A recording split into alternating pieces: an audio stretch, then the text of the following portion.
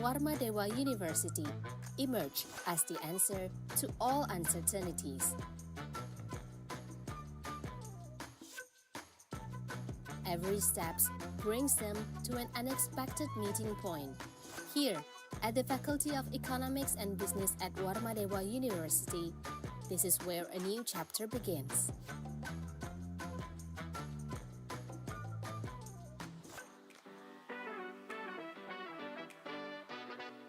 Faculty of Economics and Business, Warmadewa University offers 3 distinguished programs: Accounting, Management, and Development Economics.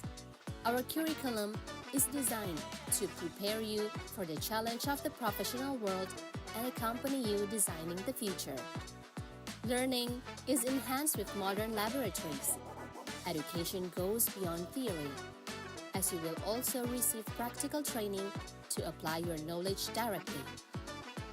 With the international programs offered, Faculty of Economics and Business Warmadewa University opens door to global experiences, preparing you for a broader world.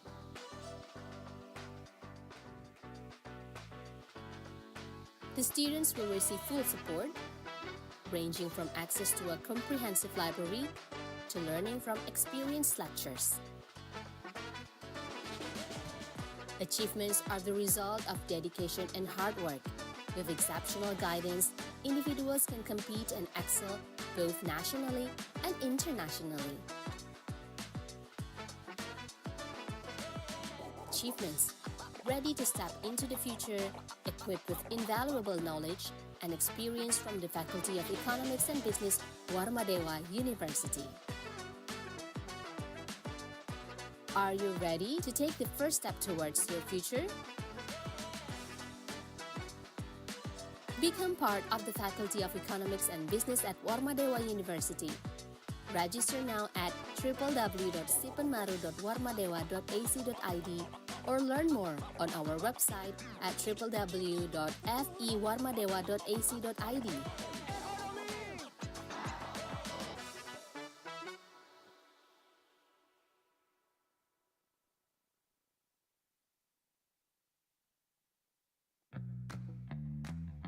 Nowadays, thinking about the future can feel overwhelming. What is the right path to choose? In the midst of confusion and doubt, the search never stops. Every option feels off, and no major seems to fully capture the dream. Sometimes, answers appear when we least expect them. When we feel lost, clues come from the most unexpected places. Here, hope begins to take shape.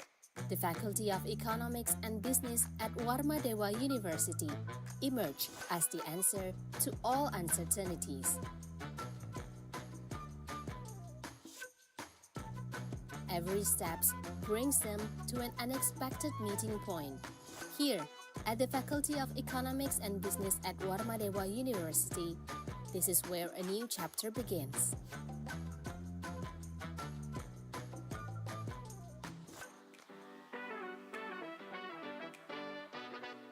Faculty of Economics and Business, Warmadewa University offers 3 distinguished programs: Accounting, Management, and Development Economics.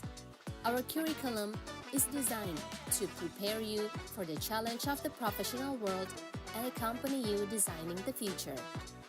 Learning is enhanced with modern laboratories. Education goes beyond theory, as you will also receive practical training to apply your knowledge directly. With the international programs offered, Faculty of Economics and Business Warmadewa University opens door to global experiences, preparing you for a broader world.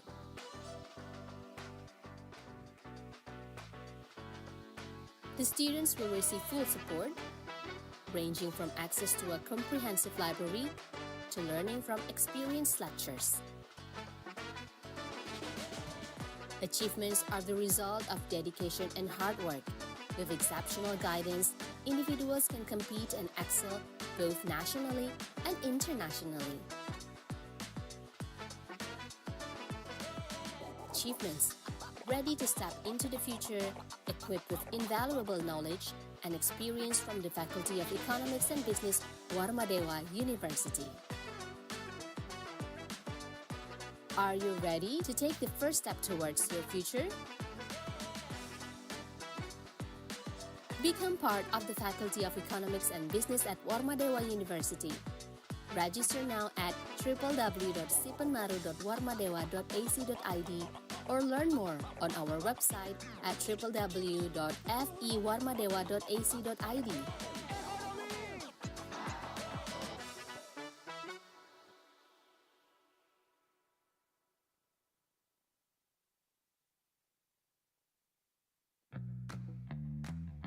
Nowadays, thinking about the future can feel overwhelming. What is the right path to choose? In the midst of confusion and doubt, the search never stops.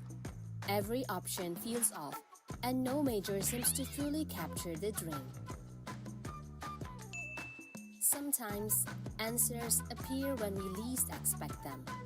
When we feel lost, clues come from the most unexpected places. Here, hope begins to take shape. The Faculty of Economics and Business at Warmadewa University emerge as the answer to all uncertainties. Every step brings them to an unexpected meeting point. Here, at the Faculty of Economics and Business at Warmadewa University, this is where a new chapter begins.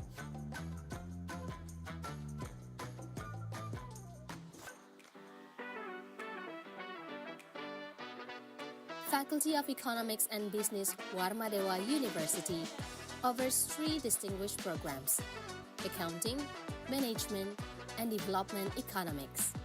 Our curriculum is designed to prepare you for the challenge of the professional world and accompany you designing the future. Learning is enhanced with modern laboratories. Education goes beyond theory, as you will also receive practical training to apply your knowledge directly. With the international programs offered, Faculty of Economics and Business Warmadewa University opens door to global experiences, preparing you for a broader world.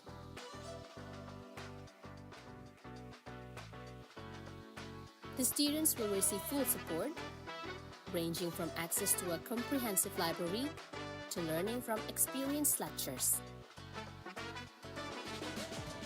Achievements are the result of dedication and hard work. With exceptional guidance, individuals can compete and excel both nationally and internationally. Achievements, ready to step into the future, equipped with invaluable knowledge and experience from the Faculty of Economics and Business, Warmadewa University.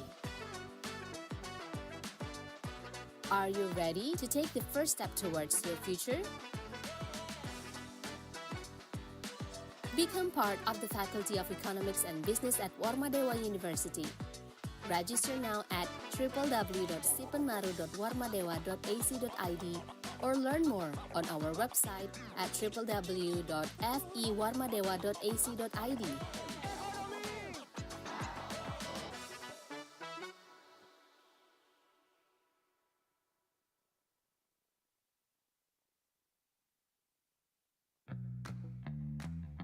Nowadays, thinking about the future can feel overwhelming.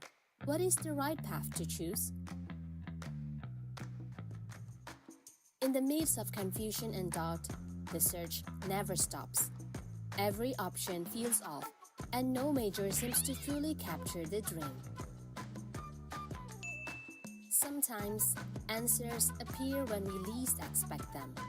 When we feel lost, clues come from the most unexpected places. Here, Cek 1. hope begins to take shape.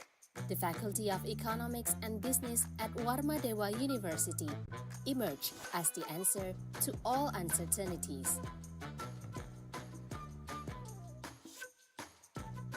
Every step brings them to an unexpected meeting point. Here, At the Faculty of Economics and Business at Warmadewa University, this is where a new chapter begins.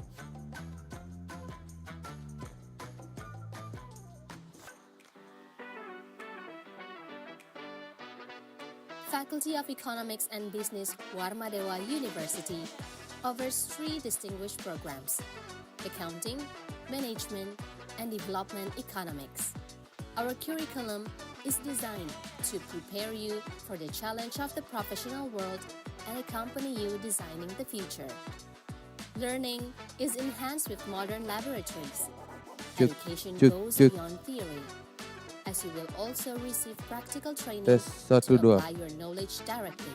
With the international programs offered, Faculty of Economics and Business Warmadewa University opens door to global experiences, preparing you for a broader world.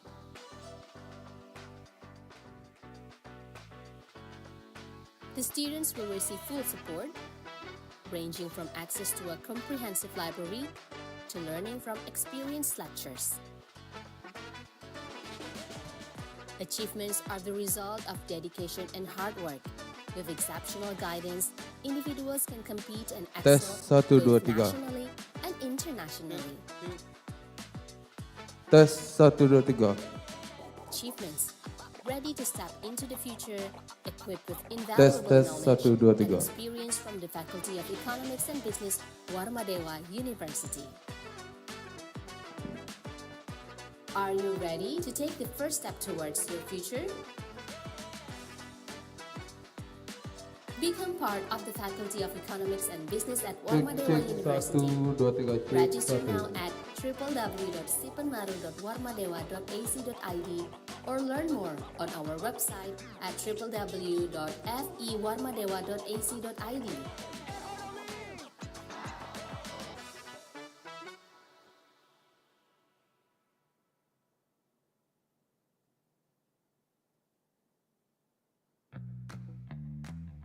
Nowadays, thinking about the future can feel overwhelming. What is the right path to choose? In the midst of confusion and doubt, the search never stops. Every option feels off, and no major seems to truly capture the dream. Sometimes, answers appear when we least expect them. When we feel lost, clues come from the most unexpected places. Here, hope begins to take shape. The Faculty of Economics and Business at Warmadewa University emerge as the answer to all uncertainties. Every step brings them to an unexpected meeting point. Here, at the Faculty of Economics and Business at Warmadewa University, this is where a new chapter begins. Angga, kedengeran nggak? Kedengeran? Ya, nah. Faculty of Economics and Business, Warmadewa University, offers 3 distinguished programs: Accounting, Management, and Development Economics. Our curriculum is designed to prepare you for the challenge of the professional world and accompany you designing the future. Learning is enhanced with modern laboratories. Education goes beyond theory, as you will also receive practical training to apply your knowledge directly. With the international programs offered, Faculty of Economics and Business Warmadewa University opens door to global experiences, preparing you for a broader world.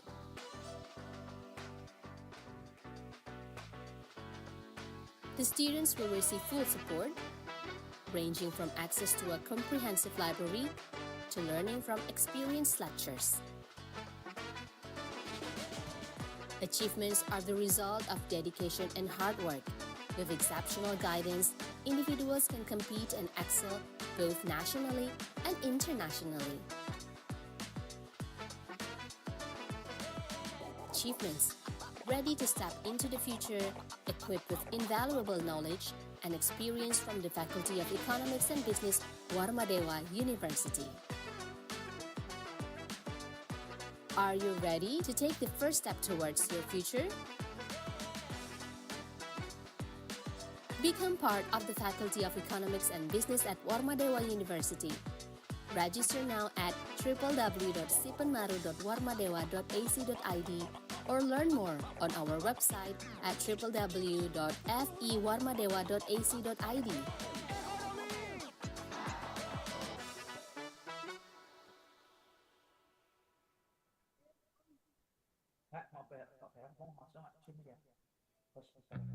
Halo. Nowadays, thinking about the future can feel overwhelming. What is the right path to choose? In the midst of confusion and doubt, the search never stops. Every option feels off, and no major seems to fully capture the dream. Sometimes, answers appear when we least expect them. When we feel lost, clues come from the most unexpected places. Here, hope begins to take shape. The Faculty of Economics and Business at Warmadewa University emerge as the answer to all uncertainties.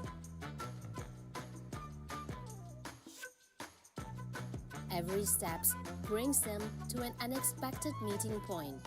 Here, at the Faculty of Economics and Business at Warmadewa University, this is where a new chapter begins. Tes 1. Faculty of Economics and Business Warmadewa University offers 3 distinguished programs: Accounting, Management, and Development Economics.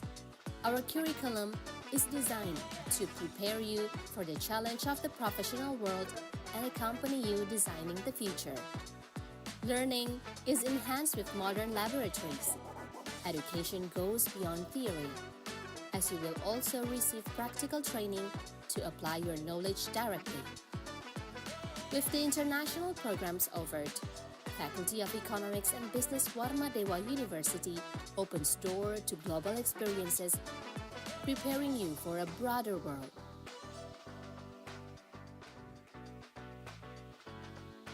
The students will receive full support, ranging from access to a comprehensive library to learning from experienced lecturers. Achievements are the result of dedication and hard work. With exceptional guidance, individuals can compete and excel both nationally and internationally.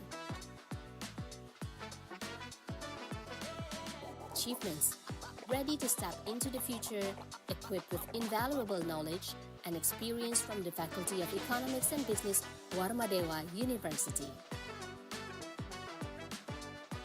Are you ready to take the first step towards your future? Become part of the Faculty of Economics and Business at Warmadewa University.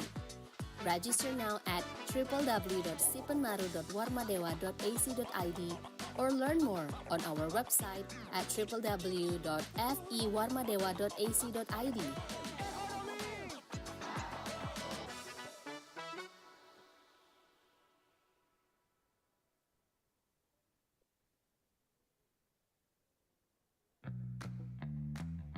Nowadays, thinking about the future can feel overwhelming. What is the right path to choose? In the midst of confusion and doubt, the search never stops. Every option feels off, and no major seems to fully capture the dream. Sometimes, answers appear when we least expect them. When we feel lost, clues come from the most unexpected places. Here, hope begins to take shape. The Faculty of Economics and Business at Warmadewa University emerge as the answer to all uncertainties. Every step brings them to an unexpected meeting point. Here, at the Faculty of Economics and Business at Warmadewa University, this is where a new chapter begins.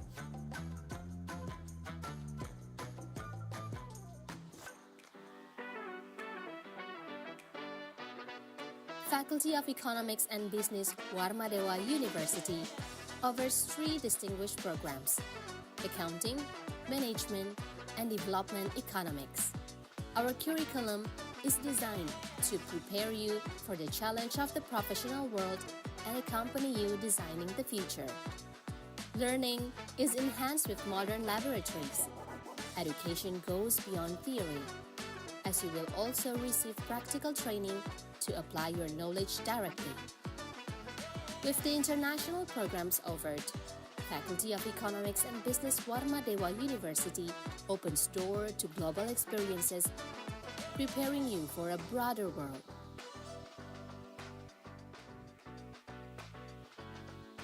The students will receive full support, ranging from access to a comprehensive library to learning from experienced lecturers. Achievements are the result of dedication and hard work. With exceptional guidance, individuals can compete and excel both nationally and internationally.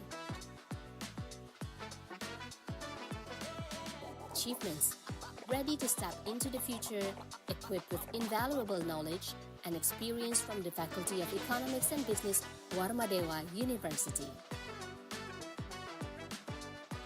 Are you ready to take the first step towards your future? Become part of the Faculty of Economics and Business at Warma Dewa University. Register now at www.sipenmaru.warmadewa.ac.id or learn more on our website at www.fewarmadewa.ac.id.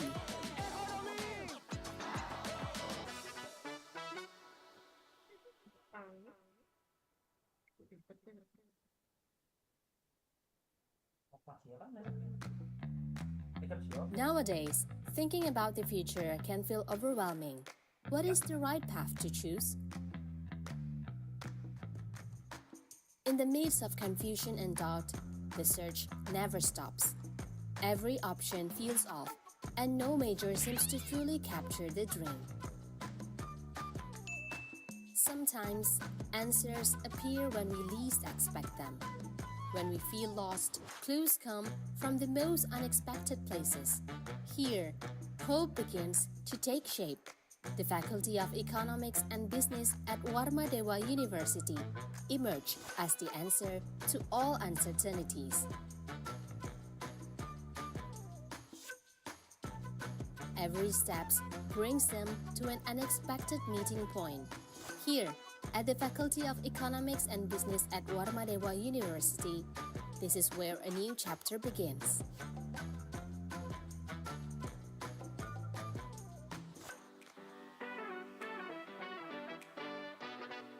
Faculty of Economics and Business Warma Dewa University offers 3 distinguished programs: Accounting, Management, and Development Economics. Our curriculum is designed to prepare you for the challenge of the professional world and accompany you designing the future. Learning is enhanced with modern laboratories. Education goes beyond theory, as you will also receive practical training to apply your knowledge directly. With the international programs offered, Faculty of Economics and Business Warma Dewa University opens door to global experiences, preparing you for a broader world.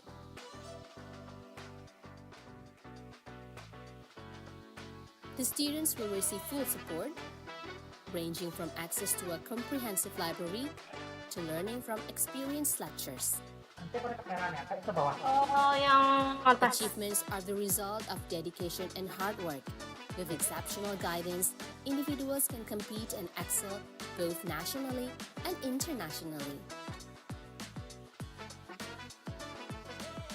Achievements ready to step into the future, equipped with invaluable knowledge and experience from the Faculty of Economics and Business Warma Dewa University. Are you ready to take the first step towards your future? Become part of the Faculty of Economics and Business at Warma Dewa University. Register now at www.sipenmaru.warmadewa.ac.id or learn more on our website at www.fewarmadewa.ac.id.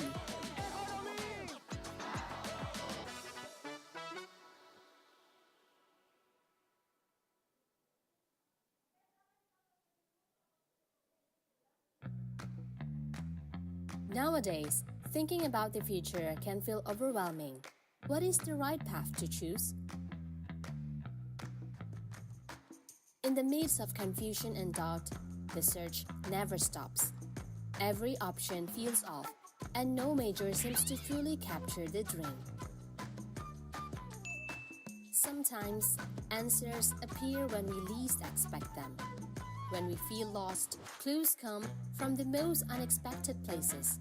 Here, hope begins to take shape. The Faculty of Economics and Business at Warmadewa University emerge as the answer to all uncertainties. Every step brings them to an unexpected meeting point. Here, at the Faculty of Economics and Business at Warmadewa University, this is where a new chapter begins.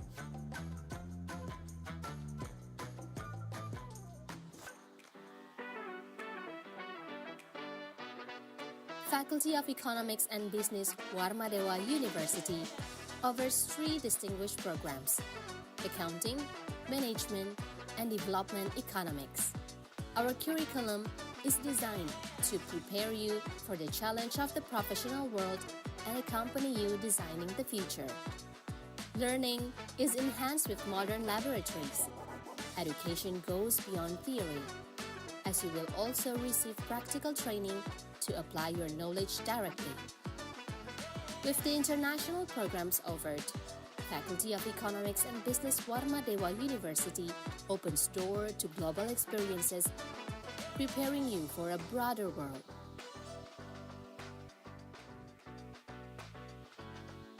The students will receive full support, ranging from access to a comprehensive library to learning from experienced lecturers. Achievements are the result of dedication and hard work. With exceptional guidance, individuals can compete and excel both nationally and internationally. Achievements ready to step into the future, equipped with invaluable knowledge and experience from the Faculty of Economics and Business, Warmadewa University. Are you ready to take the first step towards your future? Become part of the Faculty of Economics and Business at Warmadewa University. Register now at www.sipenmaru.warmadewa.ac.id or learn more on our website at www.fewarmadewa.ac.id.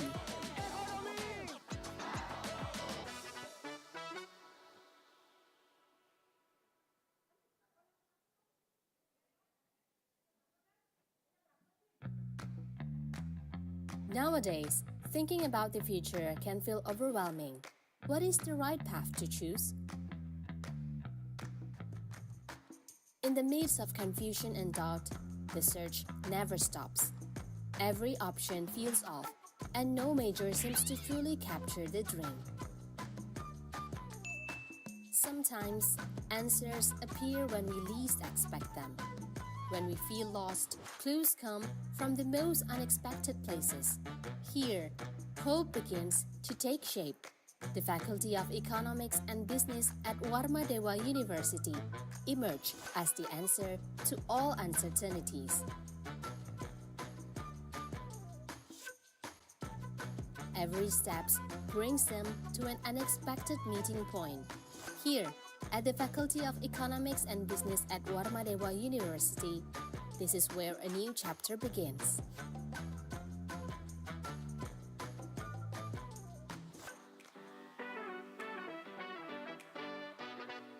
Faculty of Economics and Business, Warmadewa University offers 3 distinguished programs: Accounting, Management, and Development Economics. Our curriculum is designed to prepare you for the challenge of the professional world and accompany you designing the future. Learning is enhanced with modern laboratories. Education goes beyond theory, as you will also receive practical training to apply your knowledge directly.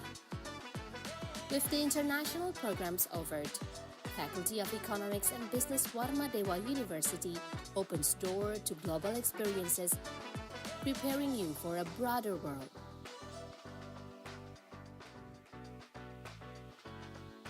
The students will receive full support, ranging from access to a comprehensive library to learning from experienced lecturers. Achievements are the result of dedication and hard work. With exceptional guidance, individuals can compete and excel both nationally and internationally. Achievements ready to step into the future, equipped with invaluable knowledge and experience from the Faculty of Economics and Business Warma Dewa University.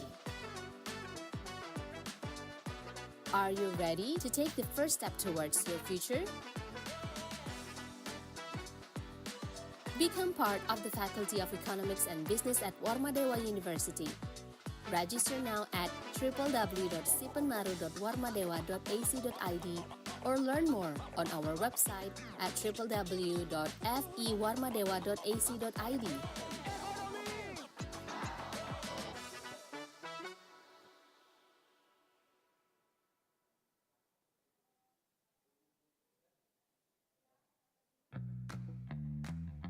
Nowadays, thinking about the future can feel overwhelming.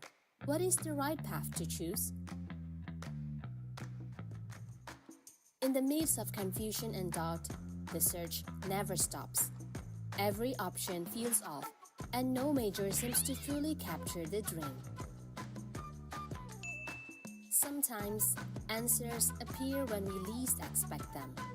When we feel lost, clues come from the most unexpected places. Here, hope begins to take shape. The Faculty of Economics and Business at Warma Dewa University emerge as the answer to all uncertainties.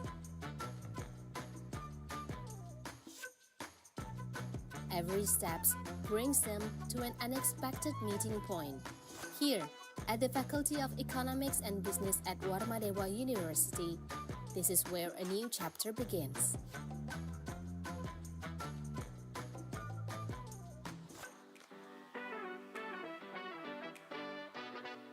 Faculty of Economics and Business Warma Dewa University offers 3 distinguished programs: Accounting, Management, and Development Economics.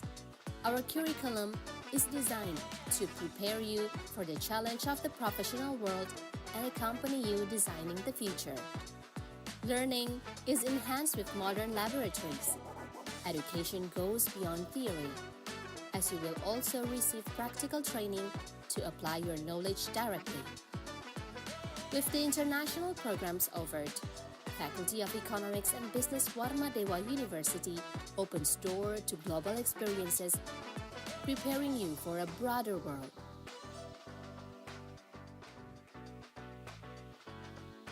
The students will receive full support, ranging from access to a comprehensive library to learning from experienced lecturers.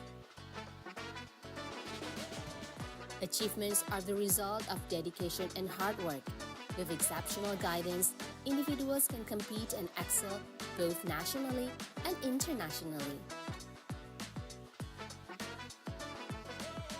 Achievements ready to step into the future, equipped with invaluable knowledge and experience from the Faculty of Economics and Business Warma Dewa University. Are you ready to take the first step towards your future? Become part of the Faculty of Economics and Business at Warma Dewa University. Register now at www.sipanmaru.warmadewa.ac.id or learn more on our website at www.fewarmadewa.ac.id.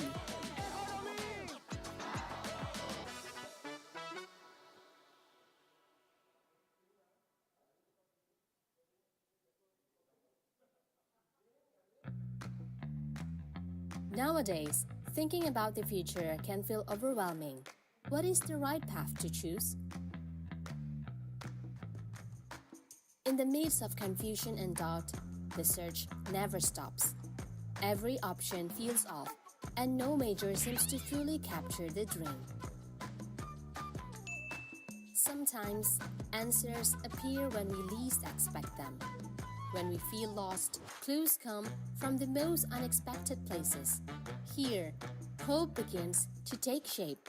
The Faculty of Economics and Business at Warmadewa University emerge as the answer to all uncertainties. Every step brings them to an unexpected meeting point.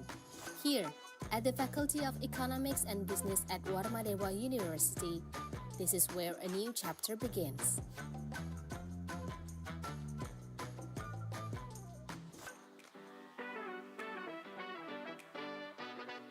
Faculty of Economics and Business, Warmadewa University offers 3 distinguished programs: Accounting, Management, and Development Economics.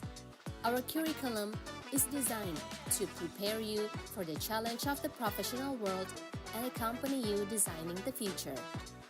Learning is enhanced with modern laboratories. Education goes beyond theory, as you will also receive practical training to apply your knowledge directly.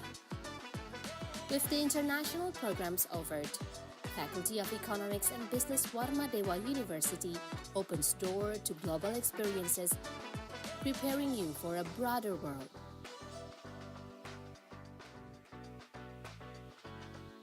The students will receive full support, ranging from access to a comprehensive library to learning from experienced lecturers. Achievements are the result of dedication and hard work. With exceptional guidance, individuals can compete and excel both nationally and internationally. Achievements ready to step into the future, equipped with invaluable knowledge and experience from the Faculty of Economics and Business, Warmadewa University. Are you ready to take the first step towards your future? Become part of the Faculty of Economics and Business at Warmadewa University. Register now at www.sipanmaru.warmadewa.ac.id or learn more on our website at www.fewarmadewa.ac.id.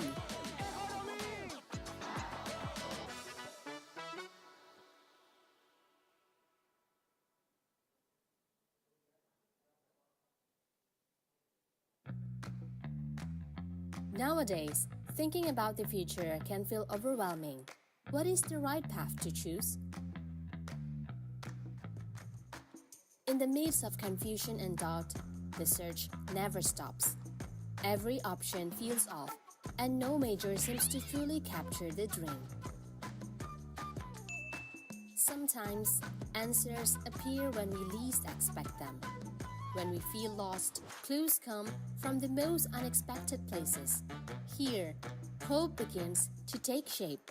The Faculty of Economics and Business at Warmadewa University emerge as the answer to all uncertainties. Every step brings them to an unexpected meeting point. Here, at the Faculty of Economics and Business at Warmadewa University, this is where a new chapter begins.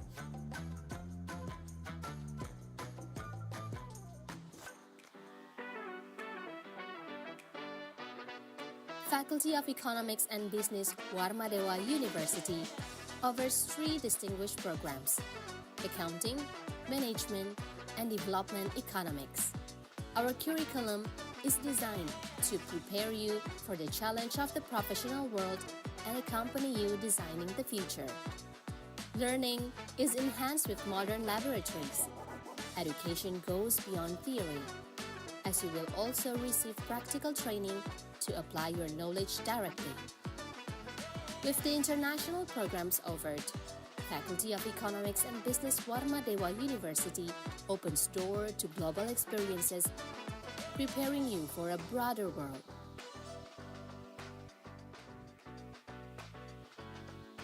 The students will receive full support, ranging from access to a comprehensive library to learning from experienced lecturers.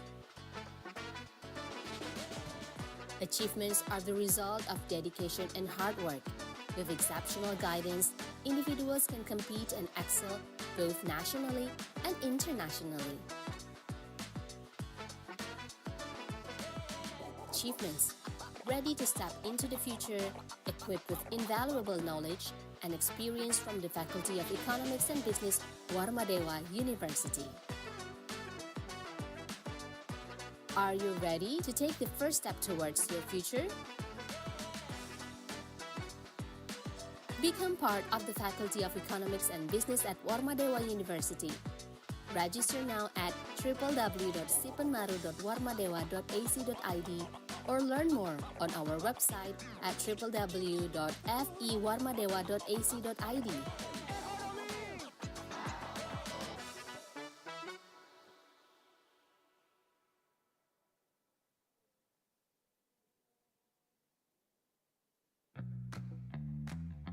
Nowadays, thinking about the future can feel overwhelming. What is the right path to choose? In the midst of confusion and doubt, the search never stops. Every option feels off, and no major seems to fully capture the dream. Sometimes, answers appear when we least expect them. When we feel lost, clues come from the most unexpected places. Here, hope begins to take shape. The Faculty of Economics and Business at Warmadewa University emerge as the answer to all uncertainties. Every step brings them to an unexpected meeting point. Here, at the Faculty of Economics and Business at Warmadewa University, this is where a new chapter begins.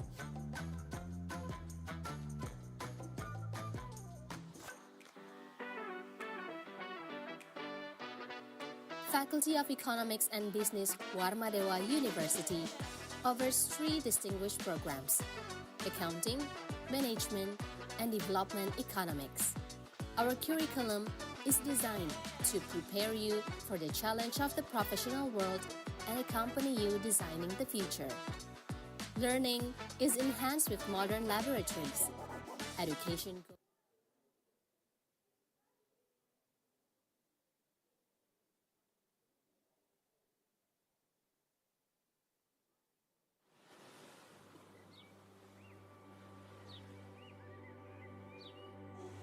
Have you ever envisioned your future? How will you make it happen? Higher education serves as a bridge to address your concerns. Shaping thousands of alumni and conducting research activities that address global issues for almost 4 decades has made Universitas Warmadewa the leading private university in Bali. Universitas Warmadewa is committed to quality education and research that are relevant to the dynamics of global development. Universitas Warmadewa was established amidst the diversity of traditions, arts, culture, and the world-renowned beauty of nature. It was named after the first king of Bali, Ida Sri Kesari Warmadewa, who instilled 7 values of life known as Sabta Bayu, which serve as the guiding ethos for the whole academic community. As a prepared campus to compete globally, Universitas Warmadewa consistently innovates, expands its wings to collaborate both domestically and internationally, and upholds the 3 Dharma, 3 main purposes of higher education as a form of social responsibility to society. Universitas Warmadewa serves as a platform for various students' activities aimed at encouraging students to explore their interests and talents, thereby fostering achievements and contributions to the community and environment. Adhering to a student-based learning approach and focusing on problem solving, the learning system provides freedom of expressions to nurture students' creativity and innovation. Implementing excellent services and supported by complete and comfortable learning facilities as well as competent teaching staff makes Universitas Warmadewa the most preferred private university in Bali. This serves as a solid foundation for students to pursue their aspirations and become part of growing and competitive academic community. Together with Universitas Warmadewa, let's design the future.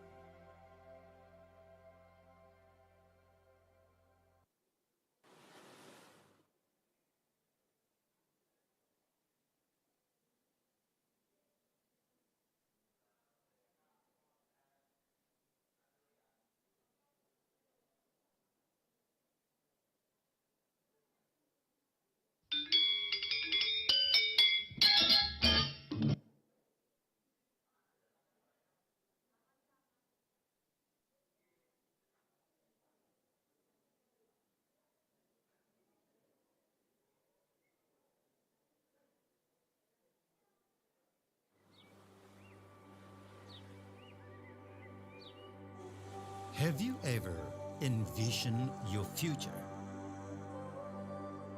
How will you make it happen? Higher education serves as a bridge to address your concerns. Shaping thousands of alumni and conducting research activities that address global issues for almost 4 decades has made Universitas Warmadewa the leading private university in Bali. Universitas Warmadewa is committed to quality education and research that are relevant to the dynamics of global development. Universitas Warmadewa was established amidst the diversity of traditions, arts, culture, and the world-renowned beauty of nature. It was named after the first king of Bali, Ida Sri Kesari Warmadewa, who instilled 7 values of life known as Sabta Bayu, which serve as the guiding ethos for the whole academic community. As a prepared campus to compete globally, Universitas Warmadewa consistently innovates, expands its wings to collaborate both domestically and internationally, and upholds the three dharma, 3 main purposes of higher education as a form of social responsibility to society. Universitas Warmadewa serves as a platform for various students' activities aimed at encouraging students to explore their interests and talents, thereby fostering achievements and contributions to the community and environment. Adhering to a student-based learning approach and focusing on problem solving, the learning system provides freedom of expressions to nurture students' creativity and innovation. Implementing excellent services and supported by complete and comfortable learning facilities as well as competent teaching staff makes Universitas Warmadewa the most preferred private university in Bali. This serves as a solid foundation for students to pursue their aspirations and become part of growing and competitive academic community. Together with Universitas Warmadewa, let's design the future.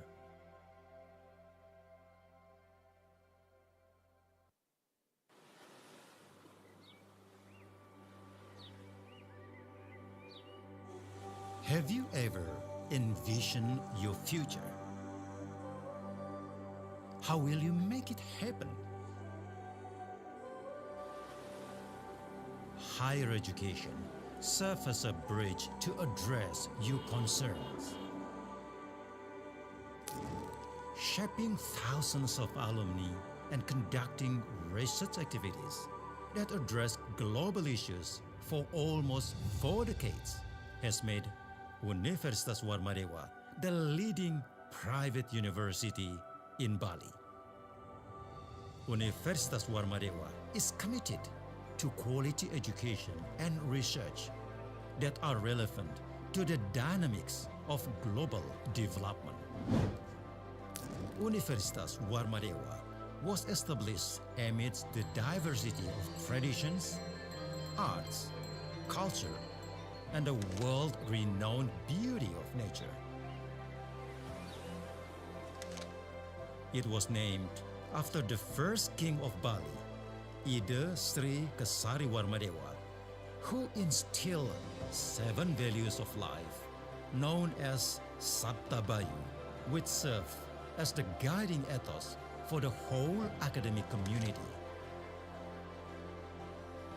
As a prepared campus to compete globally, Universitas Warmadewa consistently innovates, expands its wings to collaborate both domestically and internationally, and upholds the three dharma, 3 main purposes of higher education as a form of social responsibility to society. Universitas Warmadewa serves as a platform for various students' activities aimed at encouraging students to explore their interests and talents, thereby fostering achievements and contributions to the community and environment. Adhering to a student-based learning approach and focusing on problem solving.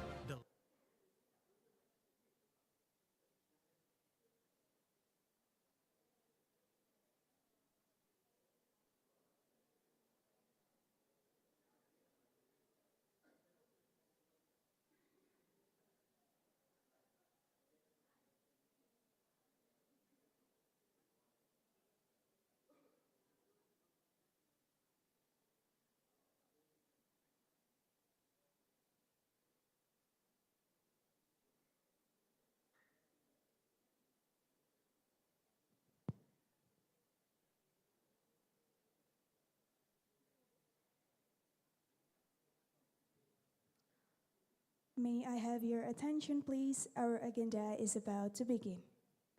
Om Swastiastu. Assalamualaikum warahmatullahi wabarakatuh. Salam sejahtera bagi kita semua. Shalom Namo Buddhaya. Good morning, ladies and gentlemen. With a delight welcome, we express to the Honorable Chairman of the Sri Kesari Warmadewa Foundation, the Honorable Rector of Warmadewa University, the Honorable Vice Rector for Academic Affairs, Research and Community Service of Warmadewa University, the Honorable Vice Rector for Human Resources, Finance and Operations of Warmadewa University, the Honorable Vice Rector for Cooperation and Student Affairs of Warmadewa University, the Honorable Dean of Economic and Business Faculty of Warmadewa University, the Honorable Dean of the Postgraduate Faculty of Warmadewa University, the Honorable Vice Deans for Academic Affairs, Research and Community Service of Economic and Business Faculty, Warmadewa University, the Honorable Vice Deans for Human Resources, Finance and Operations of Economic and Business Faculty, Warmadewa University, the Honorable Vice Deans for Cooperations and Student Affairs of Economic and Business Faculty of Warmadewa University, the Honorable, the Head of the Accounting Study Program of Economic and Business Faculty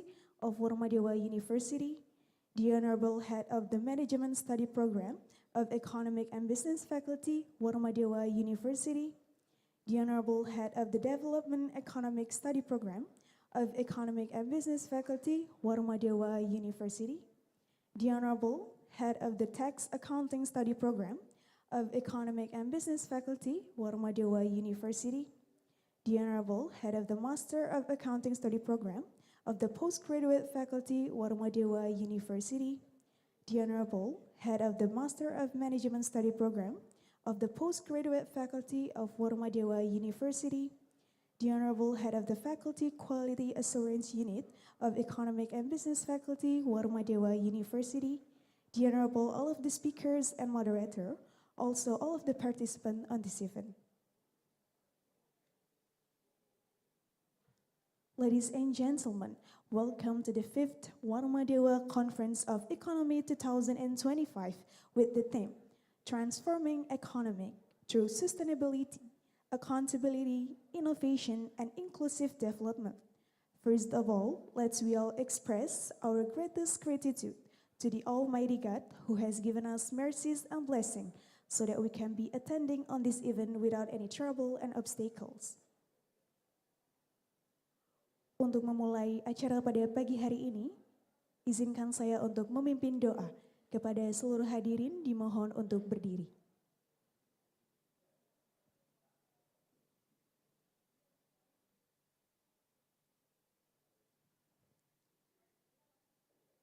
Baik, doa akan saya pimpin menurut agama dan kepercayaan masing-masing. Berdoa dimulai.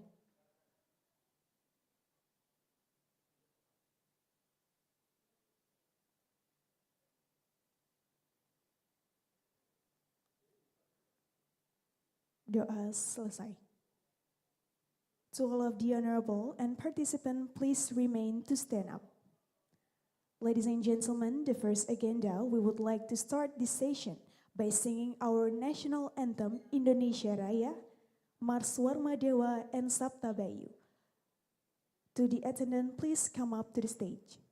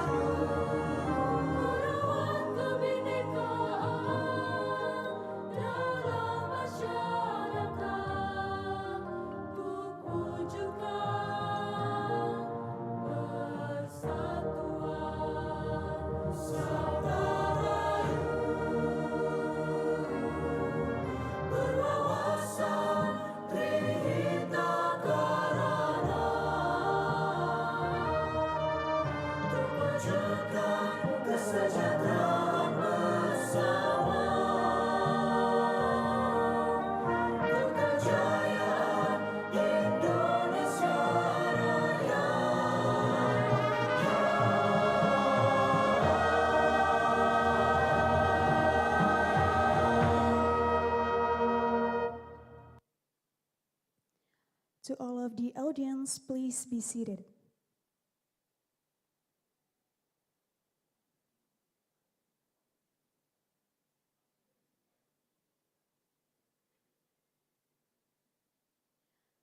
Ladies and gentlemen, as welcome greeting to all participants, we present Balinese welcoming dance, Panyam Brahma Dance.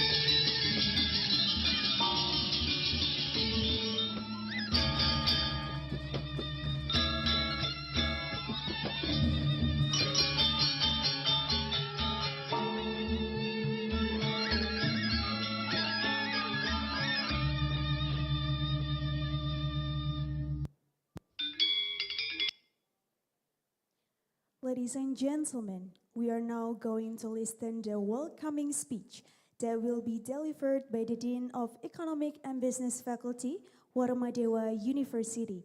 To the Dean of Economic and Business Faculty, time is yours.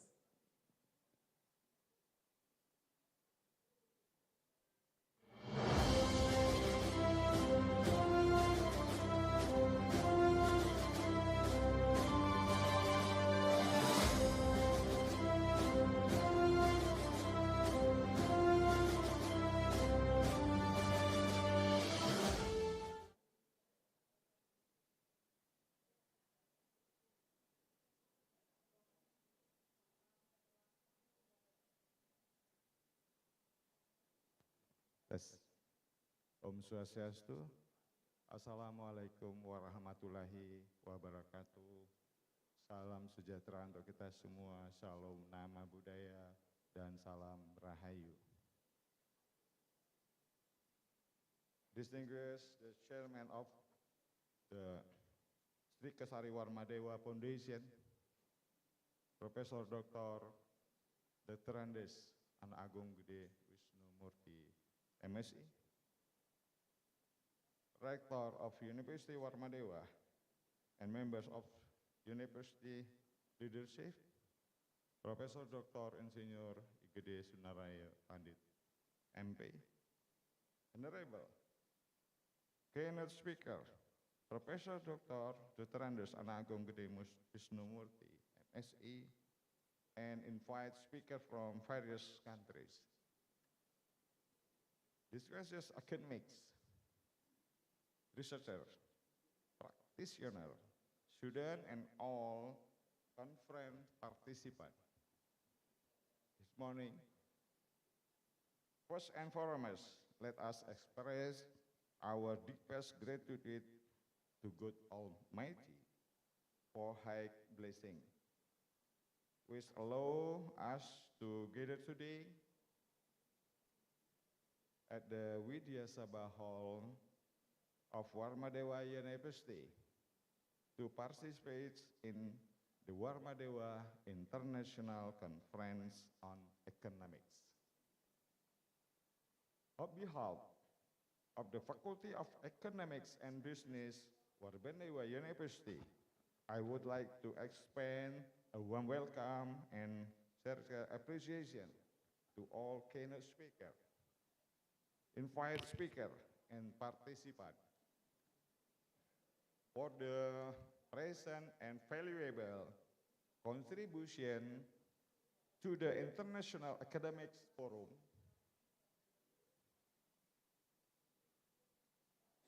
Ladies and gentlemen, the theme of the conference, Transforming Economic Thought, Sustainability, Accountability, Innovation, and Inclusive Development, is the highly relevant is responding to the complex economic challenge. We face today economic transformation can no longer be driven solely by face today. Economic transformation can no longer be driven solely by growth-oriented objective, but must be guided by the principle of sustainability, accountability, innovation, and inclusive development. Ensure that economic progress benefit all members of society. Sustainability requires us to harmonize economics investment with environmental, present,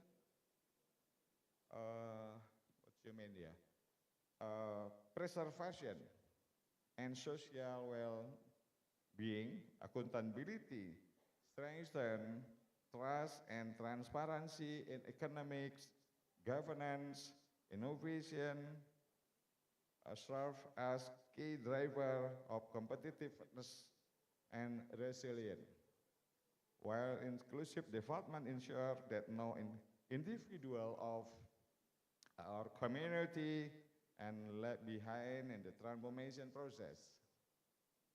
In this regard, higher education institutions play a strategic role as a center of excellence in knowledge creation, research, and innovation, as well as partner of government, industry, and society.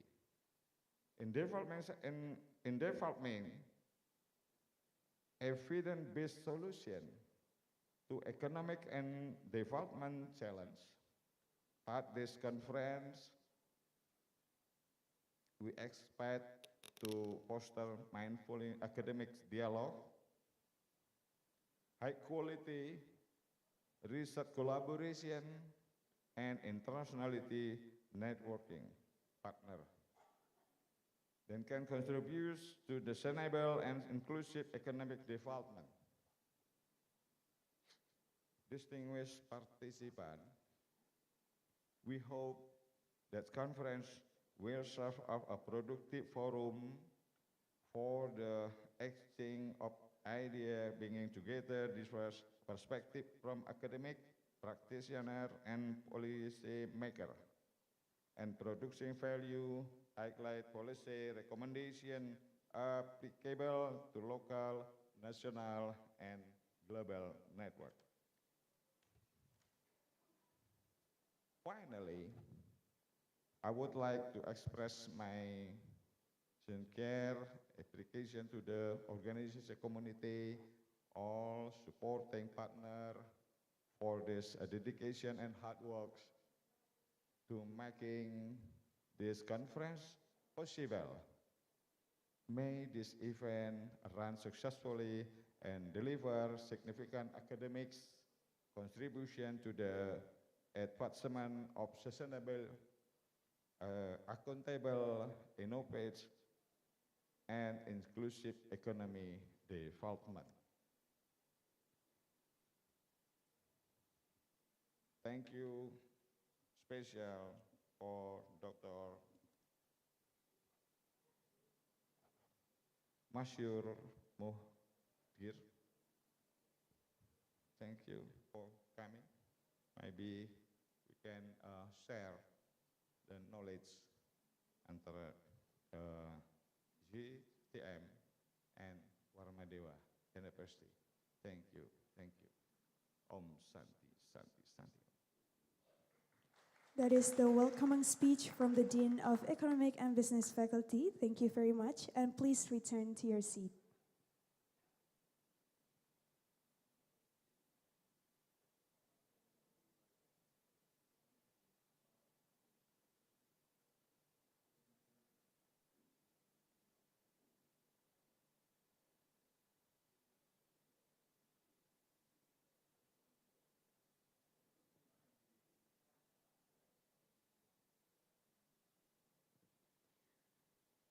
Ladies and gentlemen, we are now going to listen the opening speech that will be delivered by Director of Warmadewa University. The Director of Warmadewa University, time is yours.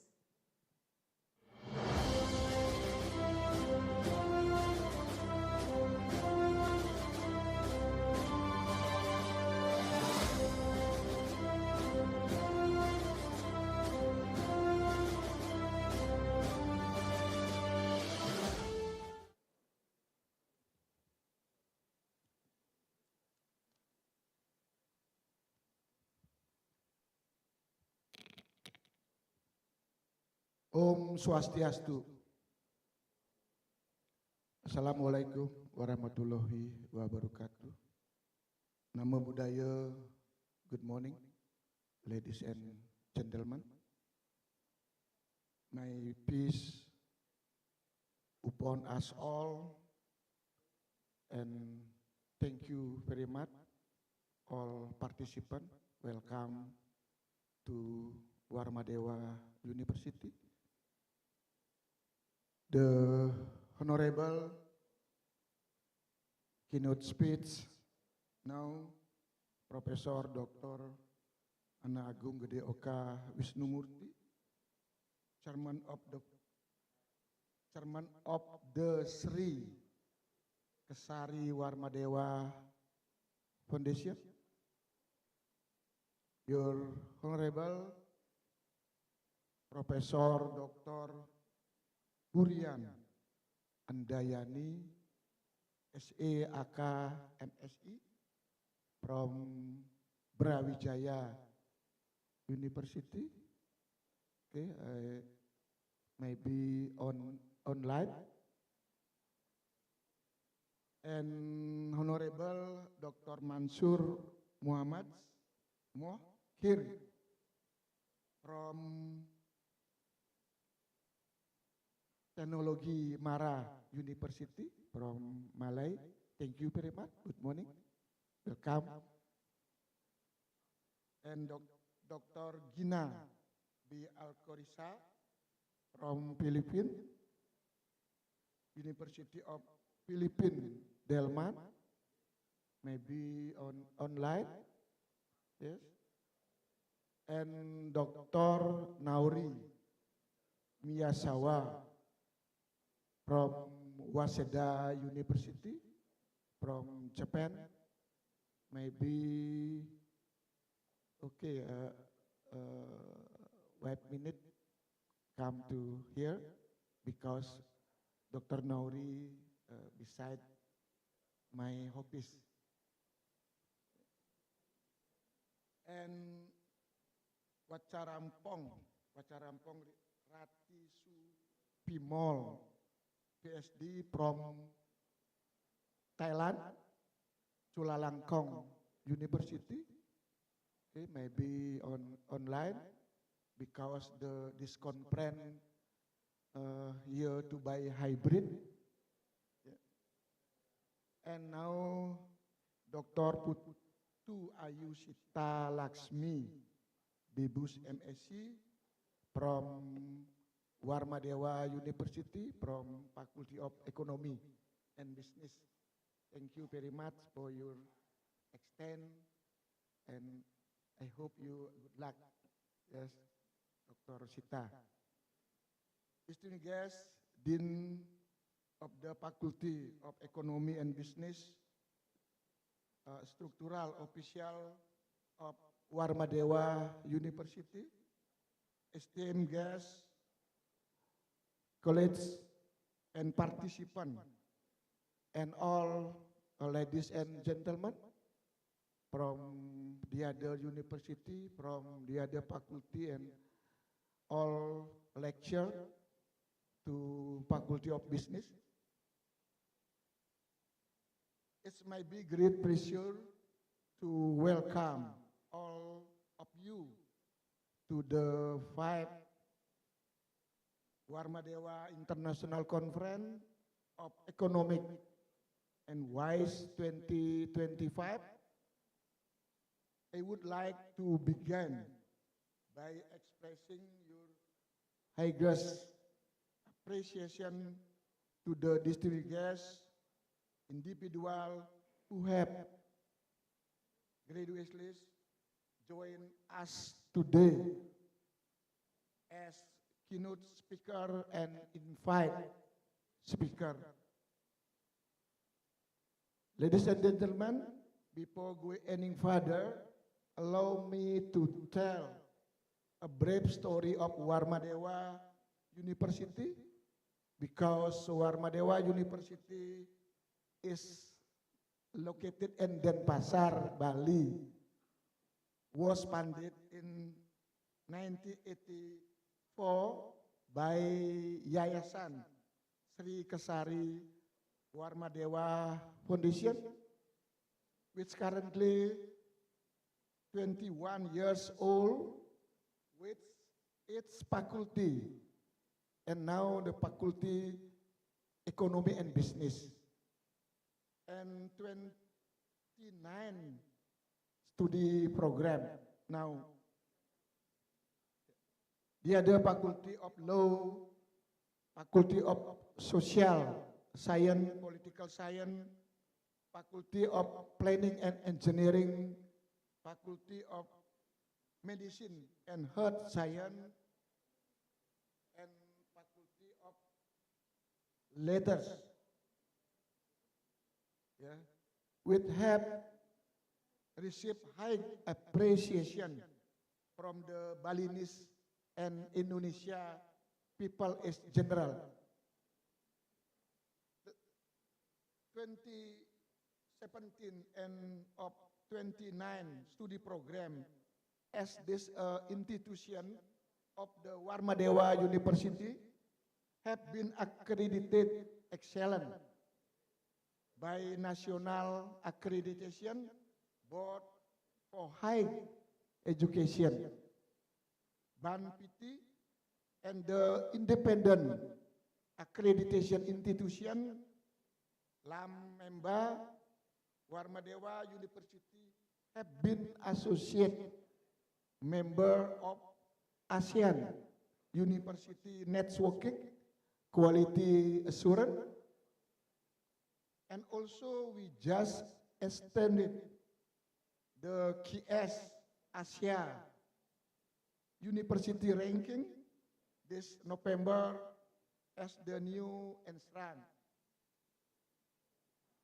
Ladies and gentlemen, the Faculty of Economy and Business, Warmadewa University has achieved an important milestone by become an official member of the International Accreditation Council for Business Education, IACBE. This membership marks a significant step in strengthening our global academic standard. Currently, Faculty of Economy and Business is actively processing through the formal state of the international accreditation. This year, conference the theme transforming economic through sustainability, accountability, innovation, and inclusive development are strongly challenged at opportunity that economy face while as national navigate technology transformation, environmental pressure, and social disparity. Sustainable economic development become not just a goal, but a necessity. The integrated of accountability, innovation, and inclusive growth is crucial to ensuring that development remain equitable, resilient, and forward-looking.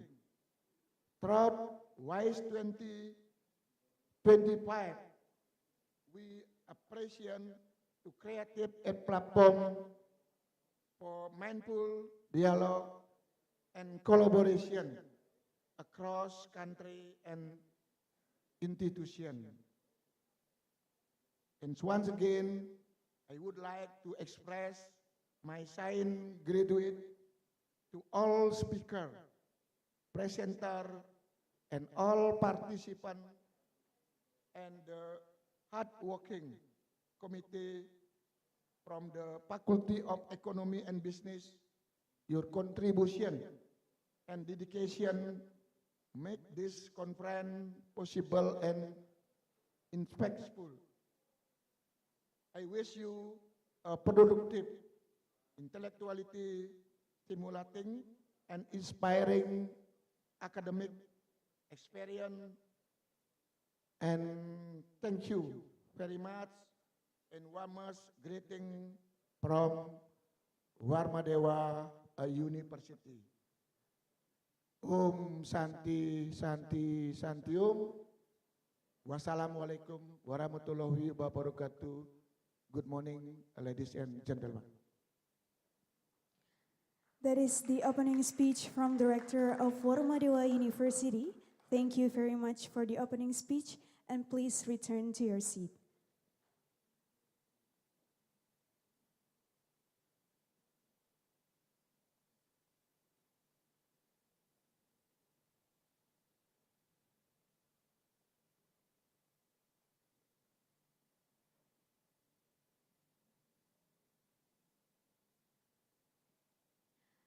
Ladies and gentlemen, the next we will listen to the keynote speech that will be delivered by the chairman of the Sri Kesari Warmadewa Foundation. To the chairman of the Sri Kesari Warma Foundation, time is yours.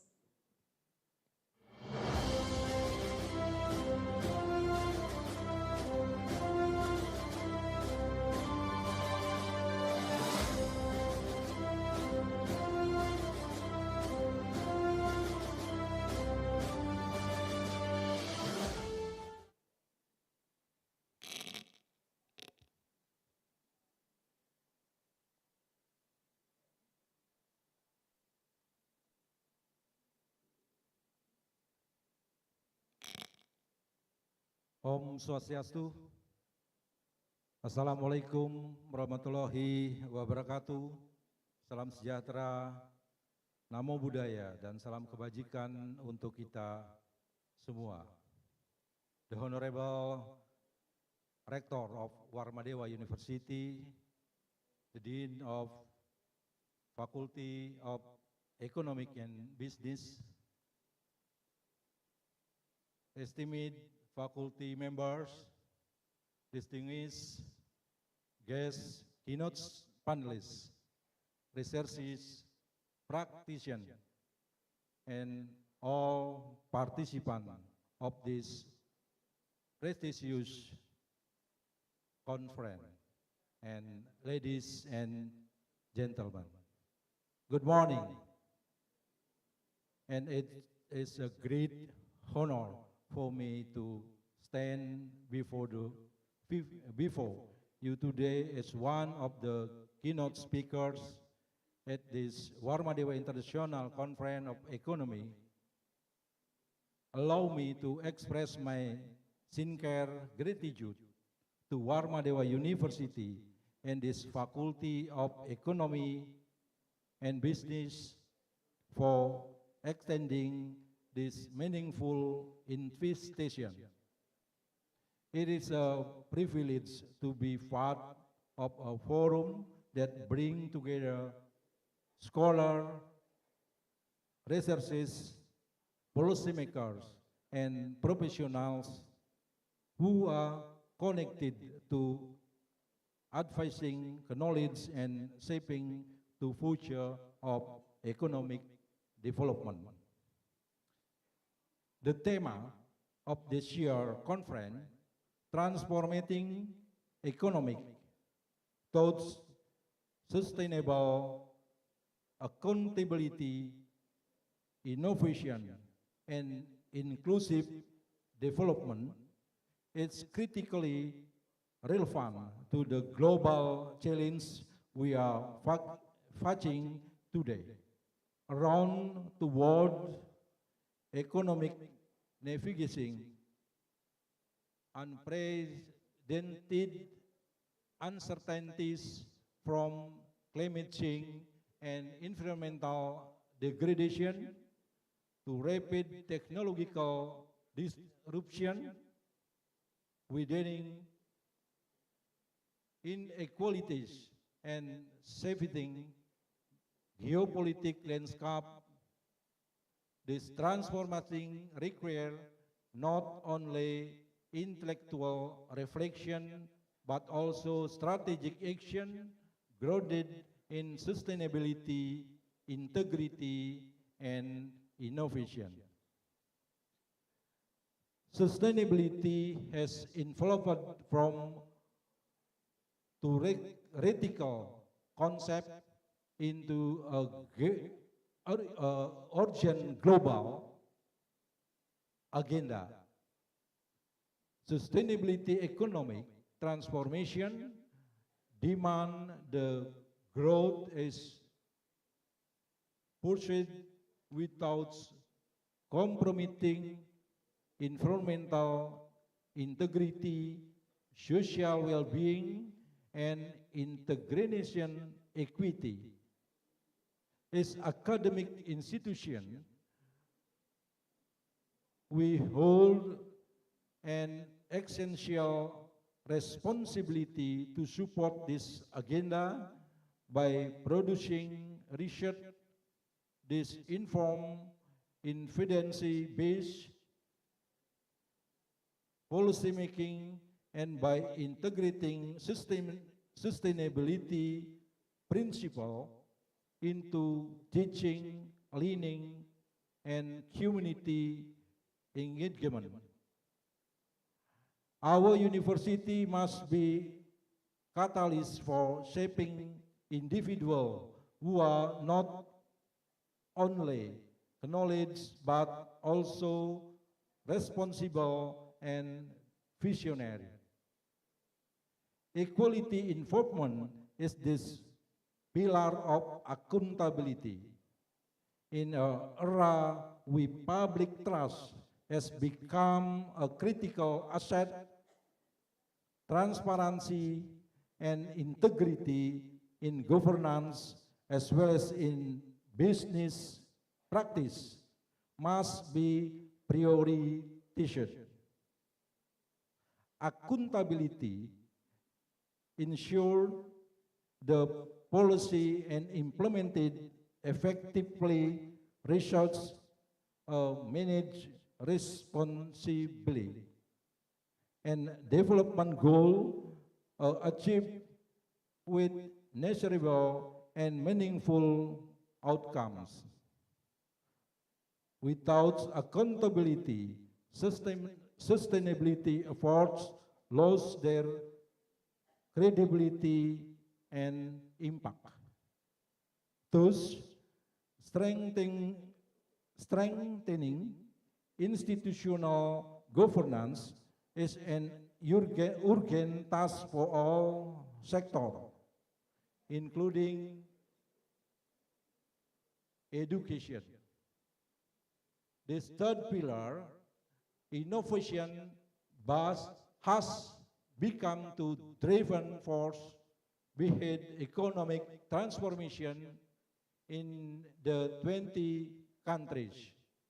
Today, technology, data, and digitalization are reshaping industries, labor market, and even social structures. Innovation extends beyond technological breakthrough. It also encompasses social innovation, policy innovation, and creative thinking. This address complex social issues.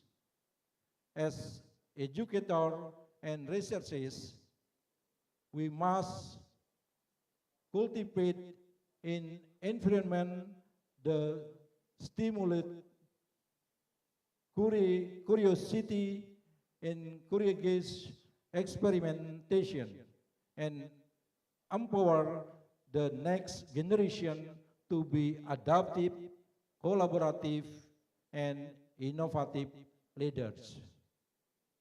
Lastly, inclusive development remains to the success of any economic transformation must be shared by all. Development that benefit only small portion of society will ultimately hinder progress and widen socio-economic gap. Inclusive development ensures that opportunity, resources, and advancement reach marginalized group. Rural communities, micro and small enterprise, and the youth who are the pointed to shape the future. In essence, youth who in essence, transforming economic requires a community to apply everyone leveling no behind. I believe the WC 2025 serves as an important platform to generating constructive dialogues interdisciplinary perspective, and collaborative solution.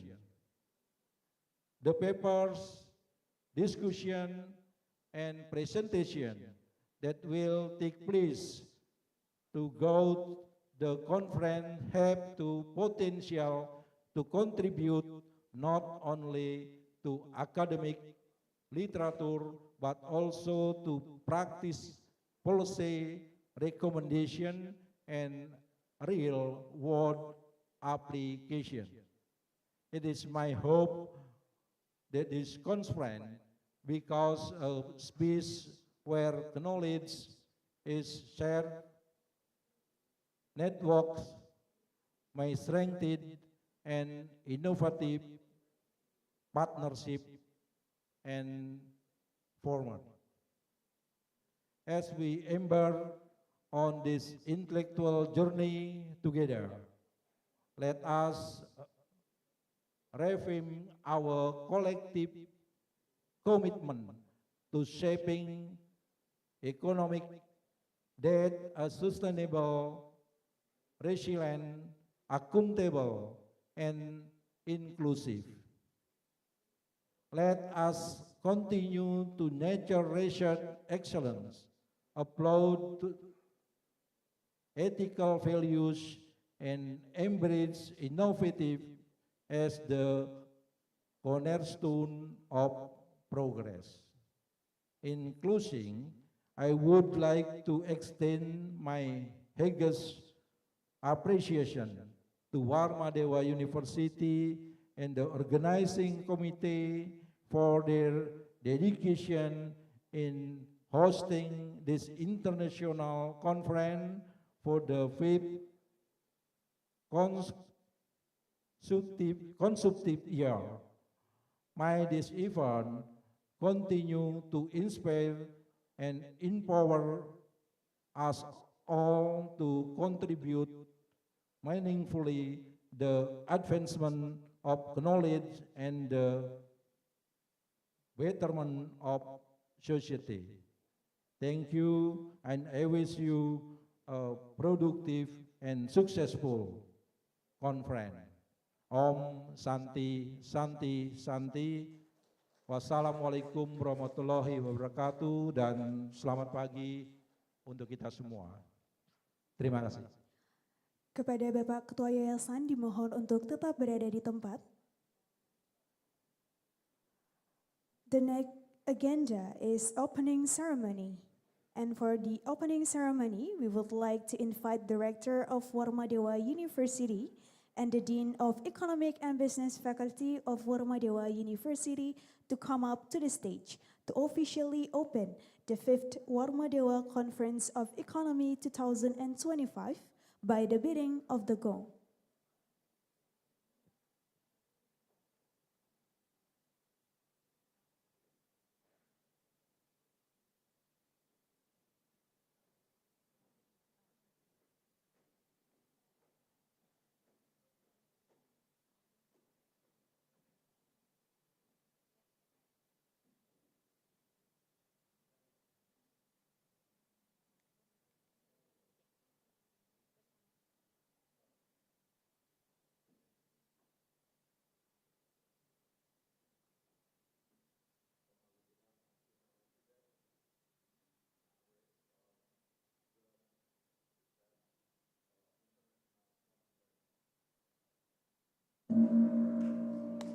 Ladies and gentlemen, the 5th Warmadewa Conference of Economy 2025 has now officially opened.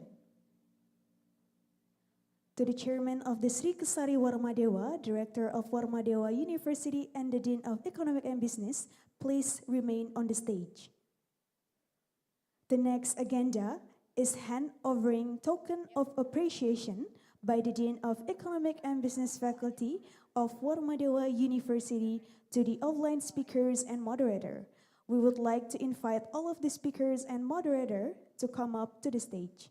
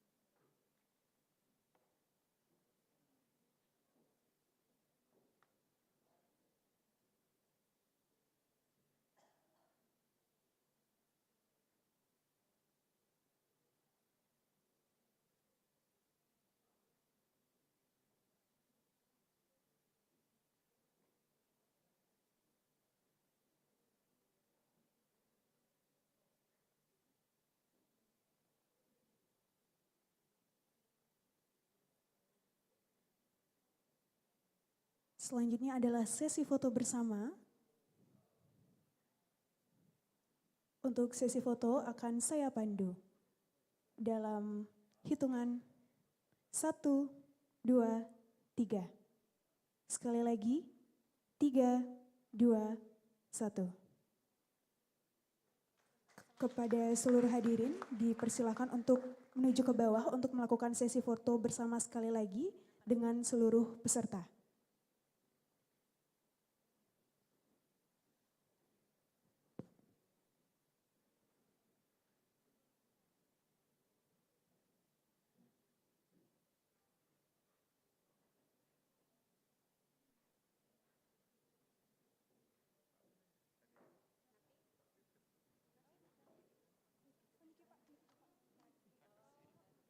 Baik, dimohon sekali lagi kepada seluruh hadirin, dimohon untuk berdiri karena akan dilakukan sesi foto bersama sekali lagi di bawah panggung.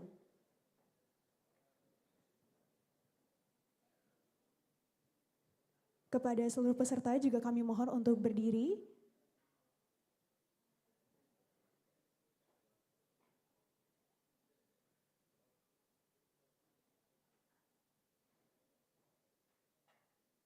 Baik, untuk sesi foto akan saya pandu. Dalam hitungan 1, 2, 3. Sekali lagi, 3, 2, 1. Dengan tangan membentuk W kepada seluruh hadirin. Baik, sekali lagi, 1, 2, 3. 3, 2, 1. Baik, kami persilakan untuk kembali ke tempat.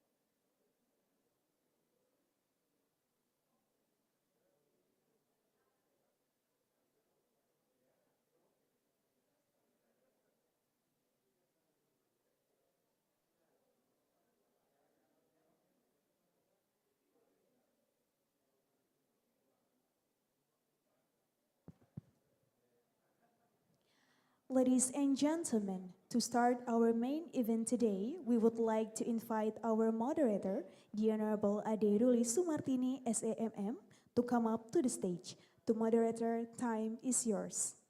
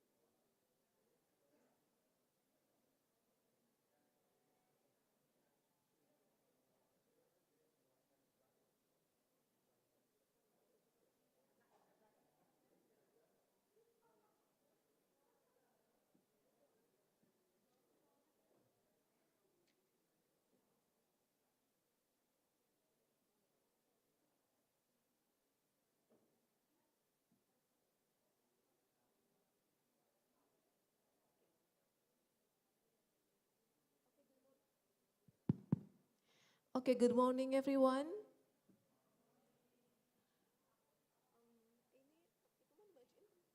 Untuk adik-adik mungkin bisa diisi tempat yang di depan supaya terlihat lebih full.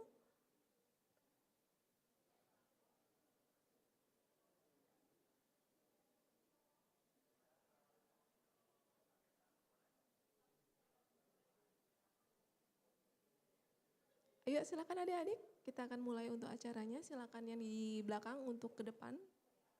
Mengisi meja bundar silakan.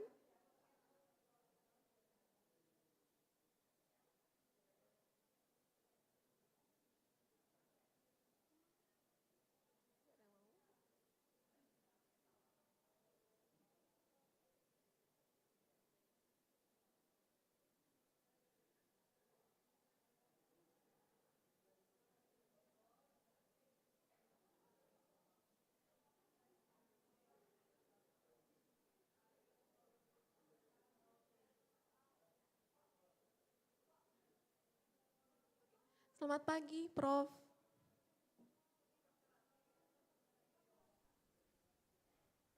Good morning. Selamat pagi, Prof. Ya, selamat pagi. So, good morning, distinguished guests, esteemed speaker, and honorable committee members, and all participants. Very a warm welcome to you all, and welcome to the 5th Warmadewa International Conference on Economy 2025. So, I am Adiruni Sumartini. I am truly honored to be your moderator for this morning session. And today, we gather under the critical important theme, transforming economics through sustainability, accountability, innovation, and inclusive development. And these themes challenge us to look beyond traditional growth metric and consider how we can build economies are not only robust, but also responsible, regenerative, and equitable. And today we honor to have 3 speakers with us who will share valuable insight on this event.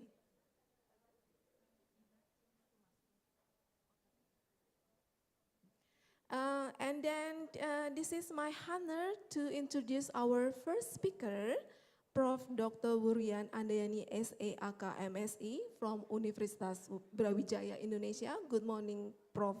Wurian Andayani. Good morning, So first MC. of all, I would like to read for your CV first before you start your presentations. So Prof. Wurian Andayani is highly respected academic and professional in the field of accounting, and she is distinguished scholar in accounting with doctoral and master science from Universitas Gadjah Mada and Bachelor of Economic from Universitas Erlangga.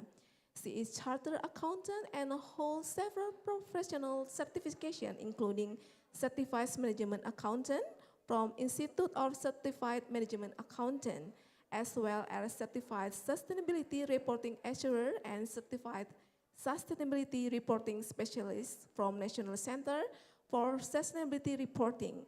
And she's also active member of Ikatan Akuntan Indonesia and serve as an assessor of Lamemba.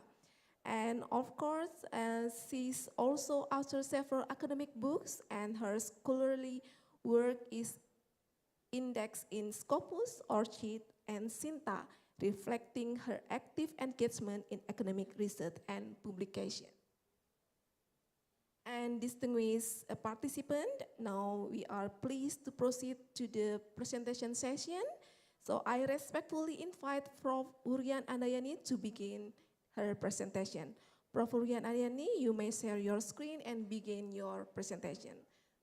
Silakan Prof. Wurian untuk share screen. Okay, committee will help me to share screen. Untuk komite, tolong dibantu untuk share screen untuk materi Prof. Wurian.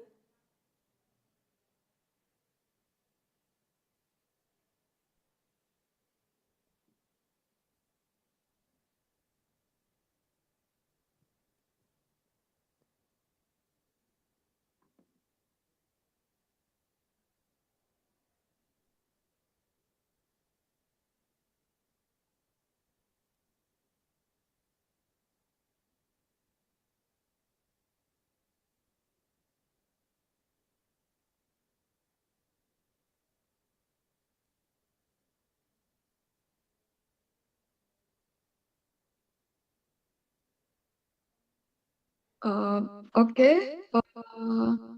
Om Santi Santi. Um, Good morning, Honorable Chancellor, Dean, and all ladies and gentlemen. I'm honored to welcome you to this fifth Warmadewa International Conference on Economic. The topic about transforming economies through sustainability accounting, innovation, and inclusive development. Let me introduce myself. I am Murian Andayani from Faculty of Economics and Business at Brawijaya University. Today, I will share insights about green management and financial sustainability. I hope this conference provides valuable perspectives for academics, practitioners, and policy makers striving for a sustainable economic future. Let me start the presentation. Thank you.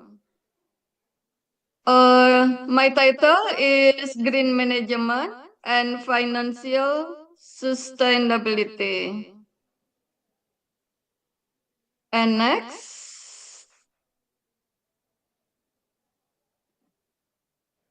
Okay, green management is a business activity to make inputs, which are raw materials and auxiliaries, into outputs, goods and services by prioritizing the balance and the synergy between economic, social, and environmental benefits. Next, green management. According to Pang and Lin, 2008, confirmed that a company is said to apply green management if it is making green product, green research and development, and green marketing as an indicator. Green product can include production efficiency programs, input materials, energy, water, process technology, and human resources. Green research and development can include environment management and safety in the research and development activities of new products. Ambek and Lenole, 2008, said green management provides the first four opportunities to reduce costs. The first is management and relations with external stakeholders. Second, efficiency in energy and material use. Third, cost of capital. Fourth, cost of labor. And three opportunities: increased revenues, better access to new markets, product differentiation, selling pollution control technologies. Conceptualize green management about green product. That is, product developed or produced must be environmentally friendly and recyclable from raw materials to the final stage of the production process. Green process is the production process. Raw materials used does not cause global warming or are environmentally friendly. Green workplace is that green management should also pay attention to the work environment. green community, that is, the company is said to apply green management if it aims to empower the community around the company by giving education about the importance of environmental conservation. Green workforce, this aspect relates to the policies and procedures of companies in attracting workers through training, education, and cultural understanding related to green management. Many companies have recognized the importance of green management and have actively carried out related practices. Other examples, such as Sunny's Green Partner Certification System, Cummins' white paper of practicing green cooperation, Unilever Sustainable Action Plan. Okay, next.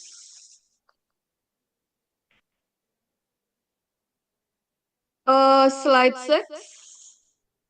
Financial sustainability.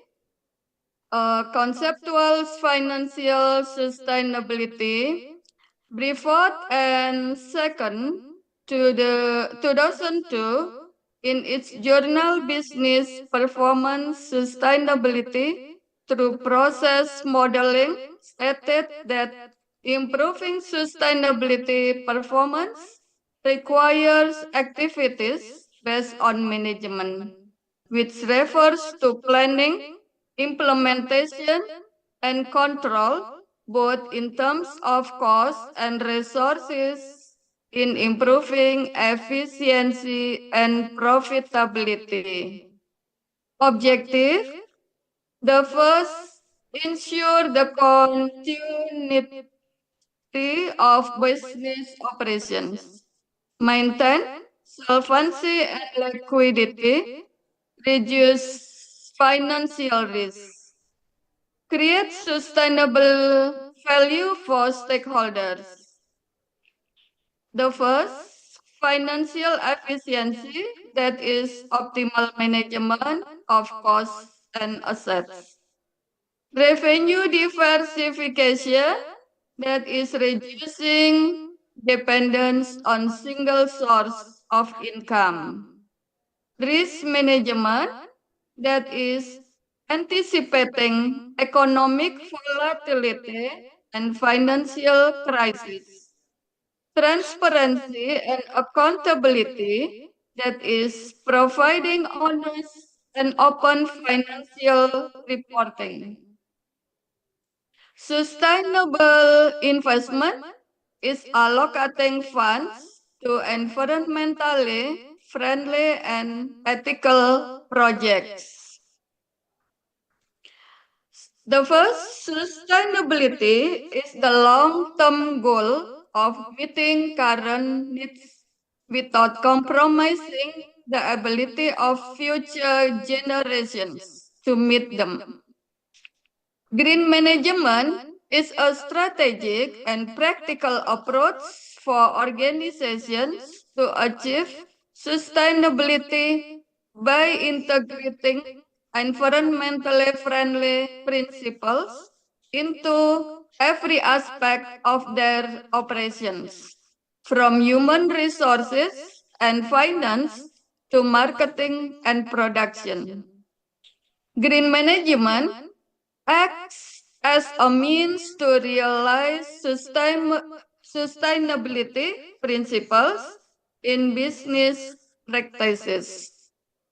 Sustainability is a development concept that balances economic, social, and environmental needs to ensure that future generations can also meet their needs. Main objective is to create added value for the company and society while preserving the natural environment. Green management is the organization commitment to adapting environmental sustainability principles in all its activities, minimizing negative impacts and optimizing the use of resources. Focus on reducing waste, reducing pollution, conserving resources, and developing green technologies. Components includes green human resources management, green marketing, green financial management, and environmental operations management. Okay, next. The relationship between financial sustainability and green management. Green management helps reduce long-term operational costs greater than supporting financial sustainability.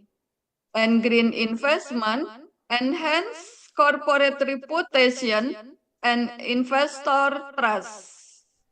Environmental regulation encourage companies to innovate efficiently, both contribute to the sustainability triple bottom line. That's people, planet, and profit.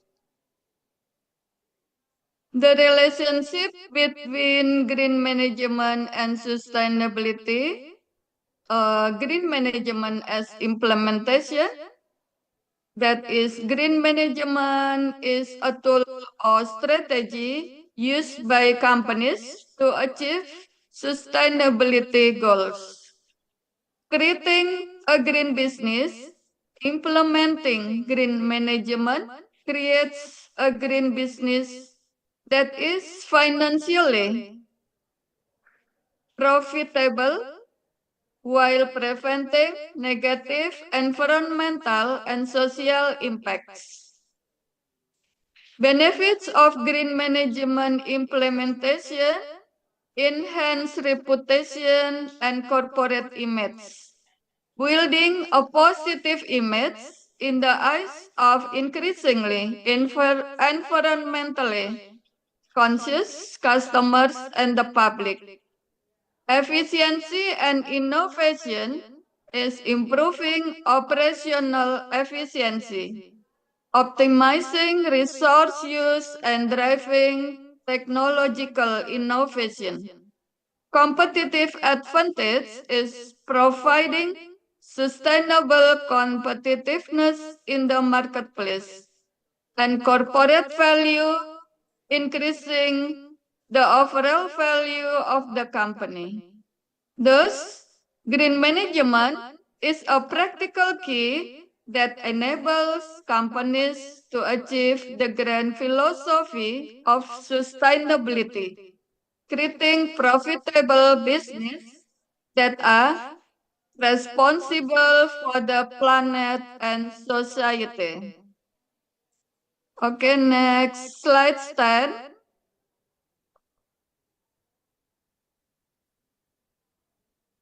Slide page 10.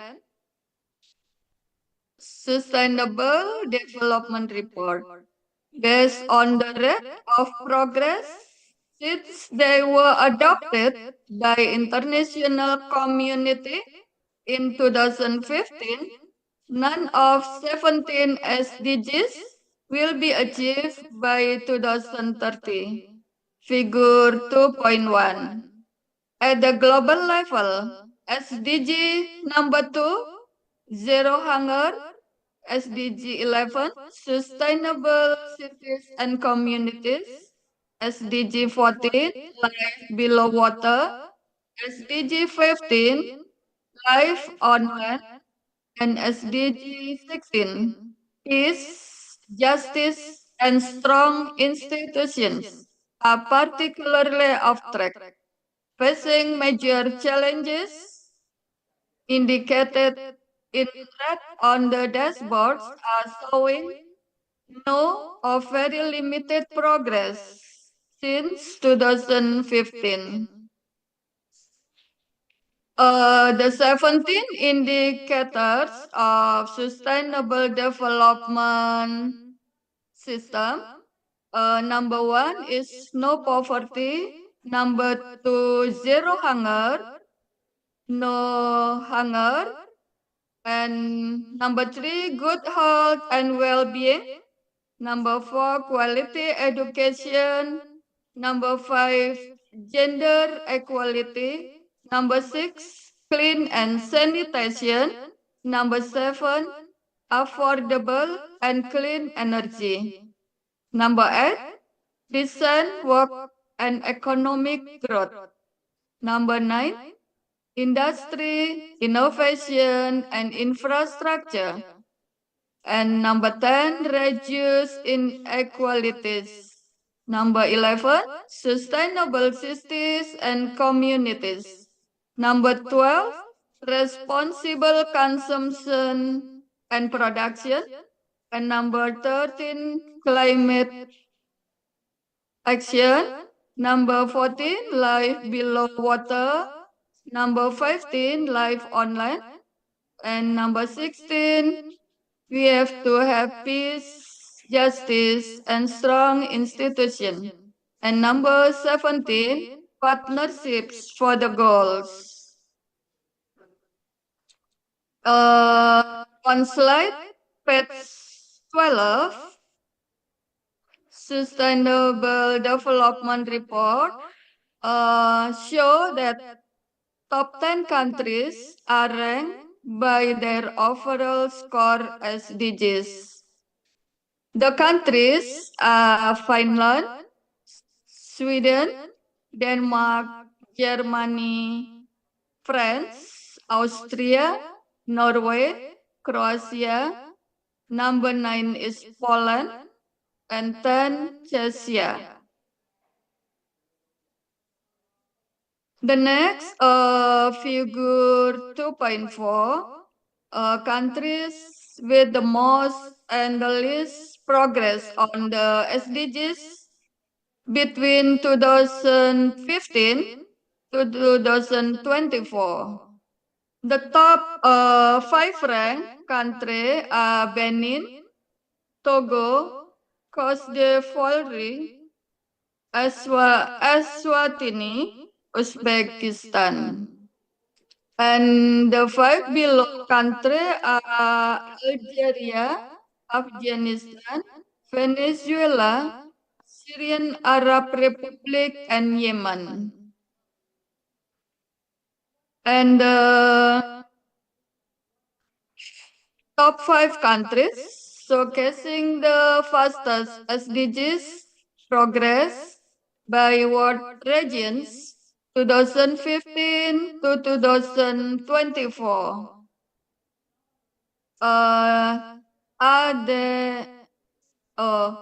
They are Nepal, Uzbekistan, Peru, East and South Asia, Nepal, Cambodia, Philippines, Bangladesh, and Mongolia. And Eastern Europe and Central Asia are Uzbekistan, Armenia, Moldova, Montenegro, and Georgia. Latin America and the Caribbean are Peru, Uruguay, Dominican Republic, Jamaica, and Argentina. Middle East and North Africa are United Arab Emirates, Iraq, Saudi Arabia, Morocco, Jordan. And Sub-Saharan Africa are Benin, Togo, Cote d'Ivoire, Eswatini, and Senegal. And the top 5 countries showcasing the fastest SDGs progress by income groups, OECD and G20 around 2015 to 2024, Togo, Sierra Leone, Niger, Mali, and Rwanda. And then Benin, Cote d'Ivoire, Eswatini, Uzbekistan, Senegal. And then Armenia, Moldova, Iraq, Montenegro, Peru. United Arab Emirates, Saudi Arabia, Uruguay, Kuwait, Chile. And according to OECD, Costa Rica, Mexico, Chile, Estonia, and Colombia. And according G20, Saudi Arabia, India, Mexico, and China. Green management and financial sustainability collectively support the achievement of SDGs, Sustainable Development Goals, particularly those focused on the economics, partnership, and the environment. Their interconnectedness creates a unified energy to help achieve the 2030 agenda.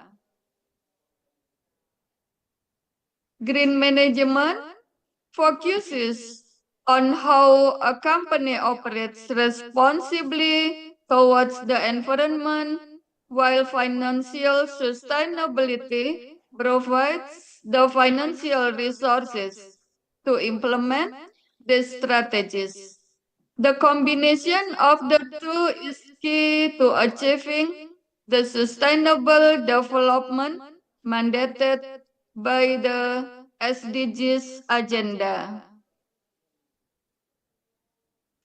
Okay, the conclusion, financial sustainability and green management are interrelated concepts that promote the long-term viability of organizations.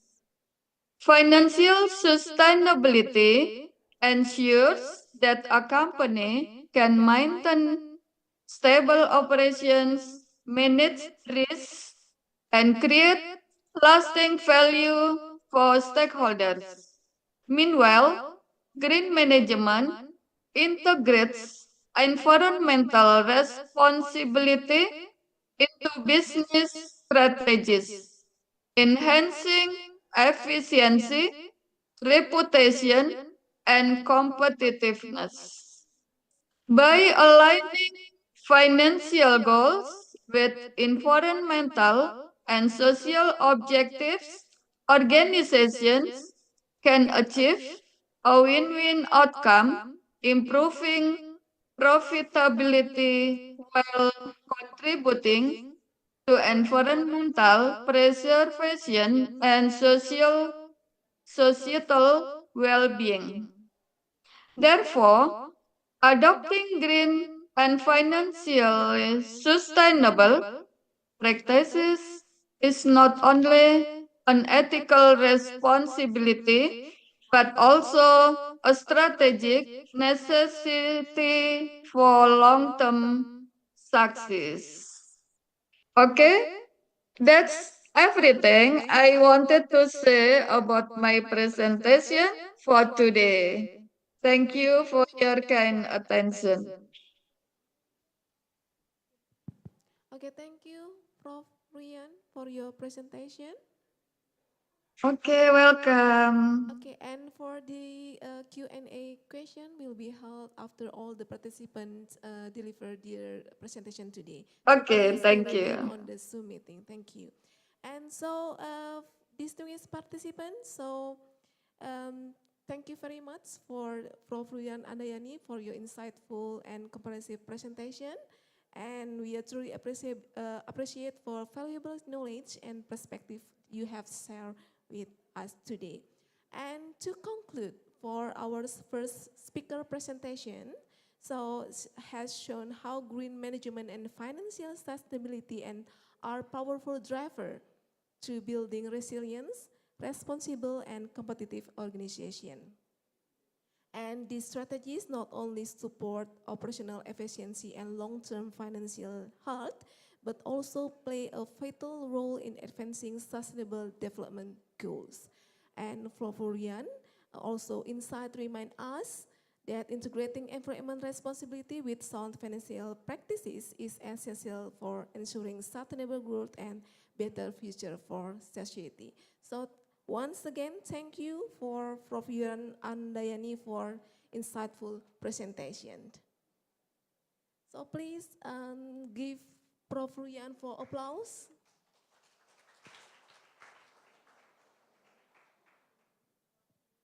Okay, and distinguished participant, we will now continue with our second speaker. And it is my honor to introduce Ms. Nauri Miyazawa. Good morning, Ms. Nauri. Hey, good morning. Good morning. How are you Om today? Swastiastu. Om Swastiastu, selamat pagi. Selamat pagi. Okay, so before you deliver your presentation, I would like to share your CV first, and then you will be able to present your presentation. So everyone, so I would like to introduce Dr. Nauri Miyazawa.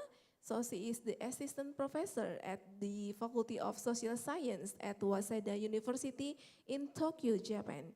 She has been conducting extensive field research in Bali, Indonesia since 2018, focusing on environmental governance, food value chains, and local economy development and also culture.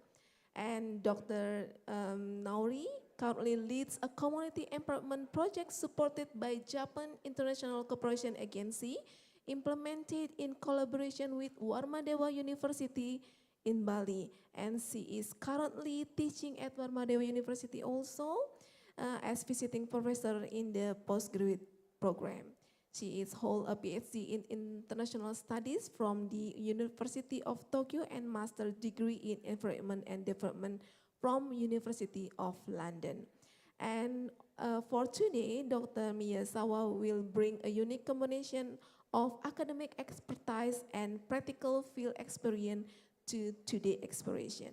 And distinguished participants, we are now pleased to proceed to our second presentation session. And I respectfully invite Dr. Nauri Miyazawa to begin her presentation. Dr. Nauri, you may now share your screen and begin your presentation. Okay, thank you very much for your kind introduction. Okay, yes. I already shared the screen. Can you share the screen?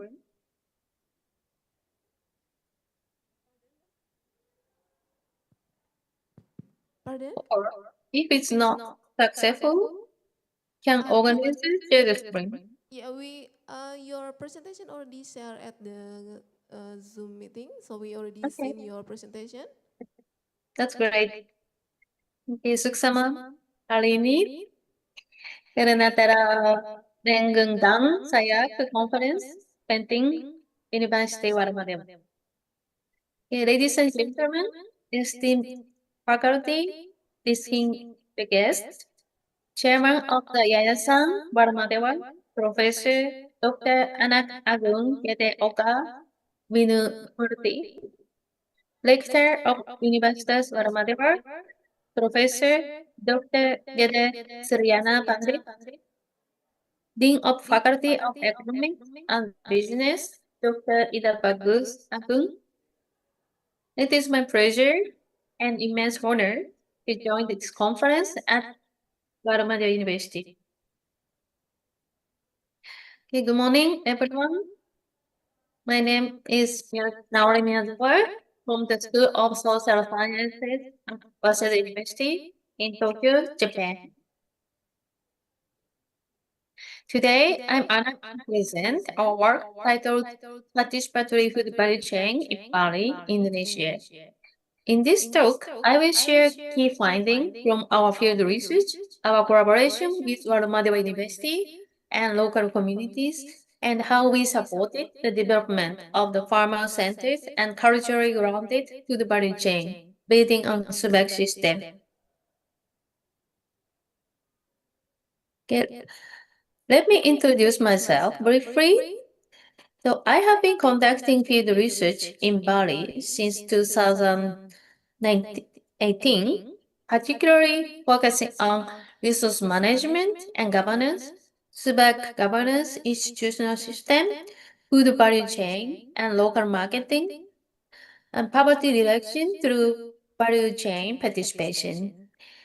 This work has been carried out in close collaboration with Guatemala University and local leaders and private sector partners.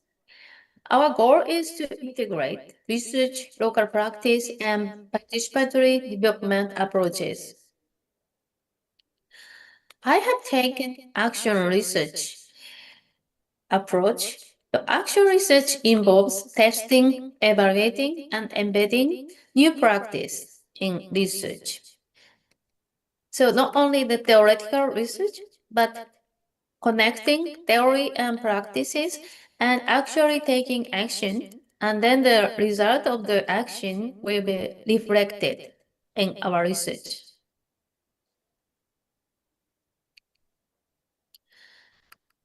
So Bali has so many the cultural richness and natural beauty, but still the small farmers face four major structural challenges. First, limited market access.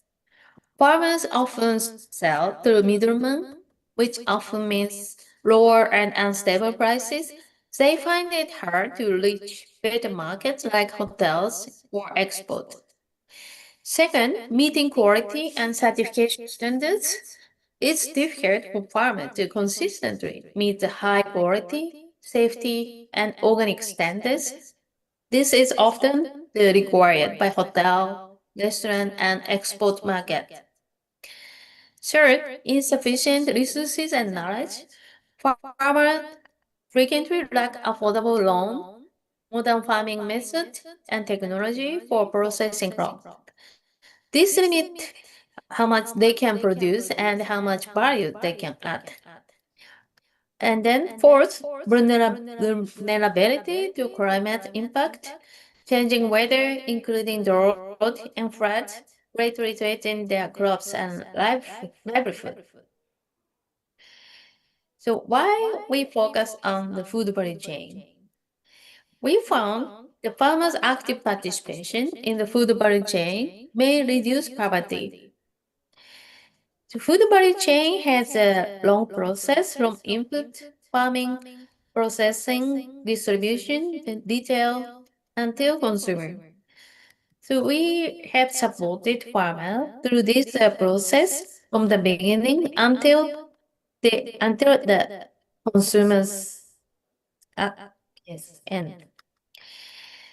So in our research, we found the strengths of SUBAC, and SUBAC has so many functions. First, economic function, ecosystem function such as irrigation management, rice paddy management, and economic function such as value-added product development and so on, and recreational function, for example, agritourism, urban-rural exchanges, and so on. Social stability function, the conflict prevention, regional cooperation, and cultural function. They have so many rituals and sub-example events. And those functions can strengthen local economies and community. But in our research, we have focused economic function and recreational function of the SUBEC to strengthen local economy and community. So let me introduce a result of the survey we conducted. So we have conducted a baseline survey with 45 farmers to understand the current situation of the farmer, especially production practices, income, market access, challenges, and expectations. Survey revealed significant dissatisfaction with selling prices and the desire for change.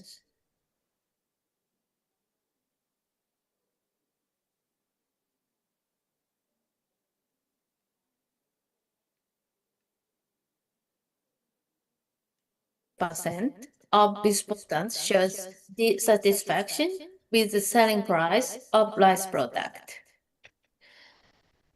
So farmers feel their income does not reflect their labor or production cost. This directly motivated our intervention on market access and value addition.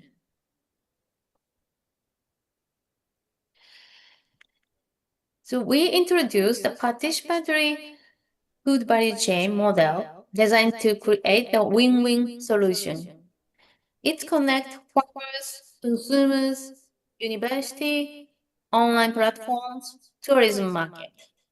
The key concept is collaboration, where benefit and learning are shared among actors. So we partnered with a private company called Delivery for an online platform serving urban areas such as Denpasar, Canggu, San, and Ubud. So now the local product can be purchased online, and then this product can be delivered to houses in this city area and tourism area. And then the consumer can use free application in a smartphone, and it became more convenient to buy local product.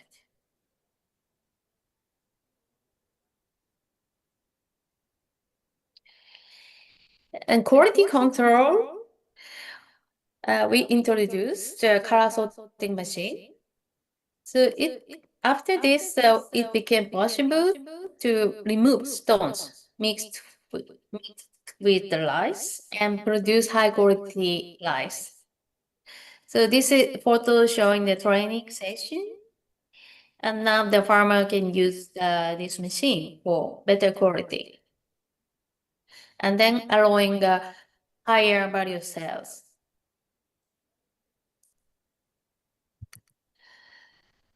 And then we have collaborated with Warmadewa University. So professors came to the field in Ganyal, Tegalalang. They gave the training on the post-harvest rice quality control, moisture measurement, sorting technique, packaging, and marketing. This photo in the slide showed Dr. Manku from Agriculture faculty and Dr. Shitter from Economics faculty are giving the trainings, and farmers actively learning new skills.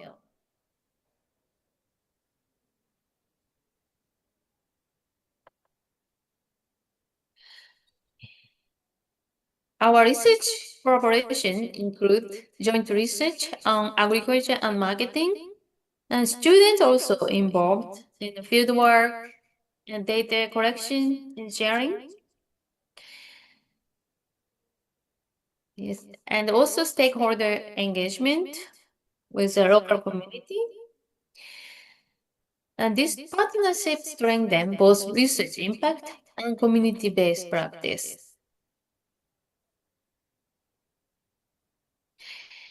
Okay, farmers now participate in Sunday market for the direct sale, where they meet consumers face to face, explain their rice variety, promote healthy rice, and also organic farming, and receive real-time feedback. These interaction increase not only income but also network and confidence. We also facilitated agritourism, rice planting experience tour. So we invite local the tourists and also foreigner to join rice planting and also cultivation and subak culture experiences. So these activities diversifies farmers' income, strengthen cultural identity, increase public awareness of traditional agriculture.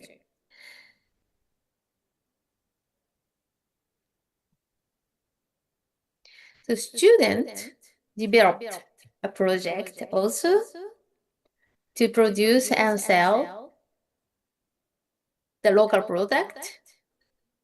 And then this also collaboration with Warmadio University. Some of the students from economic faculty joined together with our students from Waseda. And adding value to agriculture product to support farmer and then sales activity at the market. So students developed the project to produce and sell rice grapes using local rice. And actually they students made rice powder from local rice. They cooked grapes from rice powder. These rice grapes were sold in Canggu market, weekend market, and they were very popular. Especially this product is gluten free. So many people bought this rice because they highly evaluated this gluten free product. So food value chain innovation has four dimensions. First, the traditional market. Balinese farmer traditionally sold rice through local market with limited value addition and low price. Second, tourism opportunity. Growing tourism sector created demand for highly quality, locally sourced organic product for restaurants and hotels. Third, collective action. Farmer cooperatives formed based on SUBEC, so they can collaborate for economic activity as well. Fourth, value addition. Development of branded products, direct supply agreement, and premium pricing for traditional Balinese rice. Now I'd like to summarize the key success factors. Okay, 5 success factors were identified. First, diverse participation, farmers, shops, restaurants, researchers working together. Second, policy support, government incentive for poor market development. Third, trust building, social learning, processing, creating collective cognition. And fourth, external facilitation, organization providing initial leadership and support, like us, and researchers, groups, and university. And then finally, market focus, identifying concrete opportunities for product innovation. So now I'd like to discuss about framework for analyzing collective action. So building on Ostrom's institutional analysis and development framework, we identify key factors influencing market chain innovation. First, external environment, R&D strategies, policy incentives, support from external agent. Second, institutional arrangement, social learning, local devices, fair benefit allocation. Third, market chain characteristics, commodity futures, value addition potential, transaction cost. And fourth, participant diversity, multiple actors, social capital, capable leadership. These factors converge in the innovation arenas where social learning and joint activities produce commercial, technical, and institutional innovation. We have also identified broader impacts, not only economic benefit. First, biodiversity conservation. Market chain innovation for local rice created economic incentives for farmers to maintain agro biodiversity. The high return encouraged conservation of local varieties. Second, cultural revitalization. Urban demand for local foods in gourmet restaurants enhances cultural value of traditional products, improves the image, increase farmer self-esteem. Finally, institutional capacity. Farmer organization gain negotiation skills, market knowledge, and leadership capacity. Platform creates sustainable mechanisms for ongoing innovation. Sorry, I see some writing on the left here on the screen. Can you delete? I don't know some of the digital writing yes, on the screen. Okay, let me continue. So policy implications for development. First, institutional innovation in R&D. Approaches and stakeholder platform enable R&D organizations to facilitate market chain innovation, leading to technical and institutional changes that enhance smallholder participation. Second, market-driven conservation. Commercial innovation with local product create win-win outcomes, improved livelihood for small farmers while preserving agriculture, biodiversity, and cultural heritage. Third, capacity building for facilitation. So supporting organizations must develop new skills to diagnose innovation systems and facilitate diverse stakeholder groups. This requires significant institutional rerouting and resource allocation. So, well-facilitated collective action among diverse stakeholders can generate proper innovation that benefits small farmers, market agents, and society. Matur suksama. Terima kasih.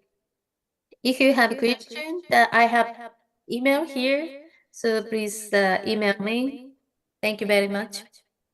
Okay, thank you, Dr. Nauri, and apologize for the scratch at your screen.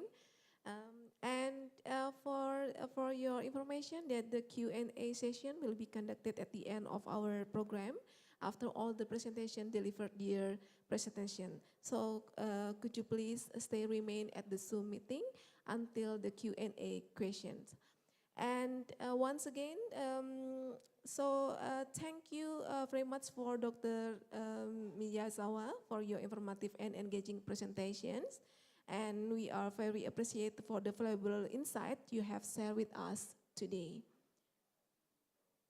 And to conclude, for our second speaker presentations, Dr. Nauri have highlighted that the challenge faced by small farmer in Bali and present participatory value chain solution that connect farmer directly with the customer through e-commerce, quality improvement, and also university training. And her research show how collective action and market-driven innovative can change farmers' income while preserving biodiversity and cultural heritage. Overall, her work demonstrates that inclusive collaboration can create sustainable benefit for farmers and local communities. And once again, thank you very much for Ms. Nauri Miyazawa for your insightful presentation. And ladies and gentlemen, we will now move forward to our third speaker. And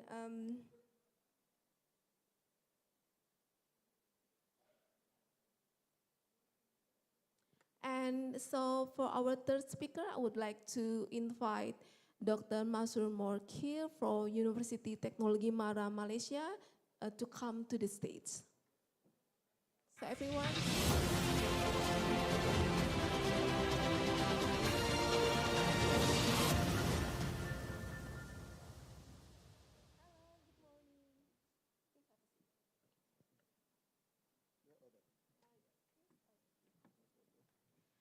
Okay, so before we start our presentation, before you start your presentation, I would like to, there are a bumper slide.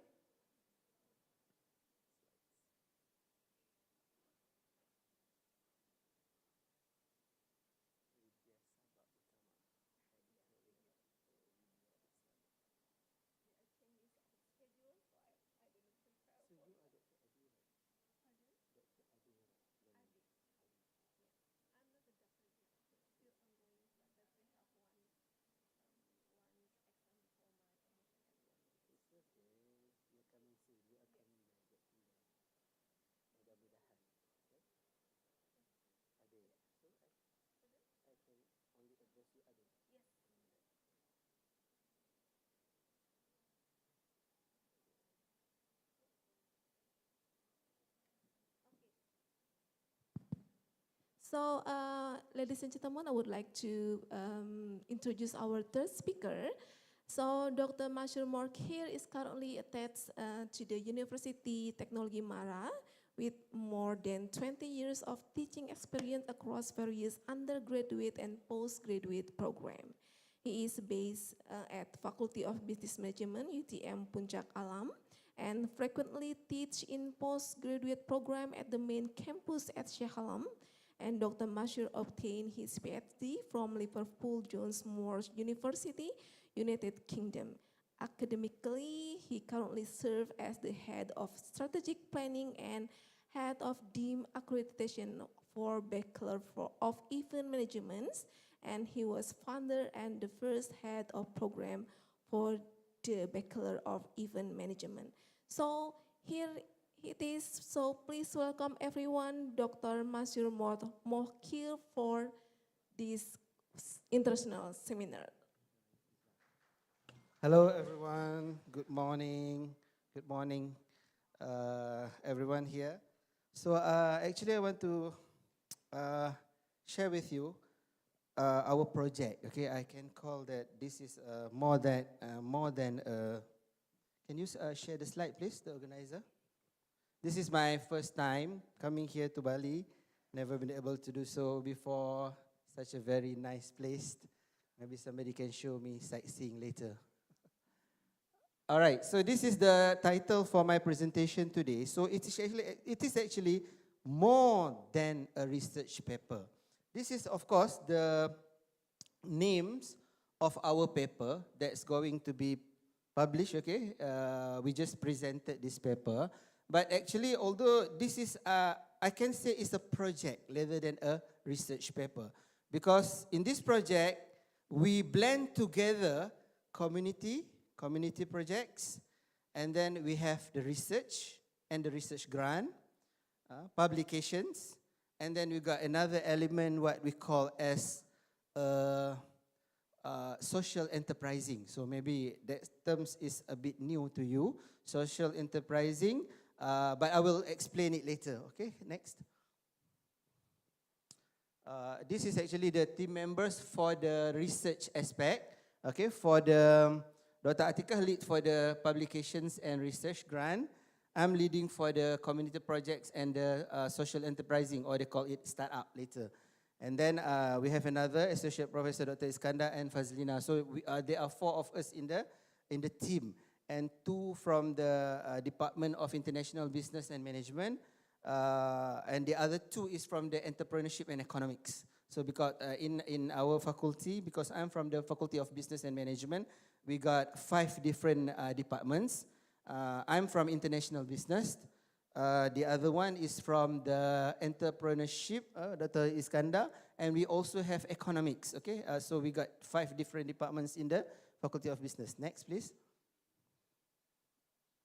Okay, these are the things that we are going to tell you today. Next, the contents of our of my presentations. Next also. Okay, these are the things. These are the background, the setting, the scene, why we tend to do this project. Because, you know, our project is targeting the micro entrepreneurs. In Malaysia, micro entrepreneurs is the usahawan jalanan. Mungkin kita panggil sebagai usahawan jalanan because they are the smallest smallest business, micro entrepreneurs. They're not even SME. SME is small and medium, but they are smaller than that. The ones who macam contohnya jual bakso di tepi jalan, jual goreng pisang di tepi jalan, kan jual karipap. Sini ada karipap? For example. So they are the one, but although they are the smaller business, they make the most number, paling ramai. Dan dia contributed to the 76% of the economy of Malaysia, GDP, economic. Okay, and syarat dia kena dalam 1 tahun keuntungannya ataupun jualan, bukan keuntungan, jualannya, the sales cannot be more than 300,000, mungkin dalam rupiah 300,000 ringgit Malaysia, ataupun 5 pekerja ke bawah. Jika dia melebihi tahap itu, if more than that, meaning that they go into the small and medium enterprises. Okay, next please. Okay, so these are the things, the milestone or the content of this particular project. First one, we started it with the community projects, okay, where we do the training on the micro entrepreneurs. Okay, we do training, and I also becoming jury and panel members for the grant application. You know, because these small businessmen, they sometimes look for grants, look for loans from the government. So I have become the panels. And then the second one, we do the research. We have the research grant, what we call as the fundamental research grant scheme. And then we do research survey, and we publish paper, and we also have master student. You know, the kita panggil pasca sarjana ya di sini. Postgraduate student as our RA, research assistant. And then the third one, we do social enterprising. This is the coming one, the next project that we are going to do. So we almost completed stage 1 and stage 2. We are doing stage 3 at the beginning now. Next, please. Okay, so actually it starts with the community projects because we do the training to the community. We do training on IT. We do training on how to use digital tools for their business. We train them how to use QR Pay. We train them how to use social media to do marketing for their product. So it all started by that. And then we found out the gap. The problem statement is that they have very limited knowledge. They do not know. They don't have the background. Because these people, micro-entrepreneurs, they are not highly educated. They never went to any university. Normally, they are the penjajah kecil. Jadi, they don't have the knowledge of the digital. So, we go and train them. Okay, next. Okay, these are some of the project and trainings that I did with them. I becoming panel also for some of the government agencies. Okay, next. Okay, and then when we had the idea, when we see that, oh, they don't have the digital knowledge, so we made a proposal to the ministry. In Malaysia, we call it MOHE, or Ministry of Higher Education. We made a proposal to ask for grant, research grant, because we want to study why they don't have the digital knowledge. So we've been granted the amount of the grant, what we call as Fundamental Research Grant Scheme, 81,500 Malaysian ringgit, which equivalent to rupiah 328 juta 154. Lebih kurang lah, okay? Lebih kurang saya convertkan kepada rupiah. Jadi kita diberi grant untuk buat research, untuk tengok keperluan for the digital tools, keperluan digital for the micro entrepreneurs. Okay, next please.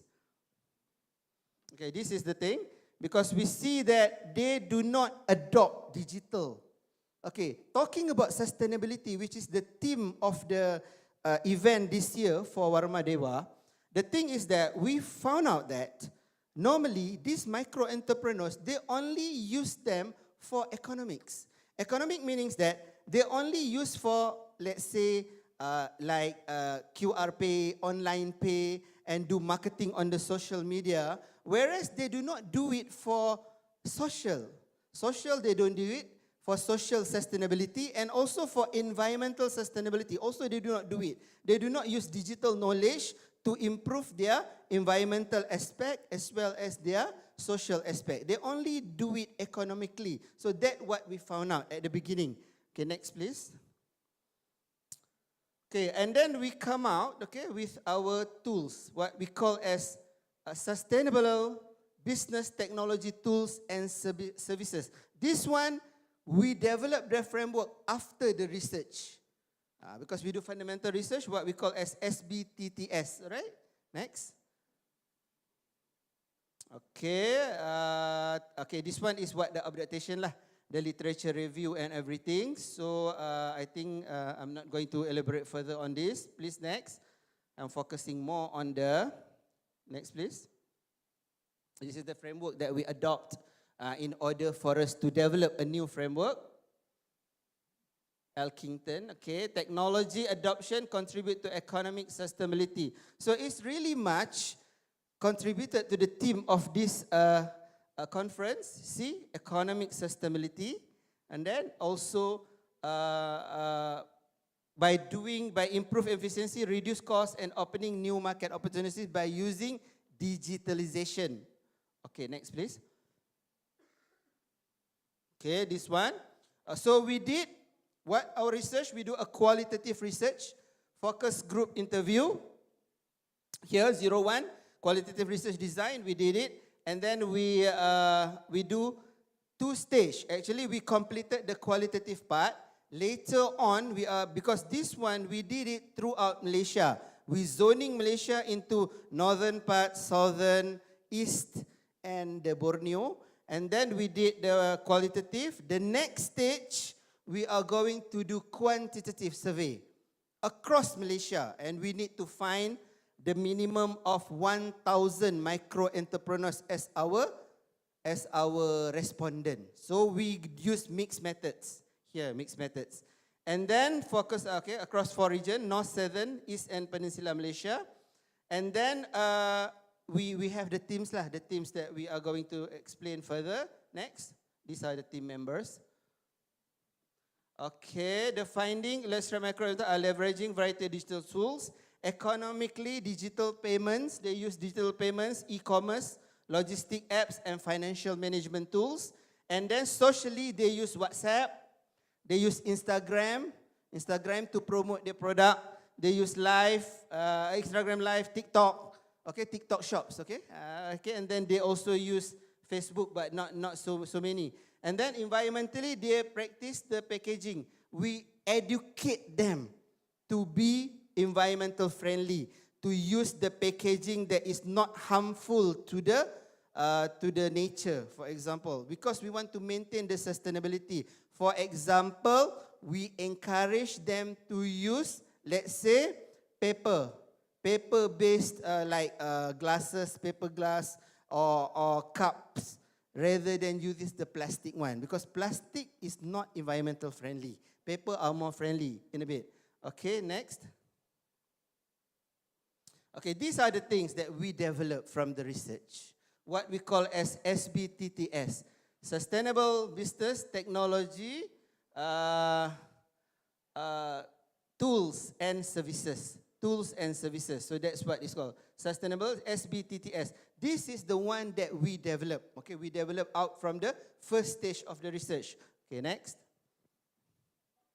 Okay, these are the things. For example, economic teams, most of what they use here, we can see, they use QR Pay, do it now. Do it now in Malaysia, we call transfer, online transfer. They use Touch and Go, some sort of QR as well. Online transfer, and they use Shopee, Lazada, and personal e-commerce like TikTok, WhatsApp, Instagram, TikTok. So these are the things that we found out from the research. The teams, what are the digitalization that they use, the micro entrepreneurs use in their daily operations. Okay, next please. Okay, these are the things. So we focusing the sustainability on the 3 aspects here: economics, economy through the digital, economic sustainability through digital payments, e-commerce, logistics, financial, stock management, and contents. And then social, on the social sustainability, on the social media, messaging, live streaming, training, and community networks. And the last one for environmental sustainability through eco-friendly package, waste management, and green marketing for the environment. Okay, next. So these are the focus of SBTTS. Okay, we completed, actually almost completed the second stage of the research. And then we produce also the, almost finished, Nur Kusnina, our Master of Research, because she acts as our research assistant for the project. We pay her, and then using the grant money that we had from the ministry. And then recently we present a paper at the Asia International Conference 2025, and our paper actually has been accepted to be published in the Scopus Index early 2026. So that will be the first stage of our research. Okay, next please. Okay, these are the thing, the focus group discussion that we did. Next. These are some of the pictures showing how we meet the micro entrepreneurs. Some of them we invited them to the university here. We invited them using our conference, what they call it, the seminar room. Invited them, interview, and some of them we even go to their home. Some of them we did at the roadside. At the roadside, tepi jalan saja kadang kita tanya je soalan. So because micro entrepreneurs kan. Okay, next. Okay, these are also the example. We go to the pasar malam. Sini ada pasar malam. Ataupun pasar hari. Kita pergi, kita ambil, nampak all these kind of things. Dekat tepi-tepi jalan kan. Okay, next. Okay. This is the next stage. We are establishing a social enterprise.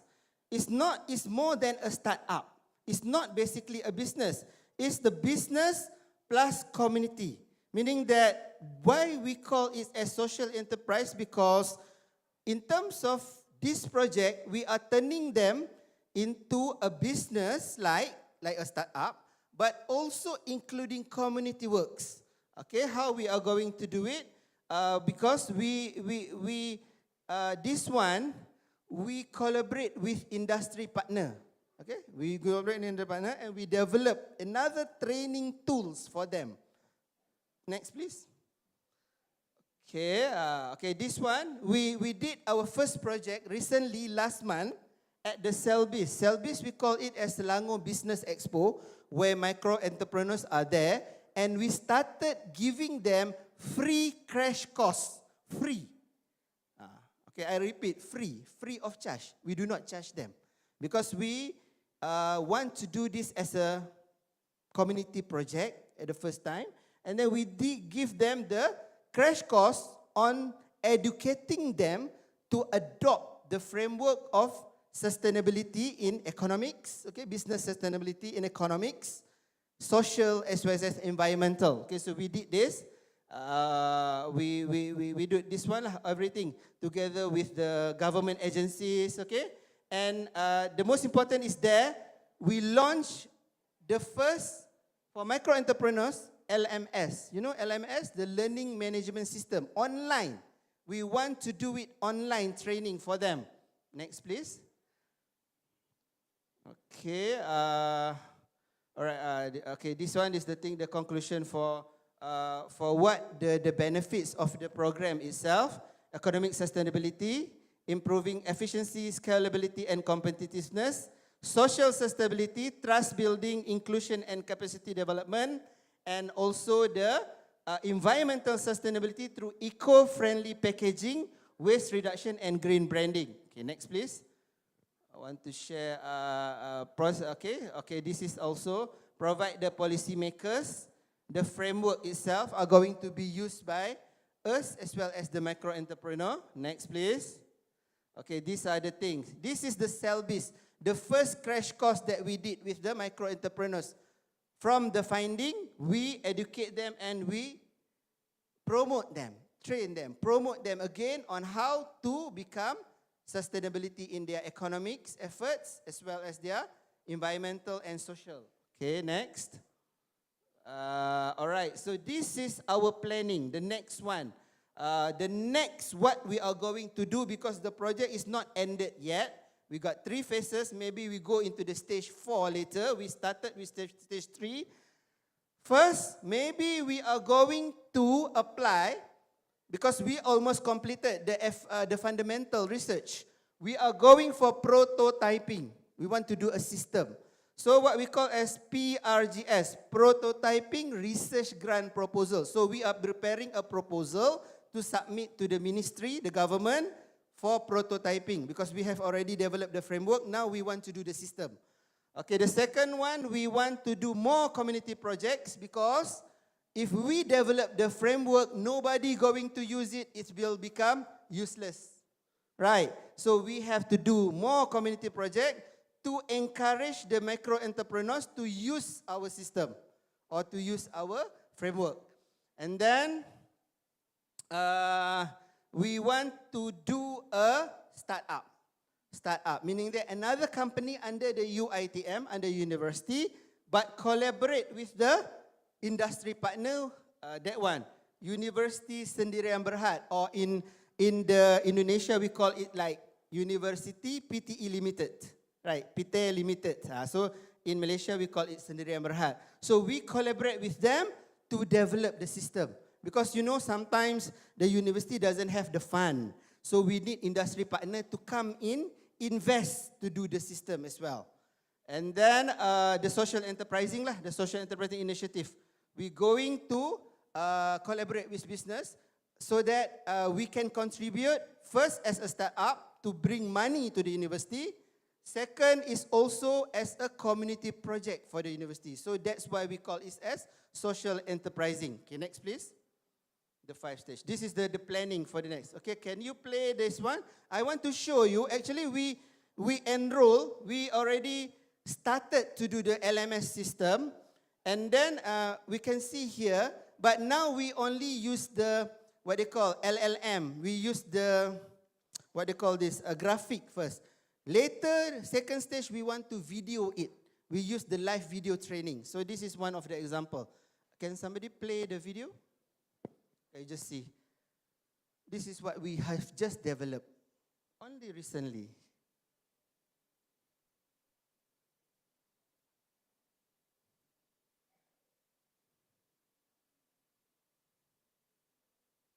Sorry, I don't have any music. So this is what you can have. And we offer it free at the moment for all entrepreneurs. See? So this, we developed this with the university for the system, for LMS, Learning Management System. All the aspect of the business sustainability.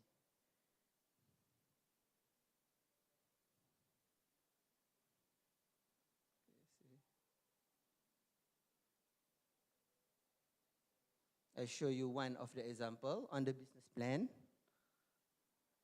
We use graphic first. Later we convert into the real video.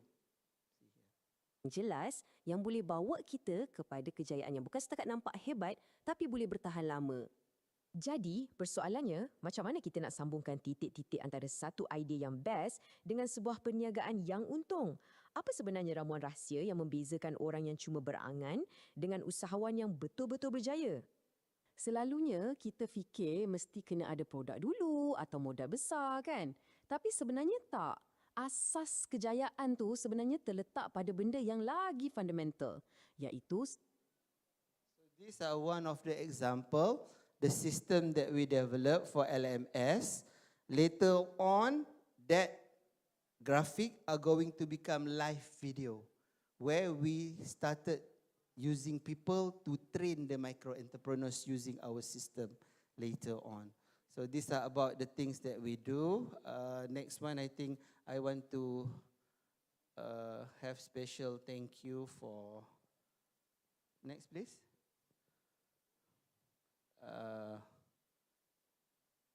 After that, we have another slide. Yes, that's one. Because I have to have the appreciation or thank you to the funder of the project. First, sorry. Okay. What happened to the slides? Okay lah, I just say, I want to appreciate, to express my first is the one for Malaysian Development Corporation, is government agency that want to, because they funded our community project, because we go there, do the free training, but we've been paid by them, okay? Micro entrepreneurs got it free. And then the second one for the grants by the Ministry of Higher Education, where we managed to get the 300 juta rupiah atau 81,000, okay, from the Ministry of Higher Education, because they fund our grant, research grant, And then the last one, our industry partner, University Sendian Berhad or University PTE Limited. Maybe if we can expand to Indonesia, it becoming University PTE PT Limited, right? Limited. So in this partner in the social enterprise, because they provide the fund and the smart partnership to develop the system. So I think next one, I think that's all right. Okay, that's all. Thank you very much. So I will open to Q&A if you have it. Question and answer. Thank you. Thank you, Dr. Mashur, for your presentation. So everyone, so very insightful presentation for Dr. Mashur for our international seminar today. And I made a conclusion for the presentation that for all digital technology adoption is very powerful driver of sustainable economic transformation for micro entrepreneurs, and it will be strong when it is integrated across the economic, social, and also environmental dimension. Yes.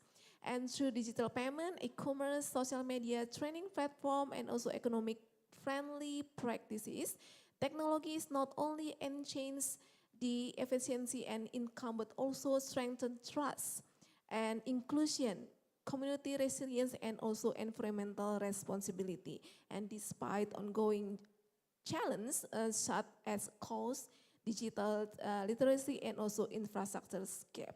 So, once again, could you please give applause for Dr. Mashur presentation? Okay, so please stay remain. So we will conduct for the Q&A sessions. So, ladies and gentlemen, and for our honorable speaker, so we already complete with our three presentation today, and now we will proceed to the question and answer session. So for the participant who attended this international seminar by online and offline, if you have any question, please raise your hand and please mention the specific speaker that you would like to ask for the question. Dr. Professor Burhan and also Dr. Nauri, are you still on the Zoom meeting? Yes, Okay. I'm So, here. okay. For the first session, we would like to have a 3 question. And for the participant who would like to ask the question, please mention for the question, for the questions. So please. The question is from Dr. Masrur. Okay. So the question is, your study introduced the SBTTS framework as a way to enhance economic, social, and environmental sustainability for Malaysia micro entrepreneurs. Do you think this framework can also be applied in Indonesia, considering that micro entrepreneurs here face similar challenges? If so, what adjustment would be needed to make it sustainable for the Indonesian context? Thank you. Okay, thank you very much for the question, a very good one. Okay, indeed, actually, if we compare Indonesia to Malaysia, actually Indonesia have much more bigger segment of the micro entrepreneurs. Definitely, okay, at the moment we are at the early stages to introduce our framework as well as our LMS, because the framework is being adopted through LMS. Because of the reason is that we don't want to make it physical. It's going to be very difficult if we want to train the micro entrepreneurs and we have to go all around Malaysia. So that's why we turn into digital by giving them LMS, Learning Management System, where they can open at any time of their convenience. Okay. And then we are at the early stage of launching it. We just recently launched it, I think last month. And then for the 3 months, we are giving free basic course, not the detailed one yet, for the micro entrepreneurs that registered to the website in Malaysia. I've actually discussed with my partner. We said that at the moment they are not yet ready because the system is not yet stable, because we just launched it. It's not stable yet. And at the moment we are using the cloud, cloud system, cloud. So the thing is that we pay for the development of the LMS system using the cloud. And most of these cloud-based are, of course, from the Western and everything. The second part, we are going to develop our own system. Like I said to you, we want to develop prototype and we don't want to use cloud anymore. That's why it comes into starting up. So at that point, if we manage to do that, our own system, so we can go to any country, okay, not just Indonesia, any country, because then only we own the system and we control the system. And obviously, at the moment, we see that Indonesia will be our next destination. Because, you know, the micro-entrepreneurs environment and the nature of micro-entrepreneurs in Malaysia and Indonesia is about the same. It's about the same. Kalau kita jual karipap, awak jual bakso. Tapi sama. Konsepnya sama. Sekarang macam mana kita nak train all this bakso, all this sate, all this penjual air minuman tepi jalan untuk menggunakan digital. And then they can learn it using the LMS that we provided. So at the moment, we try to penetrate Malaysian market first. Yes, later maybe we have university PTA limited to do it for the Indonesian market later. Of course, it's becoming a big, very big, what they call this, potential for us. Because we are going to, and not just that, maybe the micro-entrepreneurs in Indonesia can use it free if certain government agency can fund. For example, maybe Bali government or something on the entrepreneurship fund, pay for the micro-entrepreneurs in Bali, for example. So that's what our nature of business are going to look like. That's why we call it as social enterprising. We do not call it business. Because if business, we're only looking for profit. But we are not. We are looking for community, as well as we are looking for the training. We want to education and community. So of course, we need the money. We need the profits a bit to maintain the system because it's not free, you know. But at least what we are going to do is like in Malaysia, micro-entrepreneurs register free, but there are certain body, certain government agency that going to pay for them. So that one can also be applied to Indonesia. Because Indonesia also got lots of different agency, yayasan and everything that can promote the things. They pay on behalf of the micro-entrepreneurs, minimum pay, and then we can provide the system for free to the Indonesian micro-entrepreneurs later on. Maybe we are targeting at least by 2027 we can come in. Mudah-mudahan. Doakan. Okay? Okay, thank you. That's very insightful. So because we know that in Bali also we have so many micro and small enterprises. It's around 450,000 of micro small enterprises. And it's very interesting platform for the LMS for the entrepreneurs, so they can learn for digital marketing at the LMS. So we can do the further collaboration next. Okay, thank you. For the next question, maybe from the online participant or still from the offline participant. Maybe for the online participant, you can. Okay, there is the offline participants who would like to ask. So please. The question for Ms. Nauri.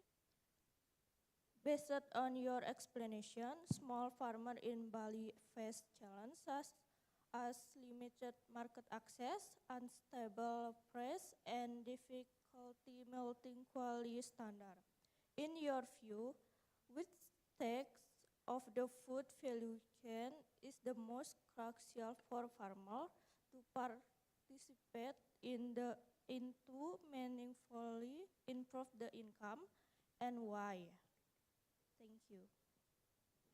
Okay, Dr. Nauri, could you hear the question clearly, or I will repeat for the question. So based on your explanation, small farmer in Bali face challenges such as limited market access, unstable price, and difficulty meeting quality standard. In your point of view, which stage of food value chain is the most crucial for farmer to participate into meaningfully improve their income and why? Dr. Nauri?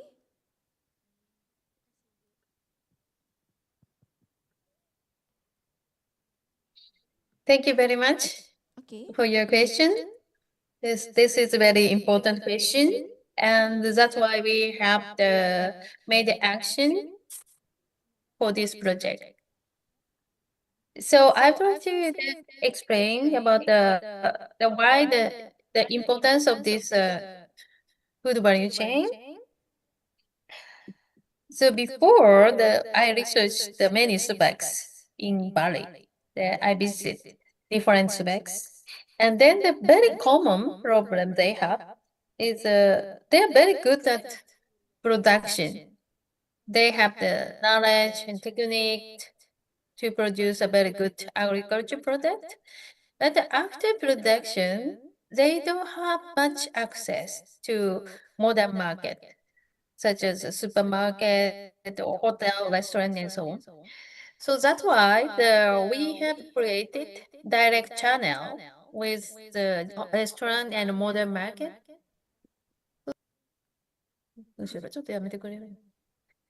Yes. So that's why we have created the opportunity to have the direct channel for farmers and also the SUBEC organization with the restaurant and the shop. So after we started the project, they had to increase the price of the product by 50% to 10%. So this is one of the outcome. And also the income of the farmer has increased, and also location of the selling price of the product has been increased. Before only the traditional middleman, the farmer has sell. But after we have conducted the project, they have now the various opportunity to sell the product, like more than the 4 locations at the place and also online market. And now we are increasing more in Jakarta to sell the local product because we have received many requests from Jakarta also to deliver our product. So now that we are expanding the market channel for farmers, and then for university, it's a really like a volunteer project, but we are supporting for farmer in terms of the social and also environmental, sustainability. Thank you. Okay, thank you, Dr. Nori, for the question. For the answer that how the local farmer don't have access to the modern supermarket, but through the Dr. Nori research and research that held in Bali, so all the strategies that can be offered to the local farmer, so they can increase their income and they know the strategy how to enter the modern market by their product. Okay, thank you, Dr. Nori, for the answer. And for the next questions, is from the online participant. Okay, please wait. Okay, so for the third question is for Prof. Urian. Prof. Urian, are you still at the Zoom meeting? Yeah, okay. Okay, so I'm still here. Yeah, so the question is, based on your explanation, green management integrates environmental consideration into various business functions, such as productions, research and development, marketing, and also human research. In your point of view, which component of green management is most challenging for companies to implement in practice and why? And furthermore, how does this challenge affect the company's ability to achieve long-term financial sustainability? So please answer the question, Prof. Urian. Thank you. Okay, thank you for the question. green management is the focus on how a company operates responsible towards the environment, while financial sustainability provides the financial resources to implement these strategies. And the combination of two is key to achieving the sustainable development mandated by the SDGs agenda. And green management, uh, the company has commitment to adopting environmental sustainability principles in all its activities, minimizing negative impacts and optimizing the use of resources. So we can reduce waste, reducing pollution, conserving resources, and developing green technologies. So green human resources management, green marketing, green financial management, and environmental operations management, and that can as a tool or strategy used by companies to achieve sustainability goals. And also implementing green management creates a green business that is financially profitable while preventing negative environmental and social impacts. That's my answer. Okay, thank you, Prof. Rian. So, so for the greens management, it's very important to, in order to giving the sustainability to the, not only for the financial, but also to Yeah. the environmental. So, Yeah, that's yes, good. and it can reduce risks and also can encourage the human resource also, and also the green management is not only focused for the internal aspect, but also for the external aspect.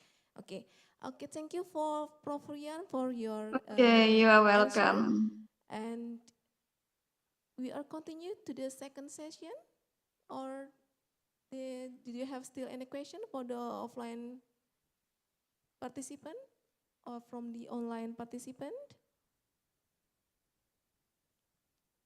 There's more question?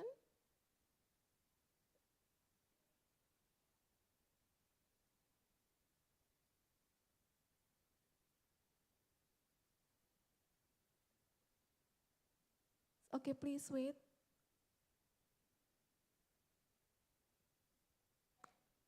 Okay, I think there is no more question for our all speakers. Do you have any additional explanation, Prof. Rian, or Dr. Nauri, and also Dr. Masrur? That's enough. Any? Okay, sure. Yeah. Okay, because I'm referring back to the question just now, I mean the first one. Walaupun, for example, because later on this LMS, we are going to use it as a online platform that the micro entrepreneurs or anybody can use it at any time of their convenience. But before coming to the Indonesian market, we need to do some readjustment because at the moment our language that we use for our LMS is basically Bahasa Malaysia. Okay, we're not using English yet. We focus because these micro entrepreneurs normally people who are not highly educated, so dia cuma faham Bahasa Malaysia. Tapi apabila datang ke Indonesian market, I think we need to do some arrangement so that the video are going to be held in bahasa Indonesia. Itu salah satu benda yang kita memerlukan masa lah. We need some time before we can go into the international market. That's all from me. Thank you. Okay, so ladies and gentlemen, actually we have now reached to the end of our today's sessions, and may I conclude for the closing statement for, maybe I would like to asking for the closing statement for each speaker. So from Prof. Urian, would you like to give us for the closing statement? Oh, closing statement. If we conduct green management, we will get financial sustainability and economic future. Okay, thank you. Okay, thank you, Prof. Urian. And also for closing statement for Dr. Nauri, please. Yes, terima kasih banyak hari ini. This is a very great session we had, and our like, research really need a good collaboration to make social impact and also economic impact. So our office is located in Warmadio University next to the Kantor Lecture. So kantor kami bersebelahan dengan kantor Lecture di Warmadewa, third floor. So silakan datang anytime. We have office there, like Waseda University office, and then we really hope that we have like more collaboration. Also, here that we expanded our collaboration with Malaysian University and from other part of the Indonesian university. So we really hope this create a new opportunity for new collaboration. Terima kasih. Suksema. Suksma, terima kasih. And then for the last closing statement is from Dr. Masrur. So please giving for the closing statement. Okay, first of all, thank you very much for inviting me to give the speech here in Warmadewa. I hope it's not the first and last time I'm coming to Warmadewa. I'm looking forward to come again, for example. I just want to have some remarks on our newly developed framework of the Sustainability Business Technology Tools and Services. Actually, the paper are ready and accepted and will be published next year. Hopefully, the students as well as the academics or lecturers in the Warmadewa especially can look into it, or maybe can have some comment or cite our works on the journals later on when we coming out in 2026, because that develop is fundamentally developed by us, our team, okay, on the SBTTS, or what we call Sustainability Business Technology Tools and Services. The second one is that because, you know, based on our research, because we are looking into the micro entrepreneurs, and I believe in Indonesia, same like in Malaysia, that micro entrepreneur segment contributed quite a lot. I do not know the percentage in Indonesia, but in Malaysia it is more than 75%, it's 76% of the GDP of overall economy, okay? All these smaller businessmen or smaller micro entrepreneurs. So the thing is that I hope that our work on the sustainable economy, sustainable social and sustainable environmental been supported by the micro entrepreneurs, not just in Malaysia but also in Indonesia, so that all of us can live a better life, a more greener life later on. Thank you very much. Okay, thank you for all our speaker, and once again, please give them big applause for their presentation and their very insightful presentations. Okay, ladies and gentlemen, we have now reached the end of our today's session. On behalf of organizing committee, I would like to extend our sincere appreciation and our distinguished speaker, Prof. Hurian Andayani, Dr. Nauri Miyazawa, and Dr. Masrur, for their sharing valuable insight and also expertise. And we also thank you all for the participants who joined us online and also offline, and also for your active engagement and also for thoughtful questions. And we hope today's Today's discussion will give you the meaningful and interesting to giving the inspire further collaboration and also positive action. Thank you once again for joining us. We wish you pleasant day ahead and looking forward for the seeing you in the future program. Thank you very much. Good morning, everyone. Thank you. Thank you very much to our Thank moderator for you. assisting the parallel Thank you, session. Prof. Rian, and also Prof. Okay, thank you. Nori. Thank you. Thank you. Terima kasih. Terima kasih. Sampai jumpa. To the speakers and moderator on the stage, please return to your seat.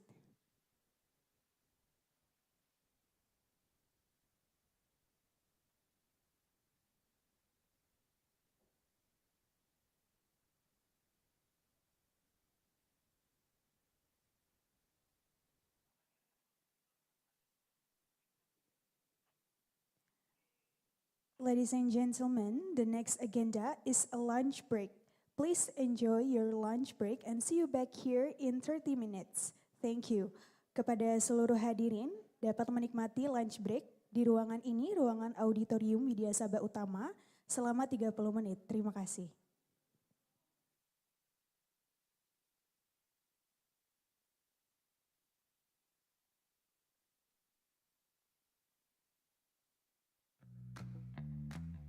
Nowadays, thinking about the future can feel overwhelming.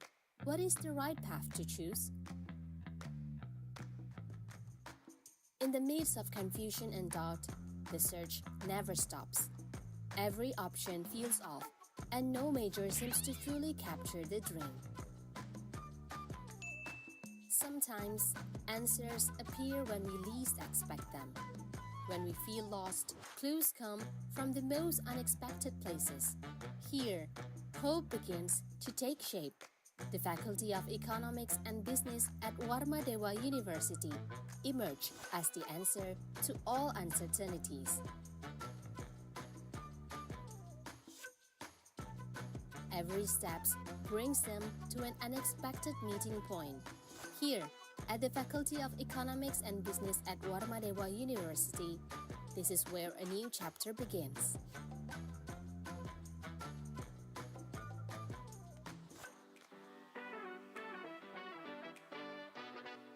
Faculty of Economics and Business, Warmadewa University, offers 3 distinguished programs: Accounting, Management, and Development Economics. Our curriculum is designed to prepare you for the challenge of the professional world and accompany you designing the future. Learning is enhanced with modern laboratories. Education goes beyond theory, as you will also receive practical training to apply your knowledge directly. With the international programs offered, Faculty of Economics and Business Warmadewa University opens door to global experiences, preparing you for a broader world.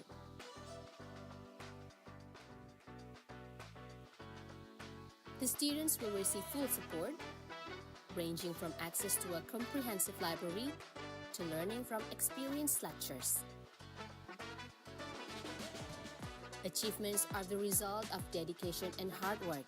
With exceptional guidance, individuals can compete and excel both nationally and internationally.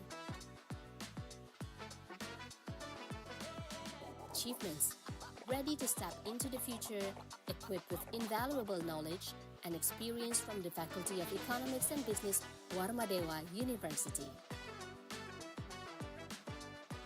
Are you ready to take the first step towards your future? Become part of the Faculty of Economics and Business at Warmadewa University. Register now at www.sipenmaru.warmadewa.ac.id or learn more on our website at www.fewarmadewa.ac.id.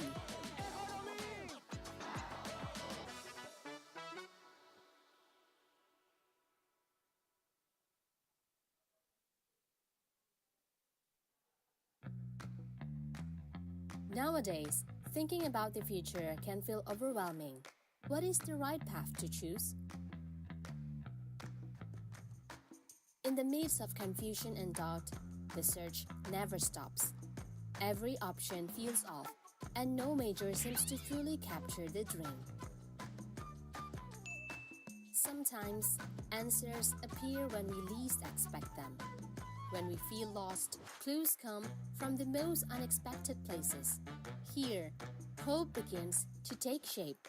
The Faculty of Economics and Business at Warmadewa University emerge as the answer to all uncertainties. Every step brings them to an unexpected meeting point. Here, at the Faculty of Economics and Business at Warmadewa University, this is where a new chapter begins.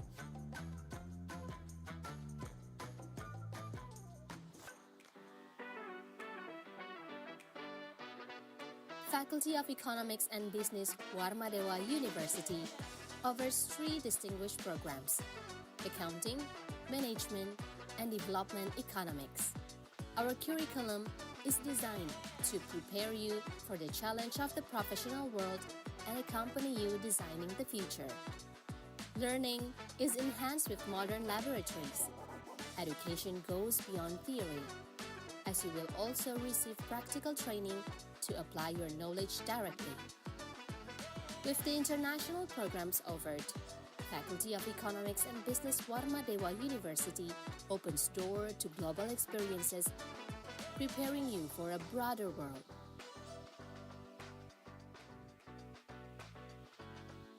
The students will receive full support, ranging from access to a comprehensive library to learning from experienced lecturers. Achievements are the result of dedication and hard work. With exceptional guidance, individuals can compete and excel both nationally and internationally. Achievements, ready to step into the future, equipped with invaluable knowledge and experience from the Faculty of Economics and Business, Warmadewa University. Are you ready to take the first step towards your future? Become part of the Faculty of Economics and Business at Warmadewa University. Register now at www.sipenmaru.warmadewa.ac.id or learn more on our website at www.fewarmadewa.ac.id.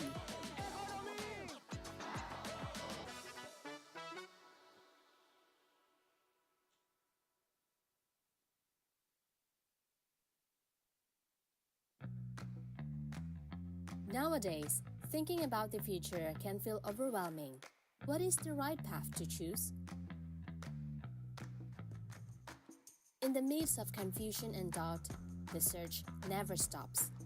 Every option feels off, and no major seems to truly capture the dream. Sometimes, answers appear when we least expect them. When we feel lost, clues come from the most unexpected places. Here, hope begins to take shape. The Faculty of Economics and Business at Warmadewa University emerge as the answer to all uncertainties. Every step brings them to an unexpected meeting point. Here, at the Faculty of Economics and Business at Warmadewa University, this is where a new chapter begins.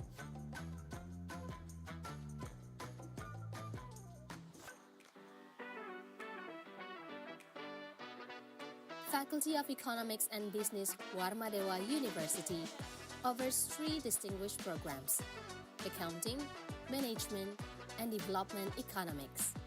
Our curriculum is designed to prepare you for the challenge of the professional world and accompany you designing the future. Learning is enhanced with modern laboratories. Education goes beyond theory, as you will also receive practical training to apply your knowledge directly. With the international programs offered, Faculty of Economics and Business Warmadewa University opens door to global experiences, preparing you for a broader world.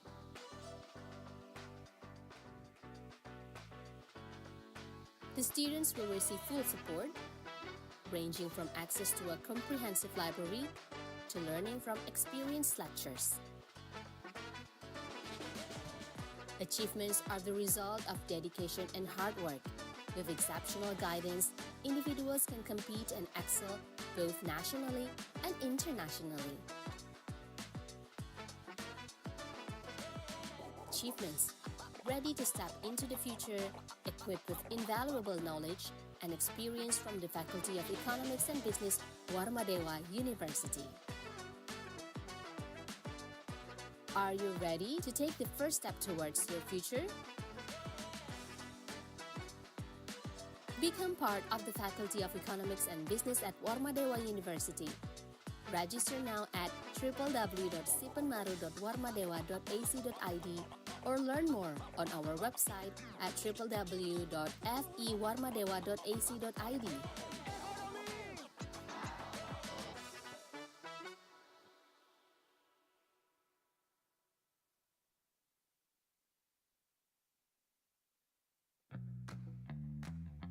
Nowadays, thinking about the future can feel overwhelming. What is the right path to choose? In the midst of confusion and doubt, the search never stops. Every option feels off, and no major seems to fully capture the dream. Sometimes, answers appear when we least expect them. When we feel lost, clues come from the most unexpected places. Here, hope begins to take shape. The Faculty of Economics and Business at Warmadewa University emerge as the answer to all uncertainties. Every step brings them to an unexpected meeting point.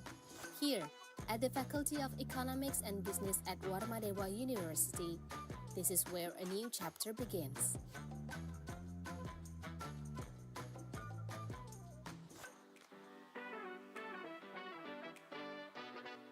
Faculty of Economics and Business, Warmadewa University offers 3 distinguished programs: Accounting, Management, and Development Economics. Our curriculum is designed to prepare you for the challenge of the professional world and accompany you designing the future. Learning is enhanced with modern laboratories. Education goes beyond theory, as you will also receive practical training to apply your knowledge directly.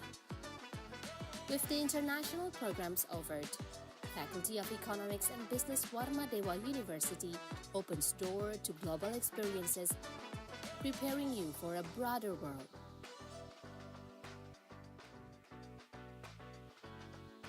The students will receive full support, ranging from access to a comprehensive library to learning from experienced lectures. Achievements are the result of dedication and hard work. With exceptional guidance, individuals can compete and excel both nationally and internationally. Achievements ready to step into the future, equipped with invaluable knowledge and experience from the Faculty of Economics and Business, Warmadewa University. Are you ready to take the first step towards your future? Become part of the Faculty of Economics and Business at Warmadewa University. Register now at www.sipenmaru.warmadewa.ac.id or learn more on our website at www.fewarmadewa.ac.id.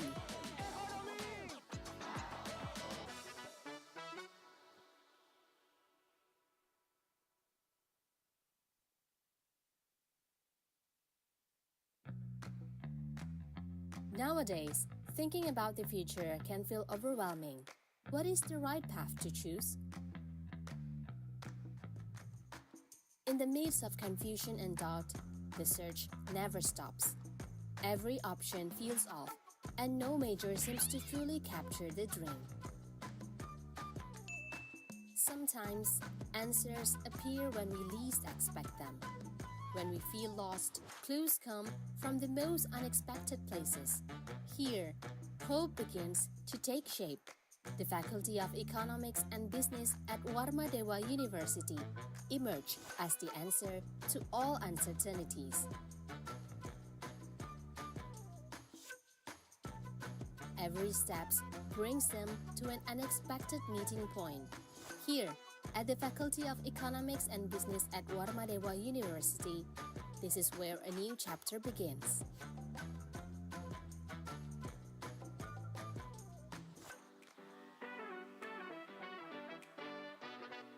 Faculty of Economics and Business, Warmadewa University, offers 3 distinguished programs: Accounting, Management, and Development Economics.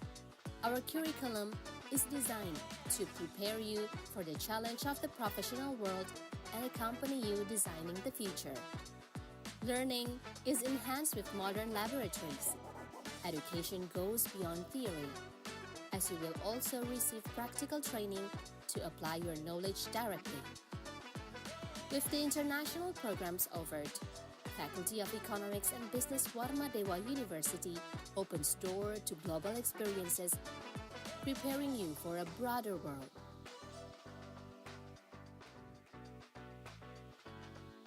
The students will receive full support, ranging from access to a comprehensive library to learning from experienced lecturers. Achievements are the result of dedication and hard work. With exceptional guidance, individuals can compete and excel both nationally and internationally. Achievements, ready to step into the future, equipped with invaluable knowledge and experience from the Faculty of Economics and Business, Warmadewa University. Are you ready to take the first step towards your future? Become part of the Faculty of Economics and Business at Warmadewa University. Register now at www.sipenmaru.warmadewa.ac.id or learn more on our website at www.fewarmadewa.ac.id.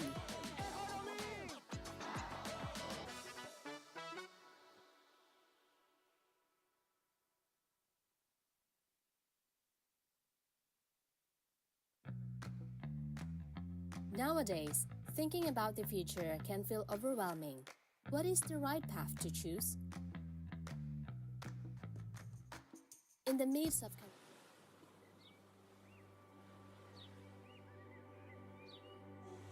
Have you ever envisioned your future? How will you make it happen?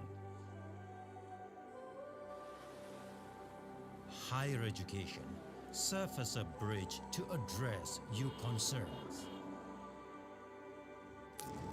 Shaping thousands of alumni and conducting research activities that address global issues for almost 4 decades has made Universitas Warmadewa the leading private university in Bali.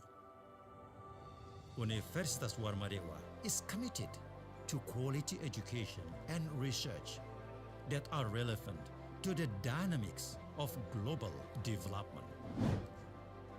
Universitas Warmadewa was established amidst the diversity of traditions, arts, culture, and the world-renowned beauty of nature. It was named after the first king of Bali, Ida Sri Kesari Warmadewa, who instilled 7 values of life known as Sabta Bayu, which serve as the guiding ethos for the whole academic community. As a prepared campus to compete globally, Universitas Warmadewa consistently innovates, expands its wings to collaborate both domestically and internationally, and upholds the 3 Dharma, 3 main purposes of higher education as a form of social responsibility to society. Universitas Warmadewa serves as a platform for various students' activities aimed at encouraging students to explore their interests and talents, thereby fostering achievements and contributions to the community and environment. Adhering to a student-based learning approach and focusing on problem solving, the learning system provides freedom of expressions to nurture students' creativity and innovation. Implementing excellent services and supported by complete and comfortable learning facilities as well as competent teaching staff makes Universitas Warmadewa the most preferred private university in Bali. This serves as a solid foundation for students to pursue their aspirations and become part of growing and competitive academic community. Together with Universitas Warmadewa, let's design the future.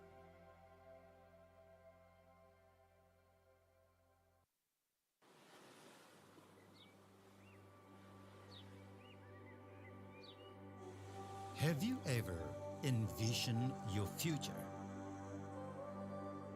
How will you make it happen? Higher education serves as a bridge to address your concerns. Shaping thousands of alumni and conducting research activities that address global issues for almost 4 decades has made Universitas Warmadewa the leading private university in Bali.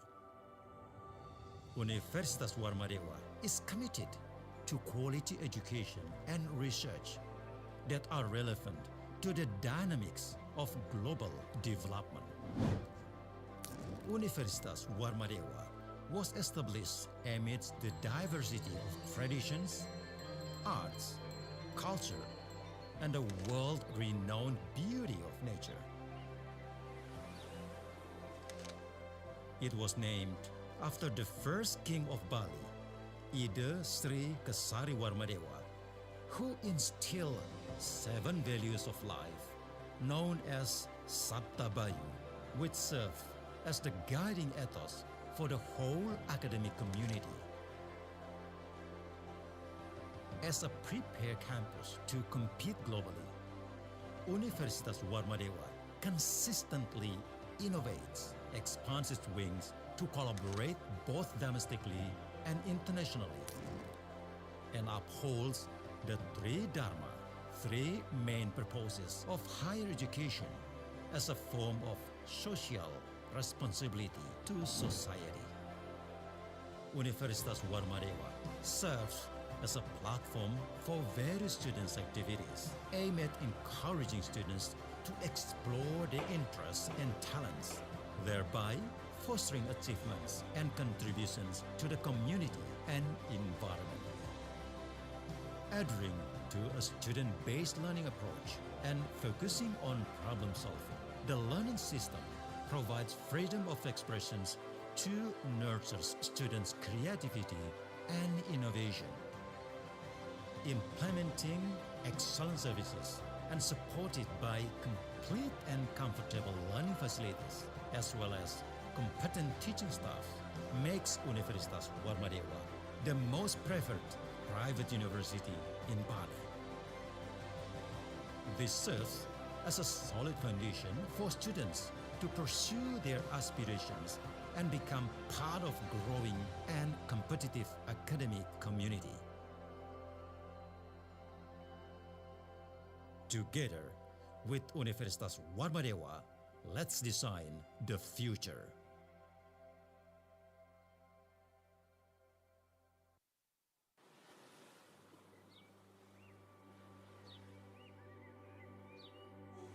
Have you ever envisioned your future? How will you make it happen? Higher education serves as a bridge to address your concerns. Shaping thousands of alumni and conducting research activities that address global issues for almost 4 decades has made Universitas Warmadewa the leading private university in Bali. Universitas Warmadewa is committed to quality education and research that are relevant to the dynamics of global development. Universitas Warmadewa was established amidst the diversity of traditions, arts, culture, and the world-renowned beauty of nature. It was named after the first king of Bali, Ida Sri Kesari Warmadewa, who instilled Kepada seluruh peserta seven values untuk of life, sampah bekas makanannya known bisa as langsung dibawa dan dibuang Sabtabayu, di luar ruangan which serve audit. as the Sekali guiding lagi kepada ethos seluruh for peserta the jika whole sudah selesai academic makan, community. untuk sampah makanannya bisa dibawa keluar ruangan As a audit dan bisa prepared dibuang campus langsung to di depan compete ruang globally, auditorium. Terima kasih. Universitas Warmadewa consistently innovates, expands its wings to collaborate both domestically and internationally, and upholds the three dharma, three main purposes of higher education as a form of social responsibility to society. Universitas Warmadewa serves as a platform for various students' activities aimed at encouraging students to explore their interests and talents, thereby fostering achievements and contributions to the community and environment. Adhering to a student-based learning approach and focusing on problem solving, the learning system provides freedom of expressions to nurture students' creativity and innovation. Implementing excellent services and supported by complete and comfortable learning facilities, as well as competent teaching staff, makes Universitas Warmadewa the most preferred private university in Bali. This serves as a solid foundation for students to pursue their aspirations and become part of growing and competitive academic community. Together with Universitas Warmadewa, let's design the future.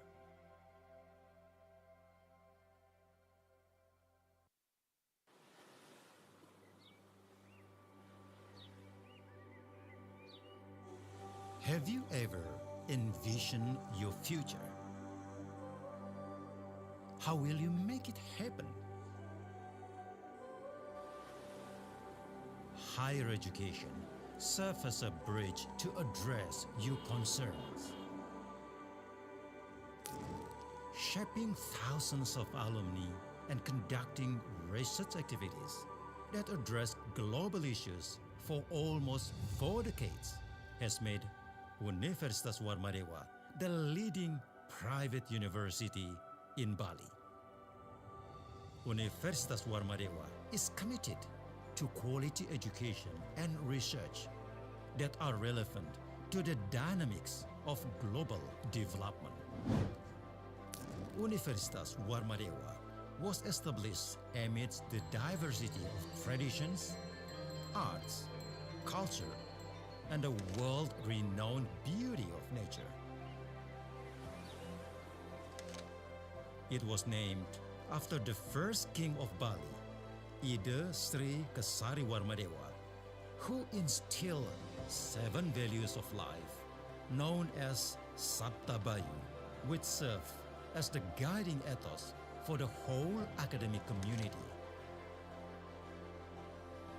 As a prepared campus to compete globally, Universitas Warmadewa consistently innovates, expands its wings to collaborate both domestically and internationally, and upholds the three dharma, 3 main purposes of higher education as a form of social responsibility to society. Universitas Warmadewa serves as a platform for various students' activities aimed at encouraging students to explore their interests and talents, thereby fostering achievements and contributions to the community and environment. Adhering to a student-based learning approach and focusing on problem solving, The learning system provides freedom of expressions to nurture students' creativity and innovation. Implementing excellent services and supported by complete and comfortable learning facilities as well as competent teaching staff makes Universitas Warmadewa the most preferred private university in Bali. This serves as a solid foundation for students to pursue their aspirations and become part of growing and competitive academic community. Together with Universitas Warmadewa, let's design the future.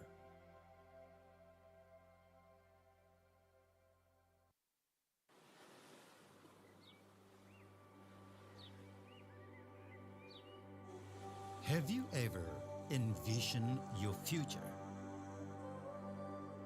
How will you make it happen? Higher education serves as a bridge to address your concerns. Shaping thousands of alumni and conducting research activities that address global issues for almost 4 decades has made Universitas Warmadewa the leading private university in Bali. Universitas Warmadewa is committed to quality education and research that are relevant to the dynamics of global development. Universitas Warmadewa was established amidst the diversity of traditions, arts, culture, and the world-renowned beauty of nature.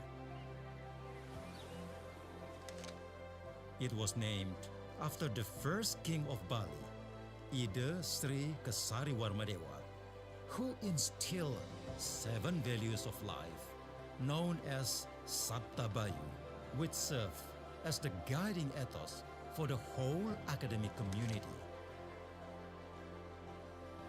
As a prepared campus to compete globally, Universitas Warmadewa consistently innovates, expands its wings to collaborate both domestically and internationally, and upholds the three dharma, 3 main purposes of higher education as a form of social responsibility to society. Universitas Warmadewa serves as a platform for various students' activities aimed at encouraging students to explore their interests and talents, thereby fostering achievements and contributions to the community and environment. Adhering to a student-based learning approach and focusing on problem solving, the learning system provides freedom of expressions to nurture students' creativity and innovation. Implementing excellent services and supported by complete and comfortable learning facilities as well as competent teaching staff makes Universitas Warmadewa the most preferred private university in Bali. This serves as a solid foundation for students to pursue their aspirations and become part of growing and competitive academic community. Together with Universitas Warmadewa, let's design the future.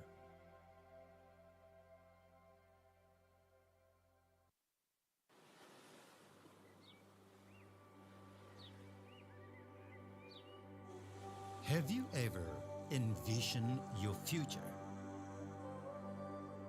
How will you make it happen?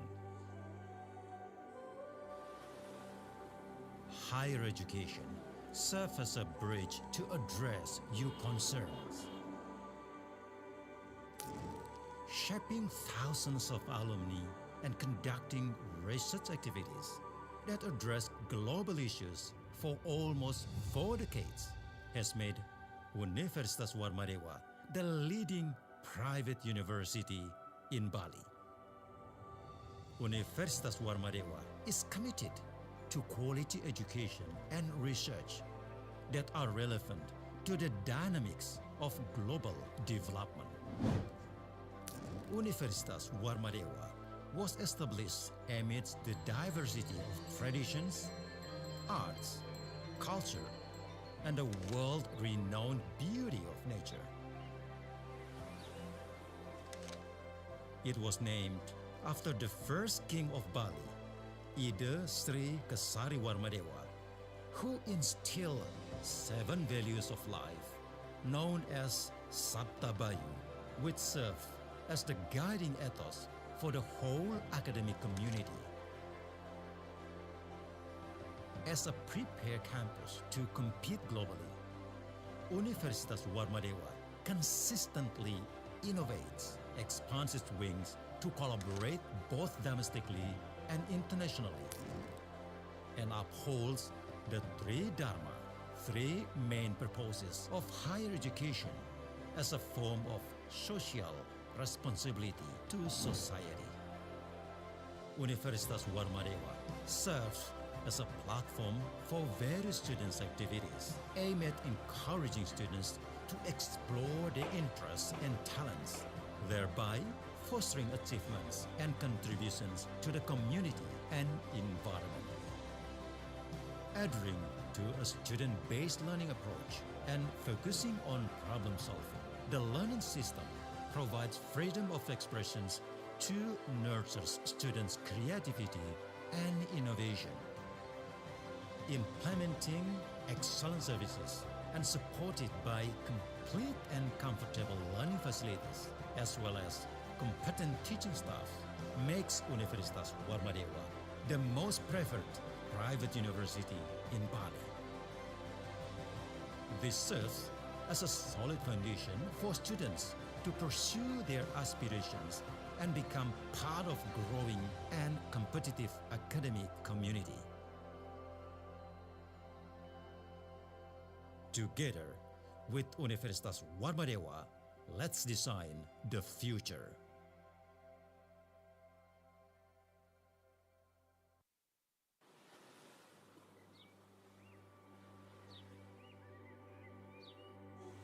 Have you ever envisioned your future?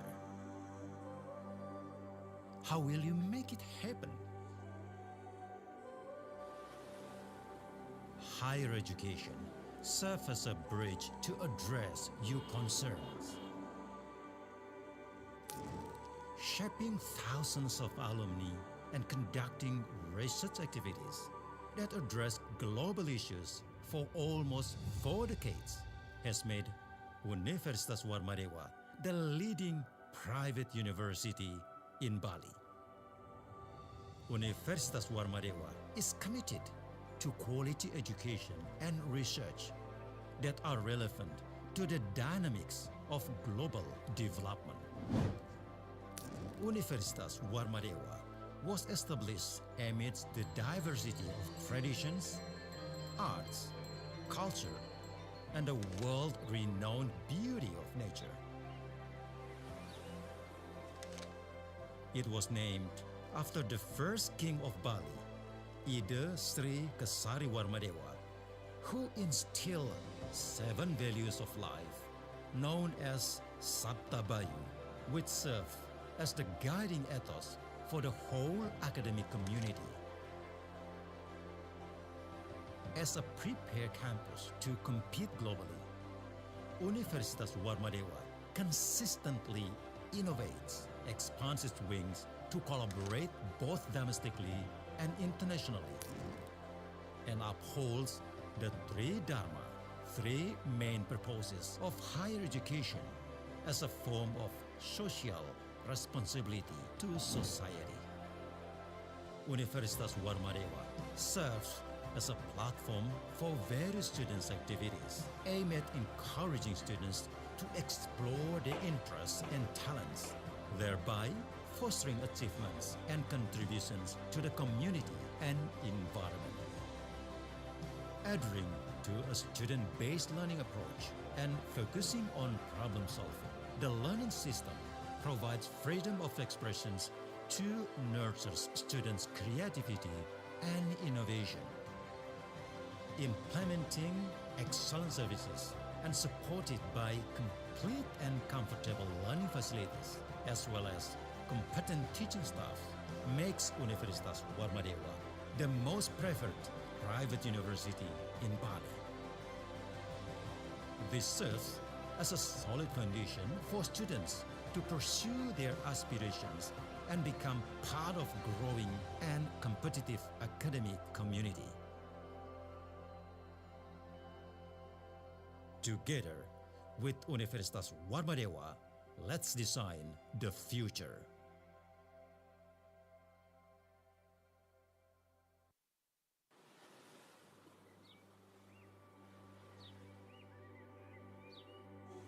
Have you ever envisioned your future? How will you make it happen? Higher education serves as a bridge to address your concerns.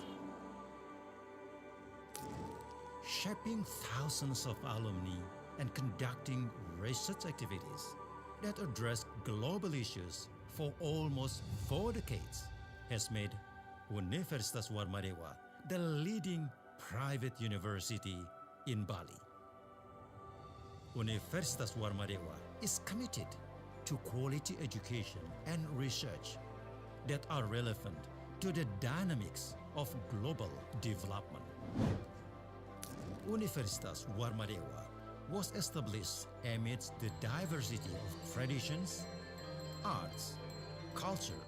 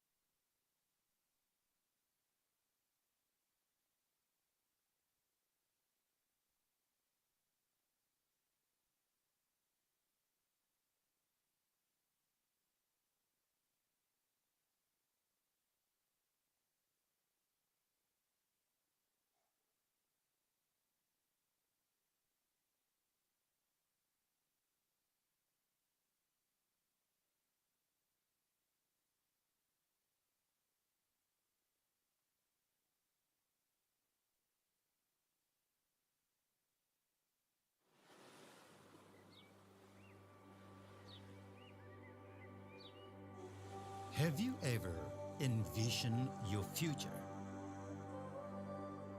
How will you make it happen? Higher education serves as a bridge to address your concerns. Shaping thousands of alumni and conducting research activities that address global issues for almost 4 decades has made Universitas Warmadewa the leading private university in Bali. Universitas Warmadewa is committed to quality education and research that are relevant to the dynamics of global development. Universitas Warmadewa was established amidst the diversity of traditions, arts, culture, and the world-renowned beauty of nature. It was named after the first king of Bali, Ida Sri Kesari Warmadewa, who instilled 7 values of life known as Sabta Bayu, which serve as the guiding ethos for the whole academic community. As a prepared campus to compete globally, Universitas Warmadewa consistently innovates, expands its wings to collaborate both domestically and internationally, and upholds the three dharma, 3 main purposes of higher education as a form of social responsibility to society. Universitas Warmadewa serves as a platform for various students' activities aimed at encouraging students to explore their interests and talents, thereby fostering achievements and contributions to the community and environment. Adhering to a student-based learning approach and focusing on problem solving, the learning system provides freedom of expressions to nurture students' creativity and innovation. Implementing excellent services and supported by complete and comfortable learning facilities as well as competent teaching staff makes Universitas Warmadewa the most preferred private university in Bali. This serves as a solid foundation for students to pursue their aspirations and become part of growing and competitive academic community. Together with Universitas Warmadewa, let's design the future.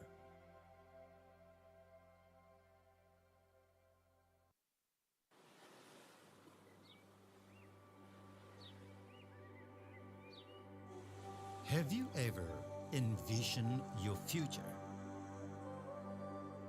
How will you make it happen? Higher education serves as a bridge.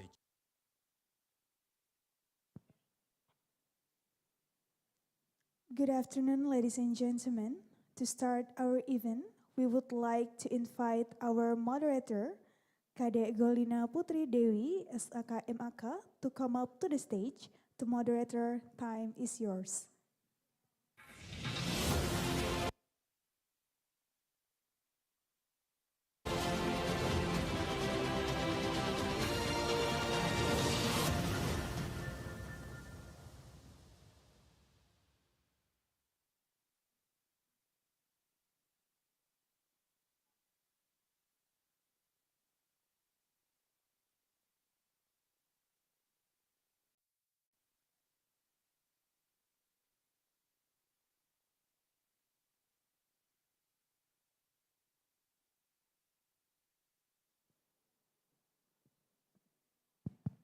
Check, check. Okay, ladies and gentlemen, welcome back. And I have you already had a refreshing break and also had a chance to connect with fellow participants. So now it's time for me to continuing our exciting journey into our next discussion with more insightful discussion ahead. So also, thank you so much for all of the participants and also committee here for joining our fifth seminar. So this seminar also part of a series of Warmadewa International Conference of Economy. So it is an honor for me to have such distinguished audience to discuss a global significance topic. So the topic is transforming economics through sustainability, accountability, innovation, and also inclusive development. So today we will continuing our discussion from the first panel discussion who already delivered by Prof. Wuryan, Dr. Nauri, and also Dr. Masrur. As we know, there are really several trending in our daily routines who really align with our today's topic in this seminar. So maybe, for the example, like zero waste lifestyle, and then green household innovation, and also food habits toward plant-based. I think the deeply information will deliver about our trending topic, and this will be led by three outstanding speakers who's really expert in their field who will share their insight. So to begin in this exciting journey, it is my honor to introduce our first speakers. So there is Dr. Putu Ayu Sita Laksmi Bibas, MSc. So she finished study from James Cook University from bachelor degree Singapore. And then she also already finished her master degree in Edinburgh Napier University, Scotland, UK. And she also already finished her doctoral degree in Udayana University. So please welcome Dr. Putu Ayu Sitalaksmi, Bibas, MSc.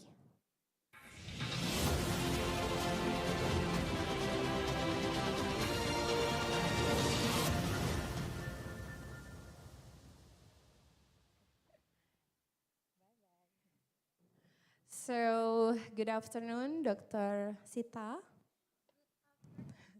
How was your day? In your very busy day, I think. Check. Thank you so much for the beautiful moderator today. I would like to say thank you to Faculty of Economic and Business, especially the head of the Warmadewa International Conference today, Dr. Chonana, who already organized this event with their team members, the committee. It's very beautiful event today. And I wanted to say hello to my friend Warm from, maybe will join soon ya, Warm from the Chulalongkorn University and Dr. Gina from the University of Philippines. And for the last session, for the before this station, we have with my friend Dr. Masrul from UITM, Dr. Nauri from Waseda, and also Prof. Wuryan from Brawijaya University. I would like to say thank you to join and already help us to make this conference incredible. And okay, thank you, Goldina, for this. Okay, so I think Dr. Putu Ayu Sitalaksmi will deliver her materials about this topic. So I think it will be insightful for us. So Dr. Putu Ayu Sitalaksmi, the time is yours for present your own materials. Okay, thank you so much. I will stand. Okay, for today, I would like to present about the smart sustainable tourism from the data to destination resilience, yeah.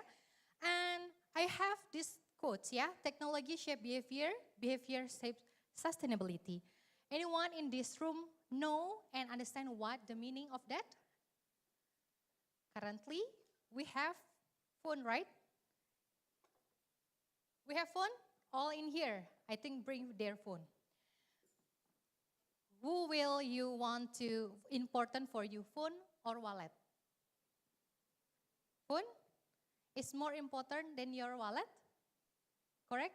If you go to somewhere and you lost their phone, you will like, oh my God, where's my phone? Confused, right? But if you like left your wallet at your room, you will say, oh, no problem, I still get phone because I can carry something, correct? If you want to transaction, you can use your keys for the transactions, yes. This I say technology shape behavior, behavior shape sustainability. In Indonesia, maybe in here can speak also Indonesia, ya.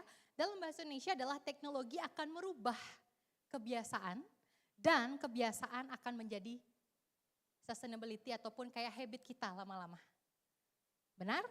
Ya, kebiasaan kita membawa handphone kita, like you always use your phone, you already like ketergantungan, tend to technology.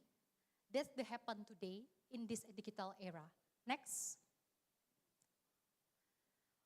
With my opening statement for today, I have 3 keys that we need to like remember some things, yeah. Digital tourism accelerations, rising pressures, and also smart solution. I would like to present more about the tourism, yeah, because my background is about the tourism. The travel industry is experiencing unexpected digitals, yeah, transformation fundamentally changing how destination operate and how travel engage.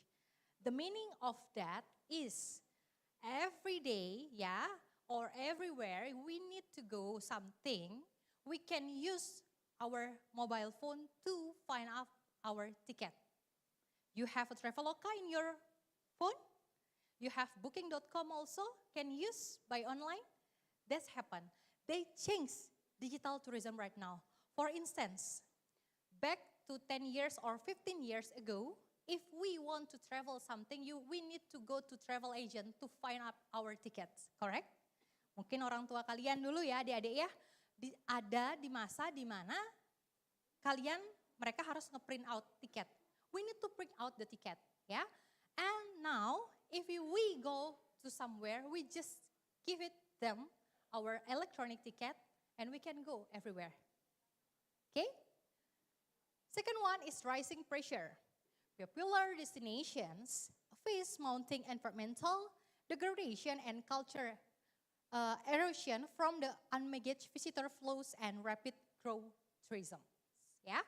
And the third one is the smart solutions. Technology can drive the sustainability strategy over a balanced path forward by protecting the resource. Yeah? Remember this one, the 3 points that we will to talk right now. Okay? Clear in here? Okay, I will continue.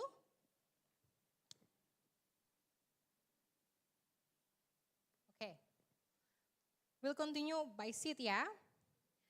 And why the topic is matters, yeah? The topic is matters because of, if I say it here, because I believe like the social media right now, yeah? The social media is become sophisticated. We can't leave our social media. For instance, if you want go viral, yeah, if you want go viral, you can just like post something in your social media. For instance, like you have a TikTok, of course, you have Instagram. One destinations. I take one destination, Penglipuran Village, yeah. Penglipuran Village is one of the famous tourist destinations in Bali, yeah.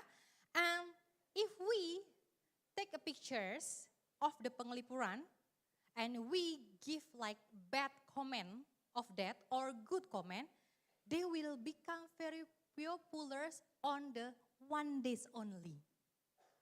This the impact of our technologies right now. And the system of the management tourism can respond the rapid transitions, yeah? And management, according to the data, they need to, the data is not the choice, but in the destination, we need to maintain and sustainable and make their adaptive. Okay, I think my next slide is not this slide. Yeah, why the topic is matters. Like this one, I said the data-driven strategy are not longer optionals, yeah? And they are essential for destination survival and community well-being in this digital era. Now, we can use, I think in here, if the lecturer give you some work, you will use AI for finish your work, yeah? You will use ChatGPT for you have essay, yeah? But your brain will become freezing, because you're not currently your brain. You always use AI. AI actually good, yeah, for this technology. But remember, you should have only the small idea from the AI, not all copy. Yeah, it's not good for your brains. Actually, I really confidence speak today because I use AI for this presentation. I make from Gamma AI. I think you're already familiar with that. But if you use AI for the presentation, you need to put some your own word for that. Because if you not put some your own word, you can't be able to understand what you want to talking. It's me. Also, I use AI for the idea, but all the materials will come from me, like that. Yeah. So for the next one is the paradigm shift from the sustainability to the smart sustainability. The first one is the tradition approach and smart approach. For the one, manual regulation, conservation education, and reactive policy measure based on the periodic assessment and historical trends. The transformation from the manual to touch-based management represent a fundamental remake on how destination balance growth and perceive. It's meaning like these transformations, it's very important for you want to like know the some of the destinations and also can be adaptive of this destination. Next one. Sorry ya kalau saya bolak-balik biar semuanya bisa melihat gitu ya. For the next one is the defining smart sustainable tourism. Smart sustainable tourism can be represent the strategic integration of the digital technologies. We have a three keys in here, yeah. The first one is enhance efficiency, local well-being, and also environmental protections. With the enhanced efficiency, we need to know like the optimize the human resource or the resource of this one. We need to know like automatic system and intelligent infrastructures. For the local well-being, the technologies need to together with the empowering their communities with tools and insight to participate in the tourism destinations, ya. Without we lost our identity, ya. Tanpa kita harus kehilangan jati diri kita dalam mengembangkan pariwisata. Without we want to make tourism growth, but we can't like lost our identity. That's why the three pillars that we already know, I think everybody here know about Tri Hitakarana ya, Parayangan, Pawongan, and Palemahan. And we believe every step in our life with that. The third one is environmental protections. By we can monitoring and mitigating ecological impact through the continuous data collections. Next. I have on this slide is the three key pillar of the smart sustainability. The most important pillar in here is the first one is the smart environment, like automatic sensor network, ecosystem health tracking, pollution control system. Jadi, do you remember guys if you go to the Gajah Mada Street, ya, in here, titik nol Kota Denpasar, ya, in Denpasar City, tahu Gajah Mada ya? I think we believe we know Gajah Mada. They will have a monitor for the pollution ya. Jadi ada kadar di sana, kadar polusi daripada udara kita. Ya, this is in Denpasar area. But in Jakarta, they also have a kadar terhadap udara. If you heard some news about Bangkok, maybe later my friend Warm will talk to you. In Bangkok, they have like the pollution is not quite good right now if you travel to Bangkok. They all in there use masks, you know, because of the number of the pollution is not good. Dia memiliki kadar pengukuran udara sama dengan kita, ya. Lalu smart mobility, intelligent and visitor flows management, and sustainable transportation optimization across destinations.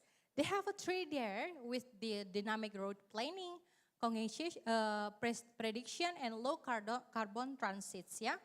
So dia memiliki transportasi yang rendah akan karbon berarti. In here, karbonnya gimana? We believe, we already know, we already have actually like Transdewata ya. The government is already help us to have Transdewata, Sarbagita for the transportation. But we do, pernah naik itu? Pernah nggak? Nggak pernah naik transportasi umum. Never. We take the public transport to go to campus. Maybe if we have a campus at Udayana University in Bukit, maybe we use that one ya. But for me, if I go or I went to Icon Mall, I use Tayo, you know, like the public transport. Why? Because if I went to Icon Mall, the traffic is quite not good for me. To me, get headache, you know. So I put my car where?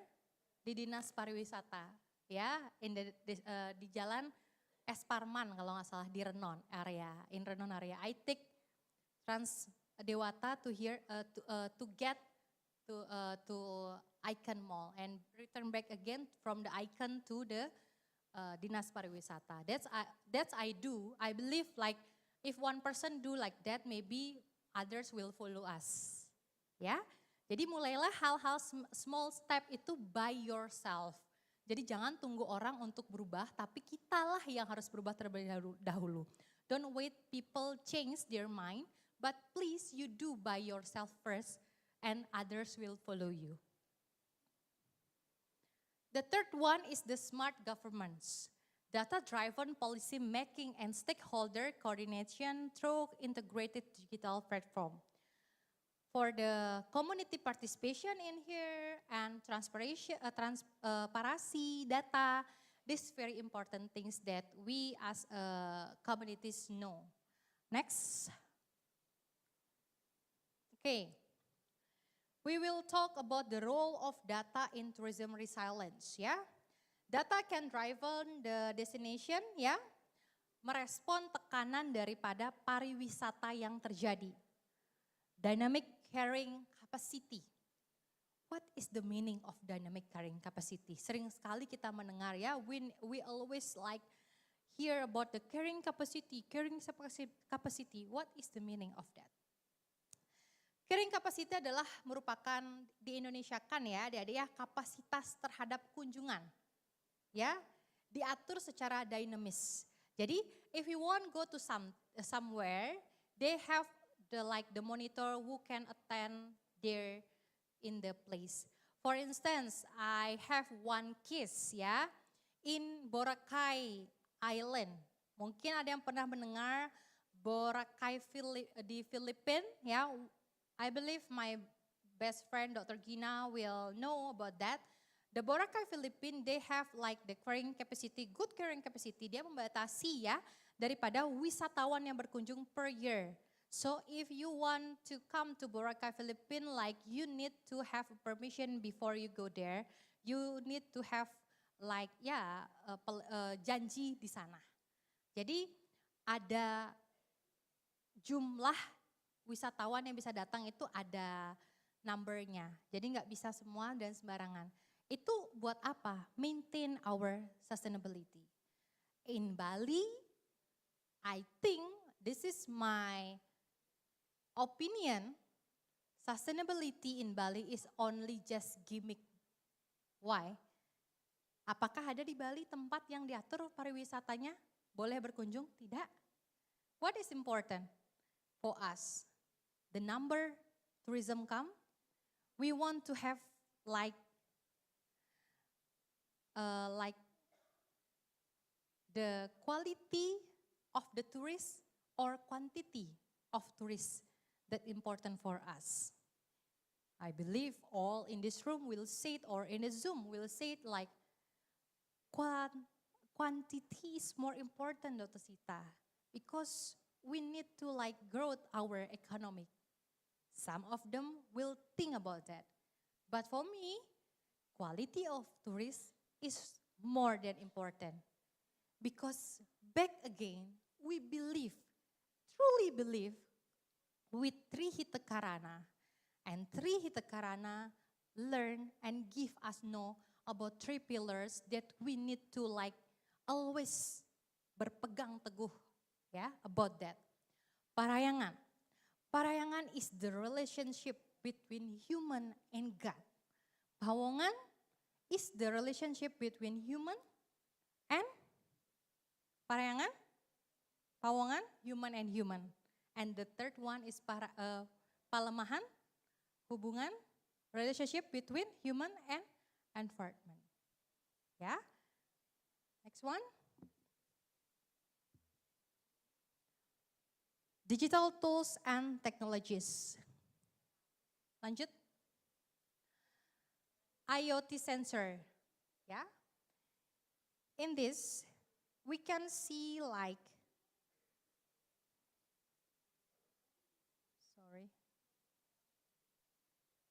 for network device across destination by capturing environmental data, visitor counts, and infrastructure usage in the real time. Ya, berarti in here artinya adalah sensor lingkungan, adik-adik ya.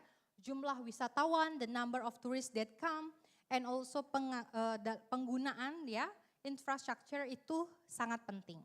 Ya, AI and machine learning will prediction. They have the algorithm that analyze their patterns and predict trends, optimize operation, and generate actions ya, insight from massive data servers. Jadi di sini adalah untuk memprediksi terhadap tren ya, kita bisa mengoptimalkan daripada operasional dan memberikan terhadap rekomendasi. Jadi saya akan presentasi menggunakan two language ya, Indonesia dan English, because if I use 100% English, I believe you will not really understand, correct? Benar? Ya, senyum-senyum yang di depan ya, jadi benar ya. Oke, sambil belajar no problem ya. If you have something question, just ask letters ya.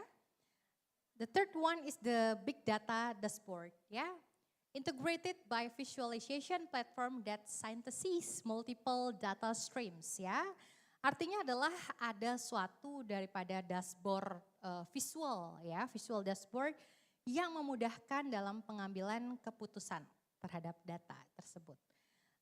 Yang terakhir, yang nomor 4 adalah smart ticketing system ya, reservasi dalam mengukur kapasitas ya. Jadi dynamic reservation platform can manage the capacity ya. If like you remember what I said already, like you want to go somewhere, you can just open your phone and also open your Traveloka to buy some ticket, maybe Klook also to find the like attraction that you want to do with your family, friends ya. And you can change di sana untuk ticketingnya ya, for the smart ticketing system. Next one is next slide. Smart mobility solutions ya. They have real-time visitor flows, route diversification, and best time visit apps ya. The meaning of that is by GPS and mobile data tracking, referral movement patterns ya. Hotspot, jadi ada di situ enable dynamic crowd management interventions, yang berarti pergerakan wisatawan kita dapat amati secara real time ataupun secara langsung. Oke. For the road diversification by intelligence wayfinding apps suggest the alternative paths and later know the attractions ya. Berarti di sini aplikasi kita mampu juga untuk mengarahkan daripada wisatawan ke satu lokasi yang tidak menumpuk. Because we don't want to have the over tourism in the one place. So we need like the application to count their tourists to come on the one place ya. I'm so sorry, Dr. Sita. You only have 4 minutes later. Okay, sure. So for the last is the best time visit apps ya. Dari aplikasi prediksi waktu kunjungan terbaik. Jadi we believe like predictive tools inform that travel, they will give some of the best time to travel ya in the one place ya. Next slide, because we only have 3 minutes more to present. Environmental monitoring technology ya, by water and air quality sensor, hotel energy and water monitoring, and early warning system ya. And advanced environmental monitoring transformed by the conservation from the periodic assessment to continuous ya, detecting threat before they become crisis. Next one. I have the global case study in here ya. Singapore, Mount Fuji, and New Zealand. The third case study ya. Singapore is one of the example of smart tourist destination dashboard. If you travel to Singapore, you can scan everywhere. They have the like smart system in there to platform the integration with the data in the tourism ya. Jadi dia memiliki satu platform terintegrasi terhadap satu pariwisatanya dia. They have the rest of the resource ya. Terus One Fuji, smart quota system, they have a quota. Jadi pembatasan terhadap people come to Mount Fuji gitu. New Zealand, smart road distribution, they have the application in a national application that can promote lesser known destination, use gamification to reward dispersed travel and provides real-time crowding. Next one is the Indonesian case studies. I give me 2 minutes ya, okay. Indonesian case studies. Bali, Borobudur, and Labuan Bajo. Next, Indonesian, this is the global, okay. Indonesian case study, I have 3 here, the example of the pioneer smart sustainability ya. Jadi yang pertama adalah Bali, early smart monitoring ya. Di sini dia mengatakan pilot program in Ubud and Sanur by test visitor tracking system, environmental sensor at secure sites and digital education platform to culture pacification. Jadi sudah adanya di sini percobaan sistem monitoring pengunjung ya ataupun sensor lingkungan di Ubud dan daerah Sanur. Jadi Borobudur ticketing ya based on the time ya berbasis terhadap waktu tentang pembatasan kapasitas ya, jadi because UNESCO site implementing time entry tickets by the capacity of the limit and guide pathways using digital booking platform to balance their access. For the Labuan Bajo is one of the gateway smart conservations ya.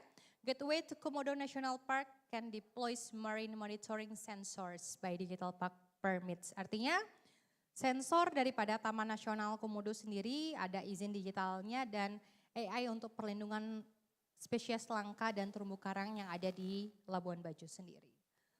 Next, benefit for the stakeholders. Government, community, and environment ya. They have a 3 pillar in here. For the governments, for the decision making ya, real time, faster policy decisions. Real-time evidence replaced by lengthy itu artinya pengambilan keputusan yang cepat karena semuanya based on the data. Data real-time meningkatkan daripada kepercayaan terhadap publik. Communities ya. Communities is the digital platforms give resident direct input to the tourism planning. Jadi adanya untuk kelibatan terhadap masyarakat untuk mereka bersama-sama untuk meningkatkan daripada peluang ekonominya. Dan terakhir adalah environment, konservasi terukur, kerusakan dapat dicegah lebih awal. Itu berarti adalah environment can measure their conservations by precise metrics track ecosystem health improvements. Next, strategic for destination resilience ya. In the strategy, they have 4 green innovation, community-based governments, and digital tourism education. And the last one is the smart infrastructure investment ya. Deploy sensor network, develops apps and digital content that inform the visitors, faster ecosystem where the technology start up, establish participation platform where residents ya. Artinya adalah untuk smart infrastructure investment adalah jaringan sensor daripada konektivitas, dia memiliki data center. Lalu tentang digital tourism education, they have the application ya, dia memiliki aplikasi based on the tourism ya, jadi berdasarkan wisata berkelanjutan. Community based governments yang berarti tata kelola kolaboratif berbasis terhadap masyarakat. Dan terakhir adalah green innovation, collaboration ya with the technology, kolaborasi terhadap teknologi dan basis hijau. For the last slide, for the conclusion, for the last slide, ya.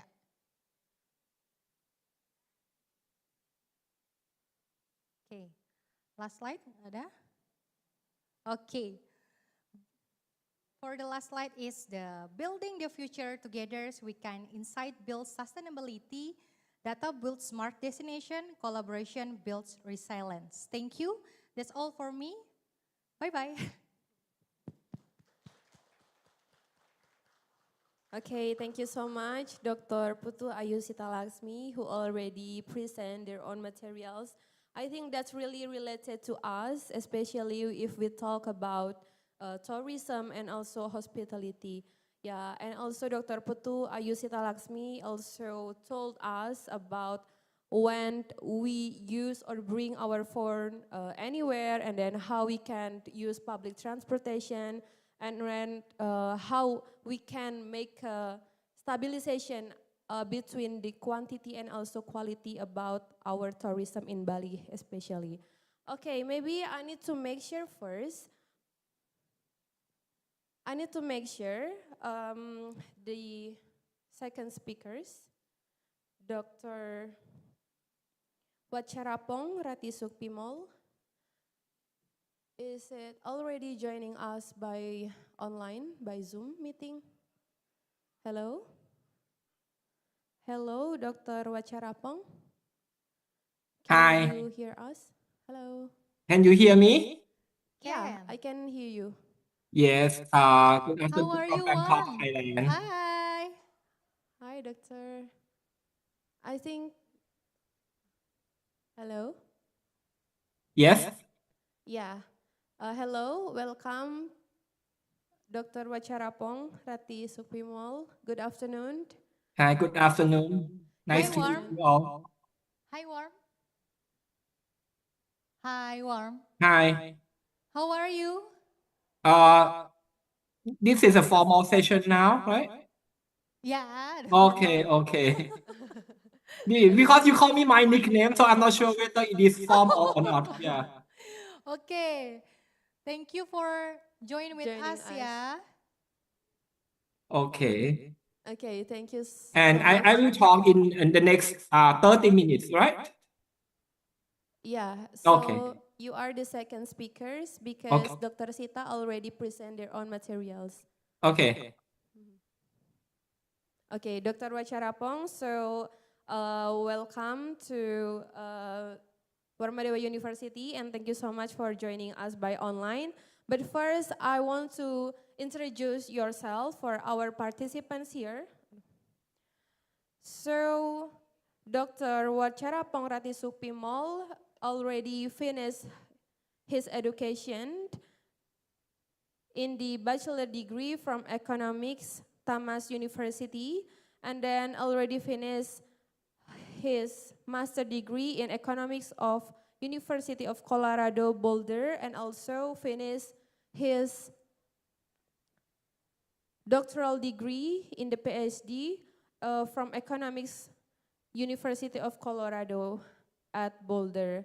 So his academic position also still present until now, also as an assistant professor, Faculty of Economic, Chulalongkorn University, and still present until now.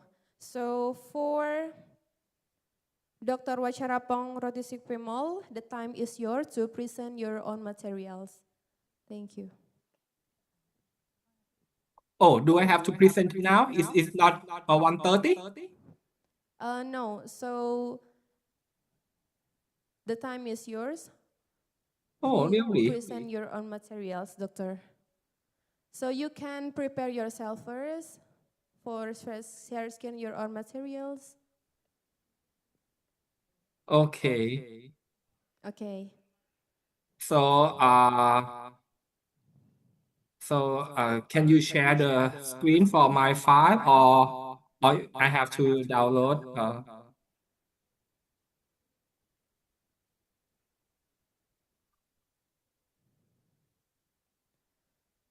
Okay. Maybe you need I our can. help I share the will screen. log in another device, and then I will present. Just a moment.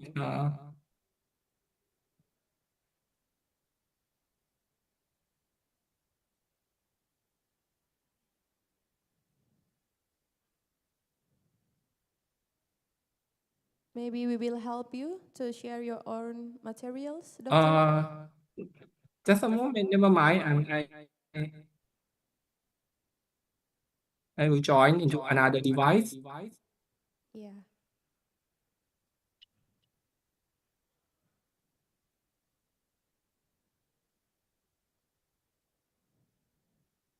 So yeah, we already share your materials. Oh, okay. Okay. So the Okay. time is yours. Okay. Dr. For Wacharapong Ratu Sopimol. Thank you. Okay, good afternoon from Bangkok, participants. Okay, so it is my great pleasure to get invited to have this opportunity to give a talk, which is related to my working paper. Okay, so the topic that I would like to talk this afternoon is sustainability as a differentiation strategy, the market structure and consumer behavior in the green economy. Okay, and as the moderator introduces me, my name is Vacharapong Ratisukimo. I am currently an assistant professor working at the Faculty of Economics, Chulalongkorn University, Bangkok, Thailand. Okay. And the next, please. The next is here is the outline of my talk. Can you move to the next slide for me? Okay. Yep, thank you. So this is the outline of my talk, introduction, background motivation, and the theoretical framework that I use in this paper, implications for market structure, behavioral extension, policy, strategic extension, and conclusions. Okay. Next, please. Okay. Let me give you a brief overview of my talk today. The overview of my talk has three main points. Okay. The first one, right, is about the sustainability is a transformation engine. Why? Because right now, sustainability, right, is a word that we use often in many countries. It drives long-term competitiveness and shaping how economies evolve in the new global landscape. Okay. And the next topic, the next point that I would like to talk is about the role of consumer behavior as well as the market structure. Right? We will see how consumption side or consumer side or the demand side, how shifting preferences of the people, right, and the competitive dynamics, right, determine the firm's incentive to invest in sustainability issue. And then the third point that I would like to talk is the key insights from an economic model, which is coming from economic perspective. So I developed a simple model, but insightful and powerful model, theoretical framework to explain when and why many firms chooses greener strategies in doing their business. Okay, next, the motivation. Okay, right now, why many business firms try to motivate, try to drive sustainability in their business now? Because it is a current trend. Now the world, right, has a global shift from the growth driven to sustainability driven economies. For example, the growth driven, for example, like many countries, right? They try to push, right, economic growth, right? The GDP growth, right? By how many percent, as well as the private firms or the business firms, right? They try to grow, like what is the percent of the profit, percent of the sale, percent of the revenue. This is the old trend. The new trend is we are moving to sustainability driven economy. Why? Because of the environmental problem is getting more serious. Okay? For example, like the climate risk, right? More serious natural disaster, global warming, right? Resource depletion, right? Carbon dioxide emission. Okay, not only environmental problem that we face in the world, we also have social problem as well, like social inequality. There is a huge gap between the rich people and the poor people. Okay, and next, markets, right, of the good are transforming. Okay. Now market, right, are transforming across industry, okay, and across country as well, but at different speeds. For example, some business, right, they are moving fast to get green. For example, like EV, electric vehicles, organic food, right? They are moving, right, to be more sustainable pretty fast. However, some business, right, moving to sustainability pretty slow. For example, like fast fashion, right? People change buy the new clothes like every season, every quarter, okay? Or the single-use plastic, yeah? And not only across industry that I'm talking, but about different countries, right? Different countries have different speed moving to green economy as well. For example, like Japan or EU, European Unions, right? They are ready, right, to move, right, to high or green economy, but some developing or undeveloped country are not ready, right, to go green. It could be the reason like institutional issues or political issues in their own country. Okay, that's why, right, I have some interesting key questions. Why do some business firms go green faster than others? Why do consumers say they care, right, but they don't want to pay? For example, like some of you, most of you, right? Everyone loves the world, but right, they don't want to pay. Okay?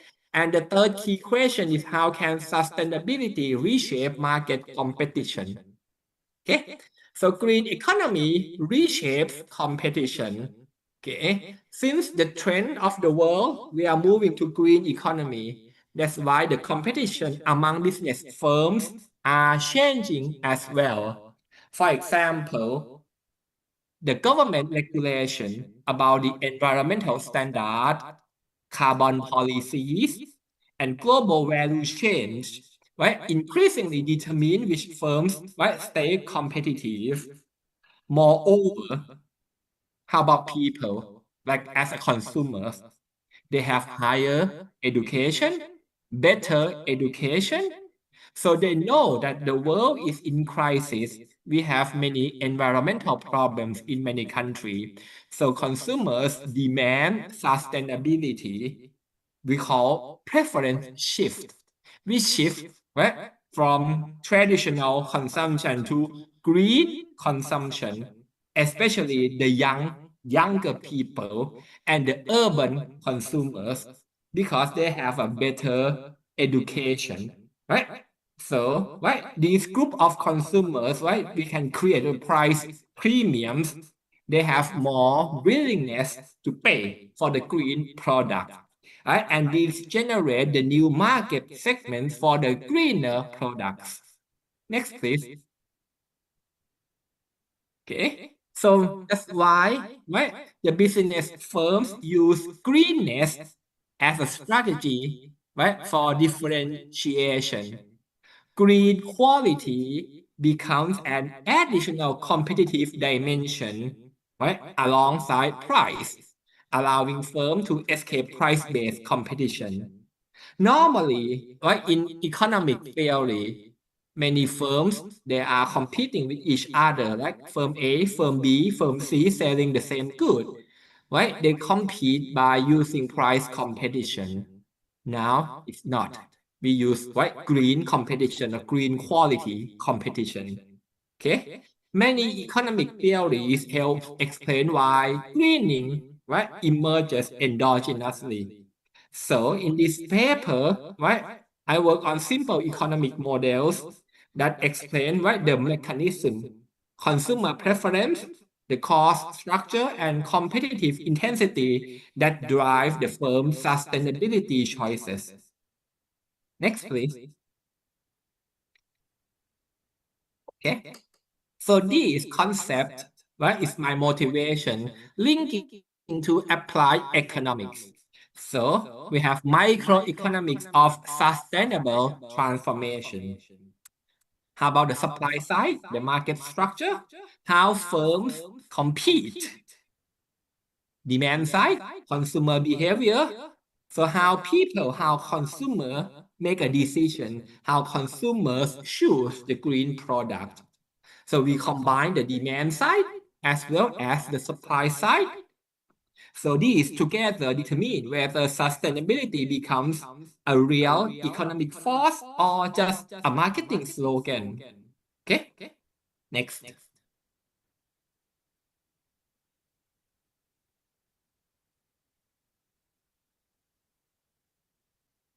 Next, please. Okay. So the central idea, right, of this talk is I use the word sustainability as a differentiation strategy.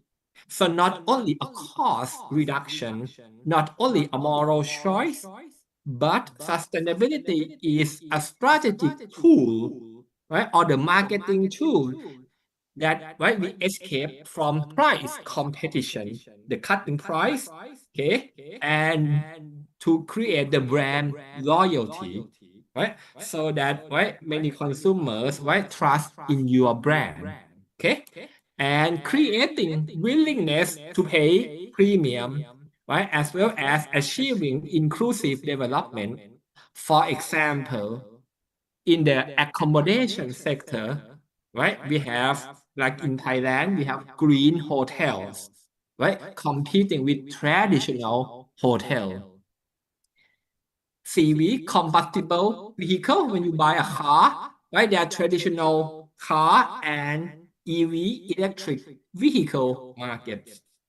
Organic food, right? Or unorganic food, right? Or fair trade food. Eco-tourism, right? As well as low carbon businesses. Okay. So these are real world examples. Okay. Okay. And the first section of my talk is, right, this is a little bit technical. This is how I set up the model. This is more technical in mathematical economics. So I set up the simple model. Suppose that there are two firms, the first firm and the second firm competing, right, in price and greenness. Two firms producing the same good, okay, and the firm chooses price and environmental quality. On the other hand, how about the demand side? I construct the utility function of the consumers. So utility of consumers, right, depend on the price, right, and the environmental quality. Okay, and I have don't move too fast. Sorry. Could you please go back to the previous slide? Okay, next, please. Okay.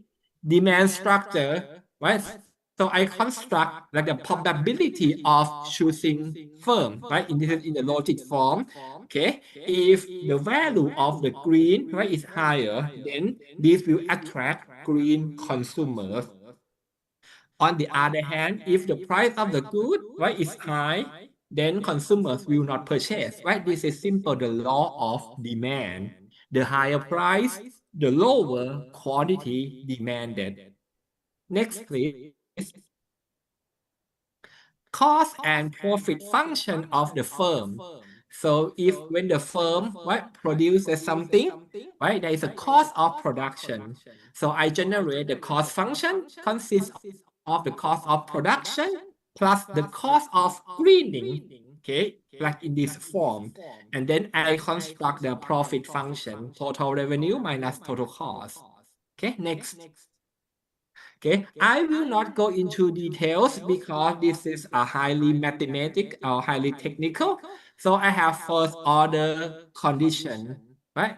And here is the interpretation, right? Non-technical interpretation. So the firms invest in greenness, right? If the benefit from the demand side is higher than the cost. And the greenness goes up if, right, when consumers care more and when the cost of greening falls. Okay? And greenness, right, will occur, right, when competition, right, intensifies. So if the firm differentiate more, right, the greenness, right, will rise. Okay? Next, please. Okay, let me deep dive into the model a little bit. Okay, this is how I saw like Nash equilibrium or symmetric equilibrium. Okay, again, white greenness goes up when consumer care more. Greenness falls if the cost of greening is high because it's not worthwhile of the firm, right, to be right in greener right investment. Okay, and competition right pushes differentiation. This is important, right? The firms use greenness to avoid price wars or price competition. Many firms, right, when they fight with each other, they don't fight on the price reduction, but they fight on differentiation on sustainability issue. So this helps explain the real world pattern in green product markets. Okay. And if I further analyze this model, next please. Okay. So what shifts equilibrium? Next please. Okay. So if consumers care more about environment or more conscious right, on environment, so the equilibrium value of greening right goes up. Green technology, right? If the cost of making green technology is cheaper, so the value of G goes up. And the regulation, the government regulation also matters. Regulation increases transparency, so the value of G also go up. And if the competition is stronger, right, more serious or stronger competition, so greenness, right, become a key differentiator. So this is the first section, right, which is about the theoretical model that I am working on right now on my working paper. Okay, next.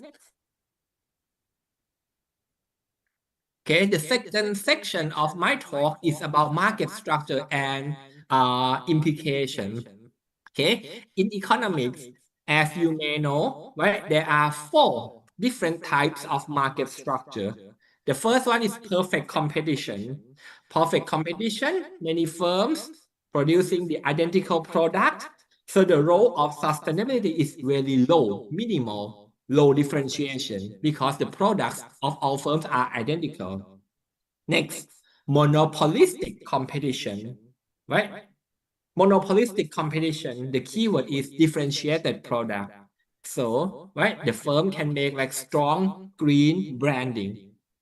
How about oligopoly? Oligopoly means only few firms producing the same good. So it could be like a green arms race possible. And the last one, monopoly. Monopoly means there is only one single firm producing the good.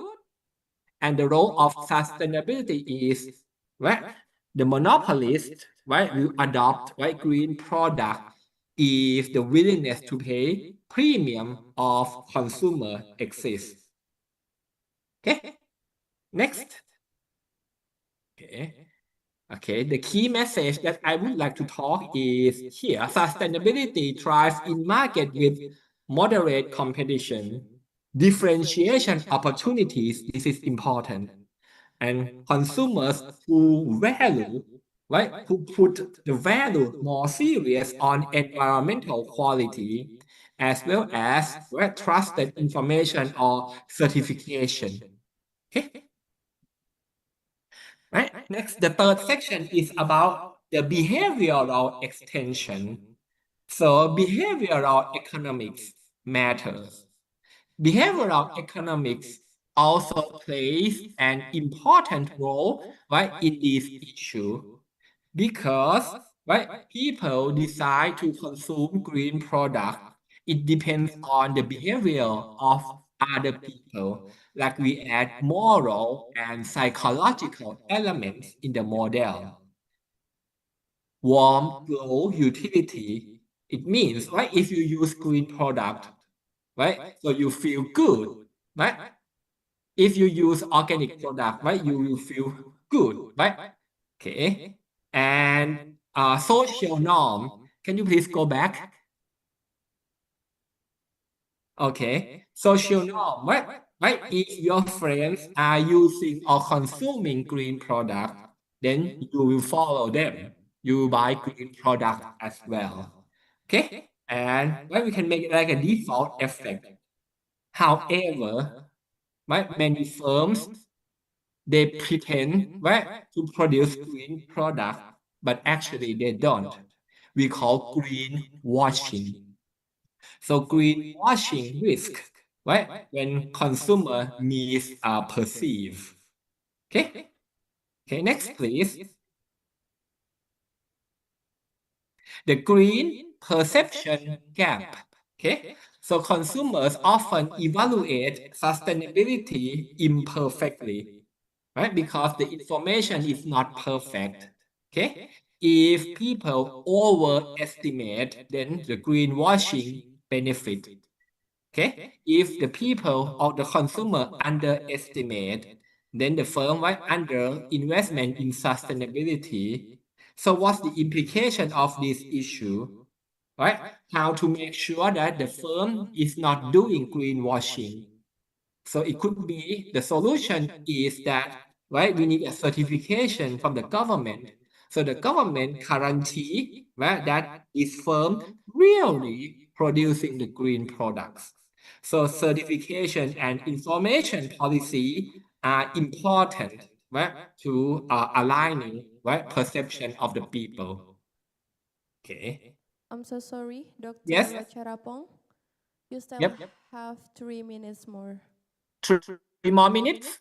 Yes, 3 Okay, minutes. good. Yeah. Pretty fast. Okay, next, please. Okay. The green consumer paradox. Okay. So people say they care, right? But actually, do they pay? Right? So I would say willingness to pay, right? If people say they are willing to pay, but in reality, they, right, may not, right, be willing to pay. Okay. And next, please. Next, please. Okay, I'll go. Okay, risk and pitfall of green differentiation, like greenwashing risk. Okay, this is what I talked earlier, and information asymmetry, because people, right, do not know everything, right, about the product of the firm. Okay, next, please. Okay. Yep, green differentiation, right? If the fixed cost of green is too high, then the firm will not invest, as well as demand uncertainty. Okay, next, please. Okay, the last section is policy recommendation. So for government, right, is, right, try to support the firms in order to reduce the cost of greening, as well as promoting consumer awareness. Next, please.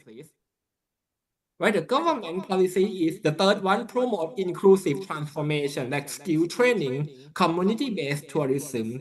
And the last one, right, enforce like accountability in high externality sector. How about challenges in Asian country? Okay, because Asian will have many members, diverse economic development level, different priorities. So we have a problem like inconsistent national eco-label standard, okay, limited cross-border data sharing, political economy constraint, and lack of unified carbon market in ASEAN. Next. So here are my proposal, right? How to make Asian more sustainable. Number one, right, Asian could set a standard that consider harmonizing eco-label and green certification in ASEAN level. Next, please. How about finance? ASEAN could establish like the green fund, the money, right, so that the firm, right, in member ASEAN can borrow to support, right, green technology. Okay. Next, knowledge sharing and information. Next, please. Okay, ASEAN can create a regional platform for knowledge sharing, help a smaller country like CLMV to catch up and right, train them. Okay, next please. Okay, and here are some ASEAN successful story like green hotel standard. For example, like in Thailand, we have a certification, right? Which hotel is green, right? So we get the certification from the government, as well as ASEAN Sustainable Tourism Award (ASTA). We give award to community-based tourism. Okay, next please. How about private sector's strategy? So the firm, right, should do is use sustainability as core differentiation, not just CSR, not just marketing, not greenwashing. Okay, try to make a connection with the local partnerships. Integrate So sorry, ESG into Dr. governance and financial planning. Okay, next please. Hello, Okay. sorry. Yep. Dr. Wacharapong, the time is up. Oh, so Okay, sorry. okay. Okay. Can you please go to the very last slide? Okay, please. Okay. Okay. The conclusion. Okay. This is the conclusion that sustainability in ASEAN, where we need to improve. Okay. Next, please. Okay, here is the future research in ASEAN context. Like it would be great if someone right here to do the research right in this following issue, like how asset integration affect the green market size, the cross-border or tourism base in ASEAN country, and like modeling supply chain networks in ASEAN. Okay, next. Okay, that's all for my talk. Thank you for your attention. And I guess everyone has this file, right? You can download and read by yourself later. It's not difficult to follow. So thank you so much. Thank you. Thank you so much, Dr. Wacharapong, for your great explanation and also very insightful materials.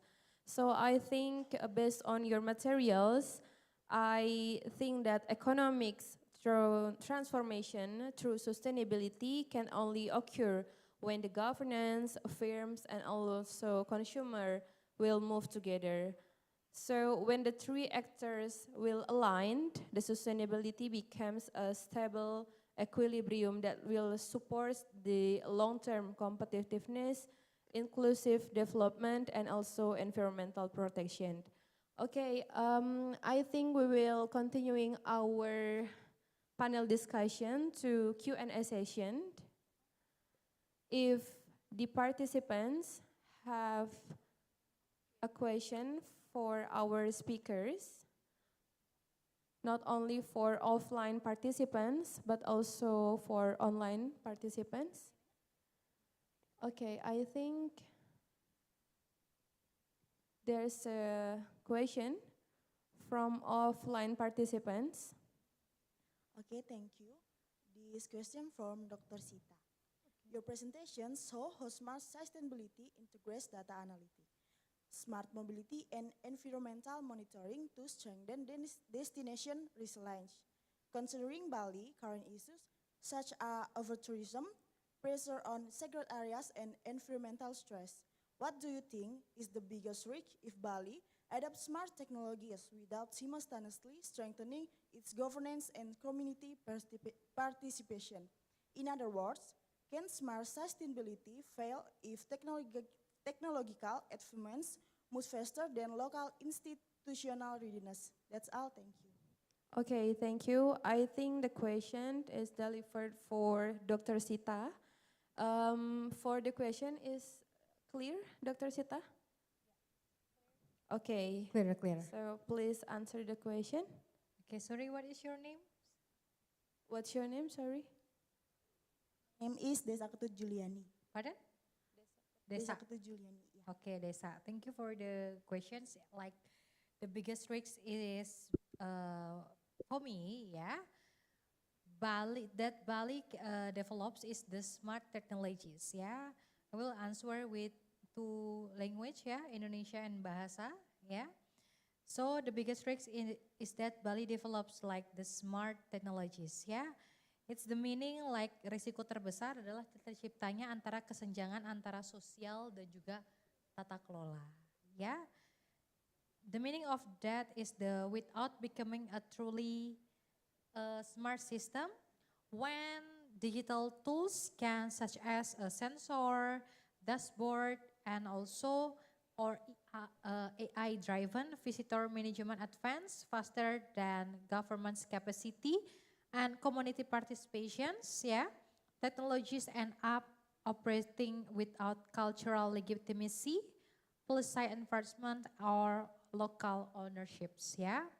Jadi maksudnya adalah di mana berbagai sistem pintar ya, smart system ya, seperti sensor terhadap lingkungan, dashboard data, ataupun manajemen wisata berbasis dengan AI berjalan lebih cepat daripada kesiapan daripada institusi dan keterlibatan masyarakat Bali sendiri. Dan ketika teknologi itu berkembang tanpa dukungan dari pemerintah pastinya yang kuat dan partisipasi terhadap komunitas, maka sistem tersebut akan bekerja tanpa legitimasi budaya, tanpa pengawasan yang efektif dan tanpa kepemikiran lokal. So in this situational, the smart system might collect data but fail to translate it into meaningful actions. Worse, they can direct tourists into the sensitive cultural zones, intensive pressure or secret sites, or distribute the over-tourism into the new unpaired areas. This creates a paradox, like technology meant to protect Bali instead of the accelerated environmental stress and culture action. Maksudnya adalah dalam kondisi seperti ini, teknologi mungkin mampu ya mengumpulkan data-data yang ada, tetapi gagal dalam menerjemahkan sesuatu hal kebijakan ataupun tindakan nyata ya. Jadi hanya data saja. Lebih jauh lagi, sistem daripada digital justru bisa mendorong wisatawan sendiri ke area yang sensitif, seperti misalnya meningkatkan tekanan pada kawasan suci atau menyebarkan daripada overtourism yang ada di desa-desa sendiri yang belum siap, dan akibatnya akan terjadi yaitu teknologi yang seharusnya melindungi Bali malah mempercepat kerusakan ekologis dan erosi budaya. Terus terakhir adalah, is that the smart sustainability? Ya, for me the answer is yes. The smart sustainability can fail if institutional red list lag behind technological innovation without a strong governance and the clear enforcements and active involvement of desa adat and also local communities. Digital solution become the superficial or can be impressive to the papers but ineffective in the practice.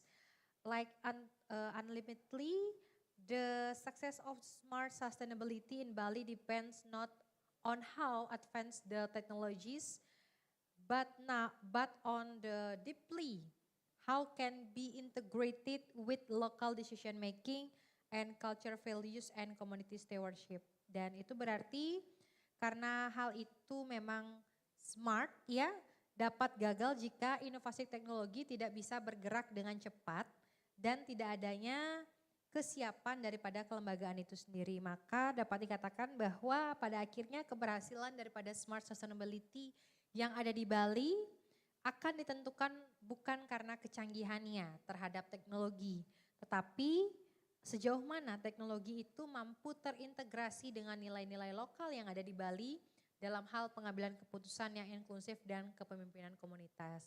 It's clear?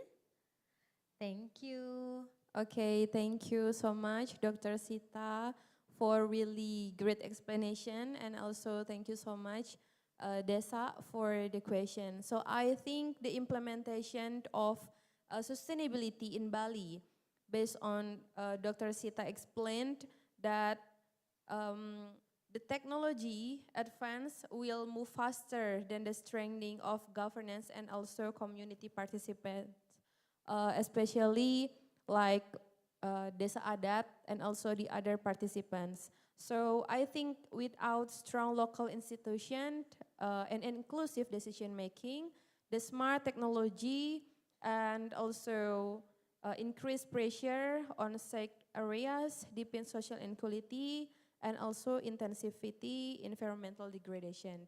Okay, thank you so much. Maybe is there any question for the other participants? Okay, so for the offline participants, please ask your question. I have a question to Dr. Wacharapong. Okay.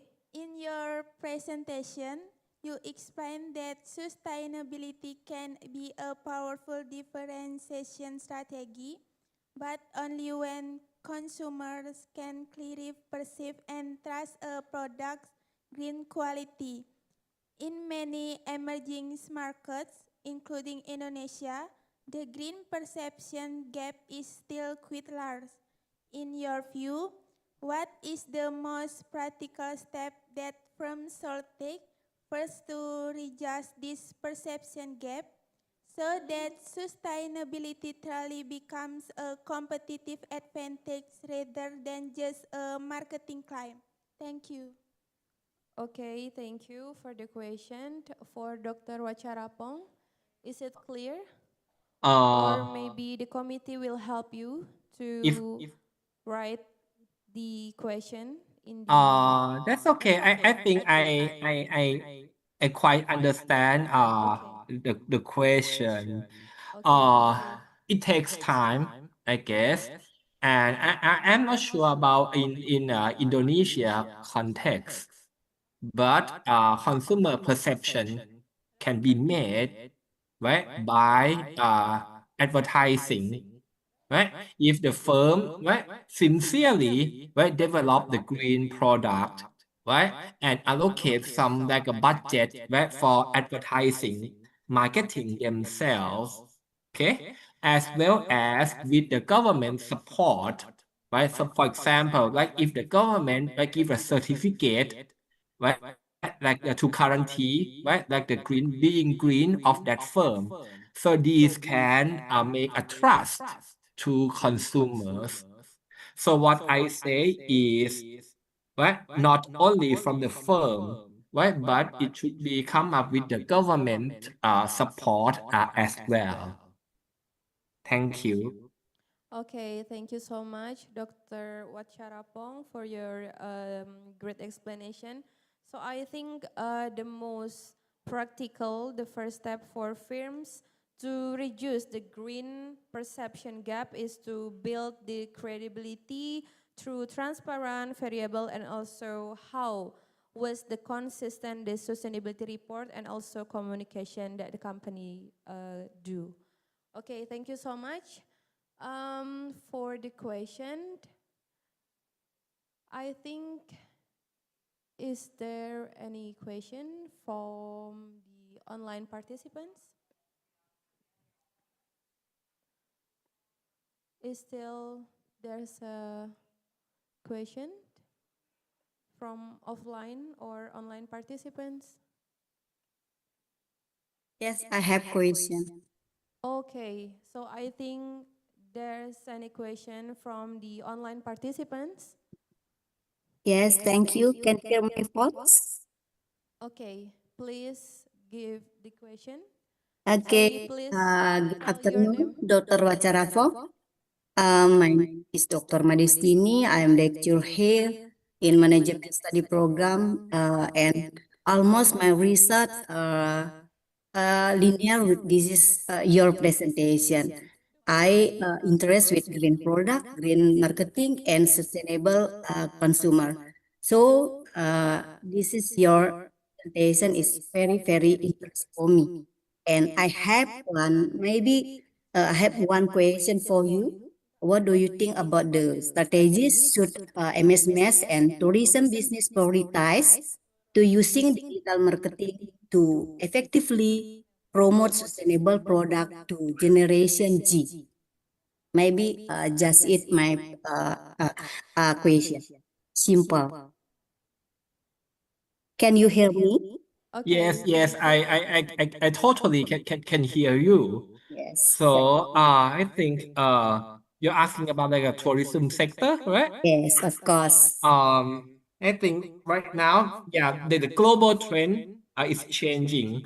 So green tourism or eco tourism is getting more popular, right? Especially in my home country. I think yeah, the sincerity of the entrepreneur or the business owner, like the hotel owner, right? This is also matters. Plus, right? Right now, I think everyone has an access to social media, like many channels, many platforms. Yeah, we can use like social media, several channels, right? For the firm, right? To promote how green of their firm is. I think this could help. Okay. And what's next question again, please? I think Dr. Setini, your speaker is still mute.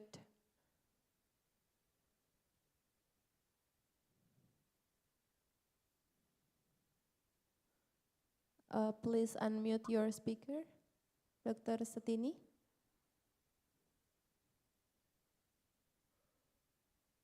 And I think another key issue is about the greenwashing, right? Greenwashing, this is the word that, right, the firms, right, pretend to be green, but actually they don't. Yeah, this is one way that, right, I mean, social media is useful, but sometimes social media can punish the firm who did the greenwashing as well. Yeah.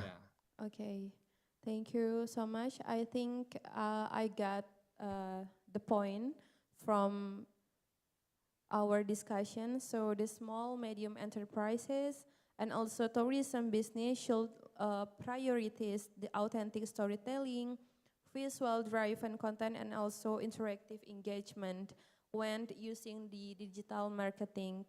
Uh, so to promote the sustainable products to Gen Z especially, or Generation Z.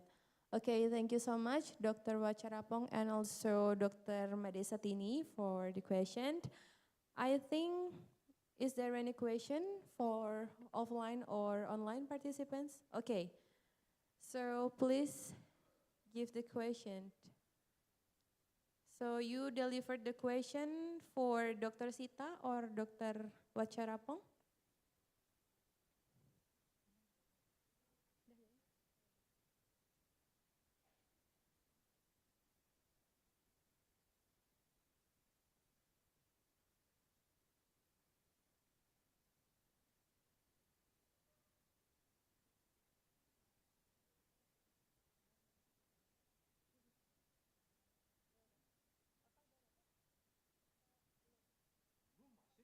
Cek, cek.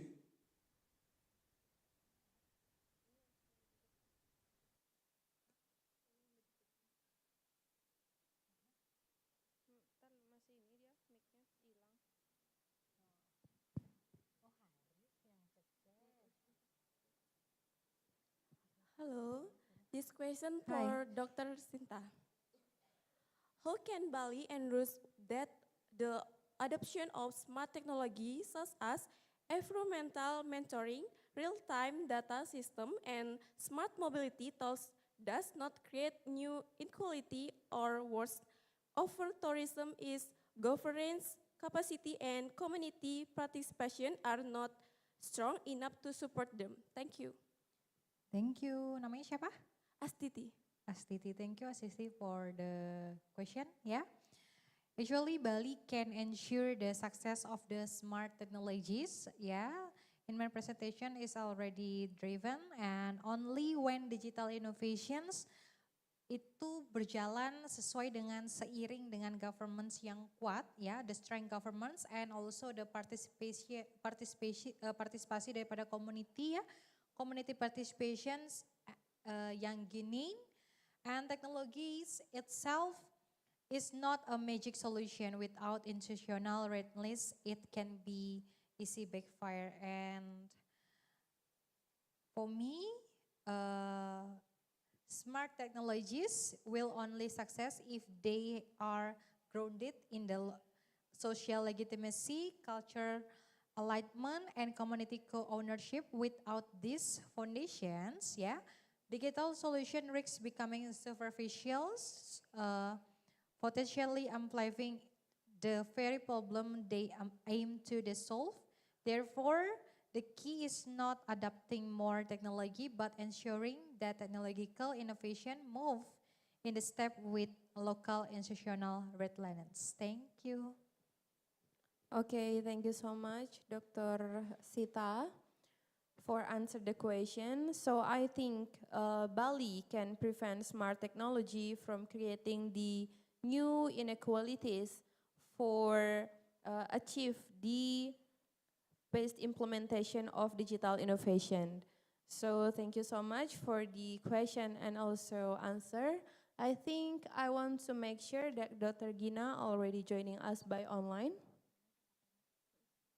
Hello, Dr. Gina. Hi, Dr. Gina. Hi, good afternoon. Good Hello, afternoon. good afternoon. Doctor, thank you so much. Thank you so much for joining us by online, Dr. Gina. Thank you so much. And Finally, doctor, we really like confused because it's very hard to get you today. I'm so sorry. I think you are busy in Philippines, right? Yes, because this is our last week of the semester. So we'll be having our wrapping up with all the concerns with our classes. Sure, but I wanted to say thank you to Of join course. in Warmadewa International Conference of Economic. Hopefully, you can deliver the materials, the new insight to my student, and see you soon on next month in Bali. Yeah. Yeah, okay. Okay, thank you so much, Dr. Gina B. Alcoriza, Chigi SP from University of the Philippines, Diliman, Quezon Quezon, Philippines. So please let me introduce yourself first, Dr. Gina. So Dr. Gina is an assistant professor at the Asian Institute of Tourism, University of the Philippines, Diliman. She also already certified guest service professional by the American Hotel and also Lodging Institute and an event management national certificate. She also a speaker and also guest lecturer on tourism, hospitality and business topics and also a researcher on the areas of community-based tourism, event management, destination management, sustainable and resilience, tourism planning and development, and also she served a journal, peer review of several international journal, editorial board member, book editor, and also author. So for Dr. Gina B. Alcoriza, please share your materials and start your presentation. Thank you. Okay, thank you so much for the kind introduction. Okay. So I actually sent my material to the secretariat. So do I need to present on my end? Is it okay? Okay, is it okay, Dr. Gina? Yeah, if I can present my material here. Okay, so Like this. let me see. Okay. Yeah. We Is this already okay? sent your materials. We Yeah, the already same sent. material. Okay. So please start your presentation. Okay, thank you so much. And I'm happy to be back in Universitas Warmadewa, but now it's virtual. Okay, so I hope next time I will be visiting you again. Uh, of course, with Dr. Ayesita as my friend to face or in person. Okay, so for today, I'm happy to be with you my dear students and faculty members, the administrators of the university, to share with you and, of course, wish you of congratulations for having this international conference.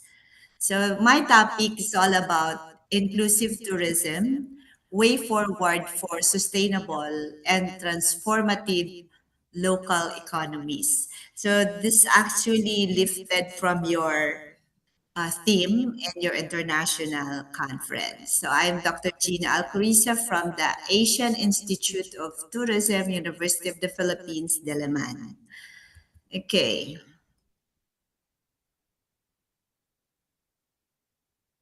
So here are some points of for our discussion for this afternoon. Number one, of course, concepts of inclusive tourism. So we'll be discussing all about what is inclusive tourism, and then our strategies on how to uh, implement the sustainable and transformative local economies. Okay. So, just to give you a little background, tourism is an act of traveling to and staying in places outside one's usual environment for personal or business purposes, typically for leisure, but also for other reasons. Okay, I know, and we all know, Bali is one of the top tourist destinations in Southeast Asia and, of course, the world. It's known for nature and beach culture. Okay, so actually, I'm one of the very much interested to visit and revisit Bali, Indonesia. Okay, so tourism is really living, or it's really happening in your area in Bali. So definitely you can understand our discussion for this afternoon. So I just want to share with you the tourism system.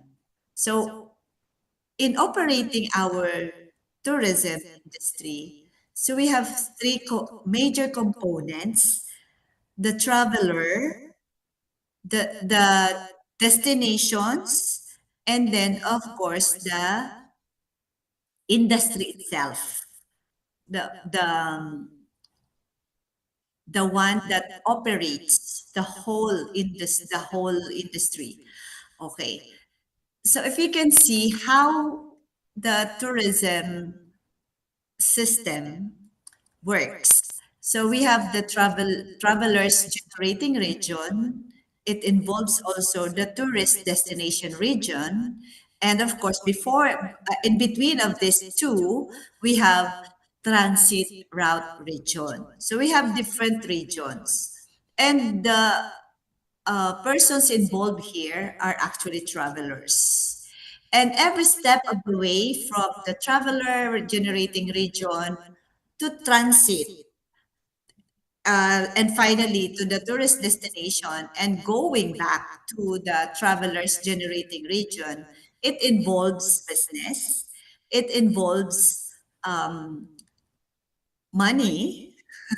Okay, it involves income to the local communities, to the businesses involved. Okay, so I think you are familiar of the different businesses that involves in the tourism system, like hotels, tour operators, travel agencies, restaurants, okay, and attractions and other related businesses. So the tourism industry is one of the most dynamic landscape. That's primarily because it consists several unique sectors. Each one of these sectors goes through comprehensive changes and is subject to many factors.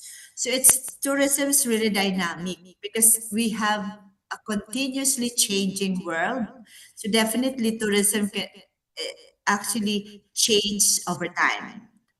Okay, so it involves significant sectors like transportation, accommodation, food and beverage, travel agency, tour operator, and attraction. So those are the major sectors that involve tourism. But beyond them, they have also support industries or sectors like banking, um, cinemas for attraction.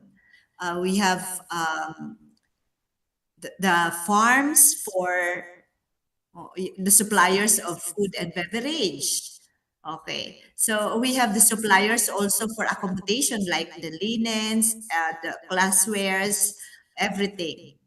And we have in transportation, we need the fuel industry, a lot of businesses involved in the tourism industry since we have varied and more sectors involved. Okay, so let's go with transportation. In transportation, we have three subsectors that actually represents the three modes of transportation: air travel, land transpo or land travel, maritime travel. So we have three modes of transpo. So this involves significant contribution in the mobility of our people from one place to another. So say for example, as from the Philippines, it's really easy to visit Bali because of the air travel availability. Okay, so we have different choices of flights here directly to Bali, Indonesia, and it takes only 4 hours from Manila. Okay. So in the for the three sectors, car transportation or the land transportation dominates the journey of people from one place to another. And then the second largest share is of 57% is air travel. And of course, to complete the sectors, we have the maritime travel or cruise tourism with 10%. Accommodation, when we say accommodation, it's the general term that actually explains hotels, resorts, hostel, or Airbnb nowadays. Okay, so in every destination, there are different types or categories of accommodations for choices of the guests visiting that particular destination. Okay, so as we can see in 2022, this is an after pandemic, right? After pandemic, hotel occupancy rates, 48% in Asia Pacific, 64% for America, 62% for Europe, and then 49% for Middle East and Africa. Okay, so it's a really good indicator that because of tourism, we have accommodation business and it grows day by day. So another thing, another important sector is of course food and beverage. So if you can see in your surroundings, we have lots of food and beverage that includes dining establishments where tourists can experience local culinary traditions and cuisine. Okay. So here in the data, to total restaurant industry sales.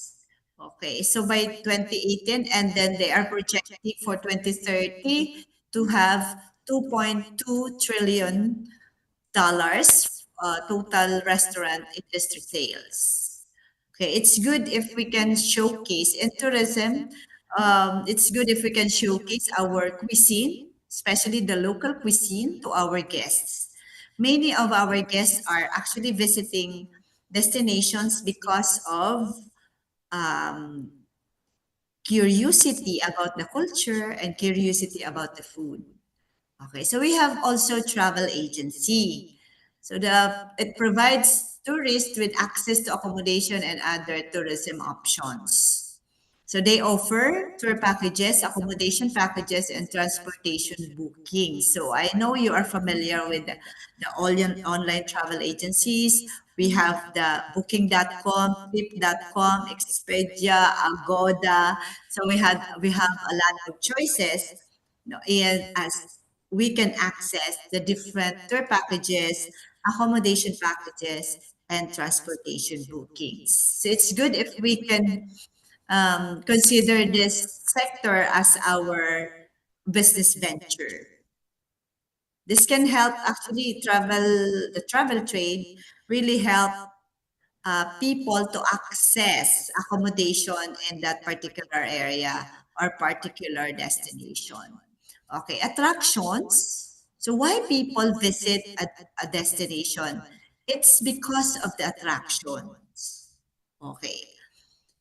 Its primary role is to attract tourists to a particular destination. Okay. Um, in 2022, the most popular tourist destinations, 200 million visitors worldwide for the theme park and 57 million for museum. Okay. So ano ba yung, what may be the economic impact of attractions? It supports job, no, in the vicinity, especially for the locals.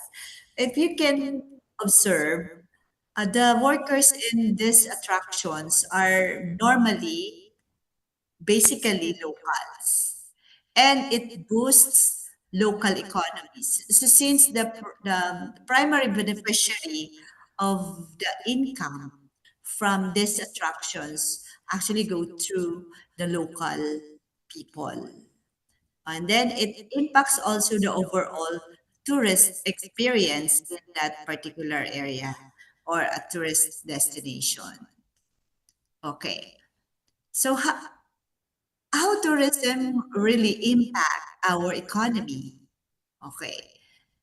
So we have here the demand, supply, and we have the assets.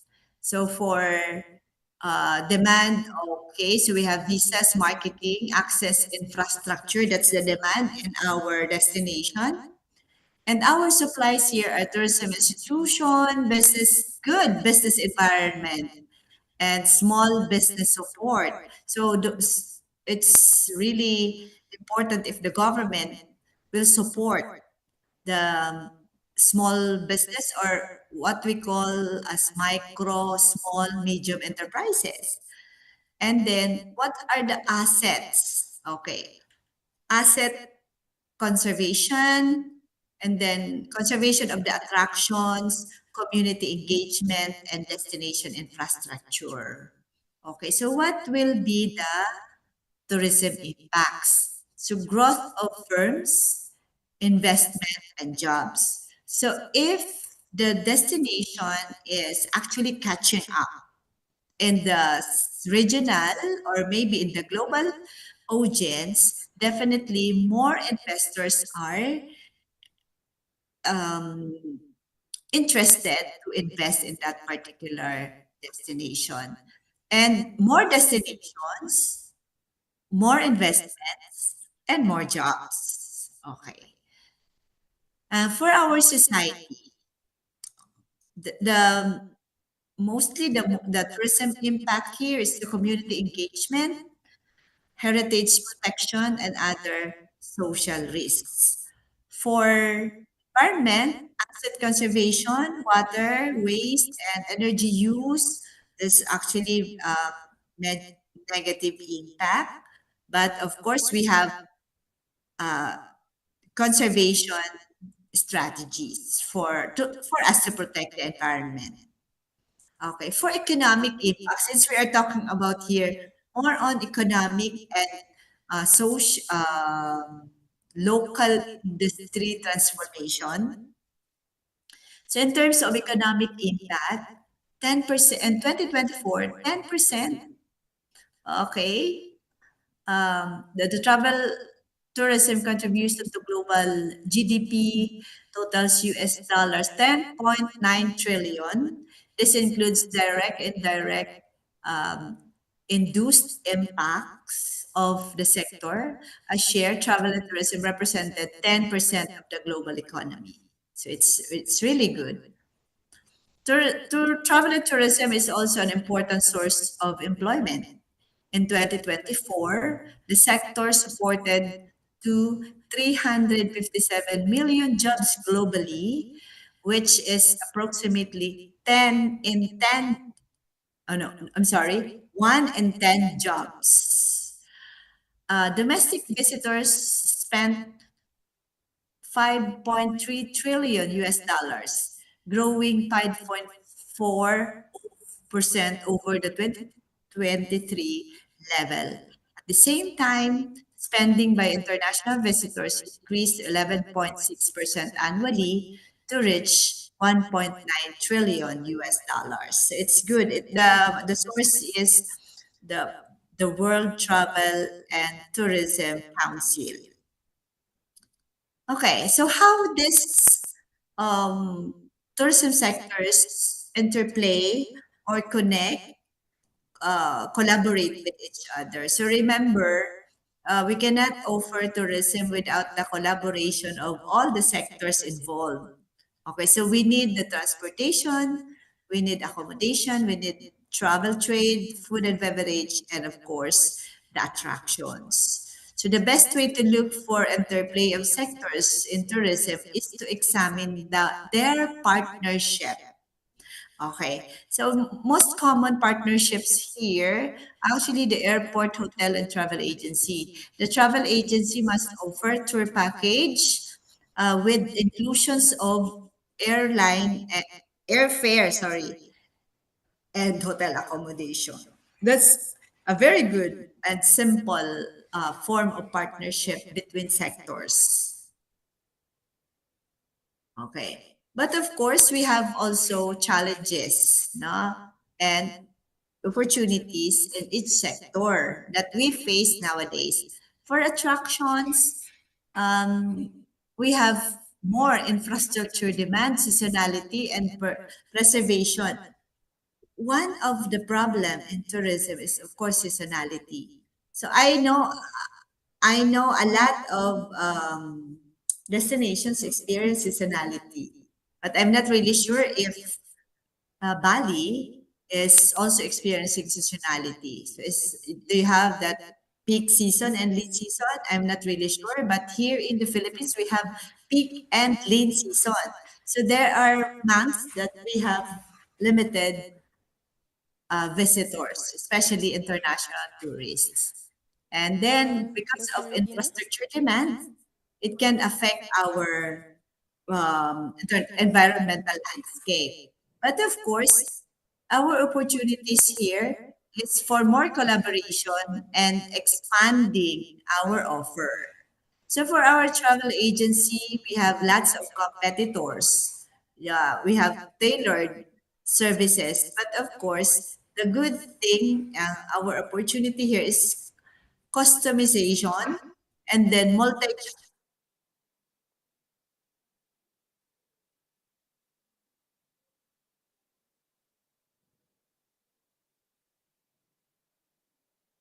Hello, Dr. Gina. Yes? Sorry, you only have 5 minutes more for Okay, present okay. your materials. Thank you.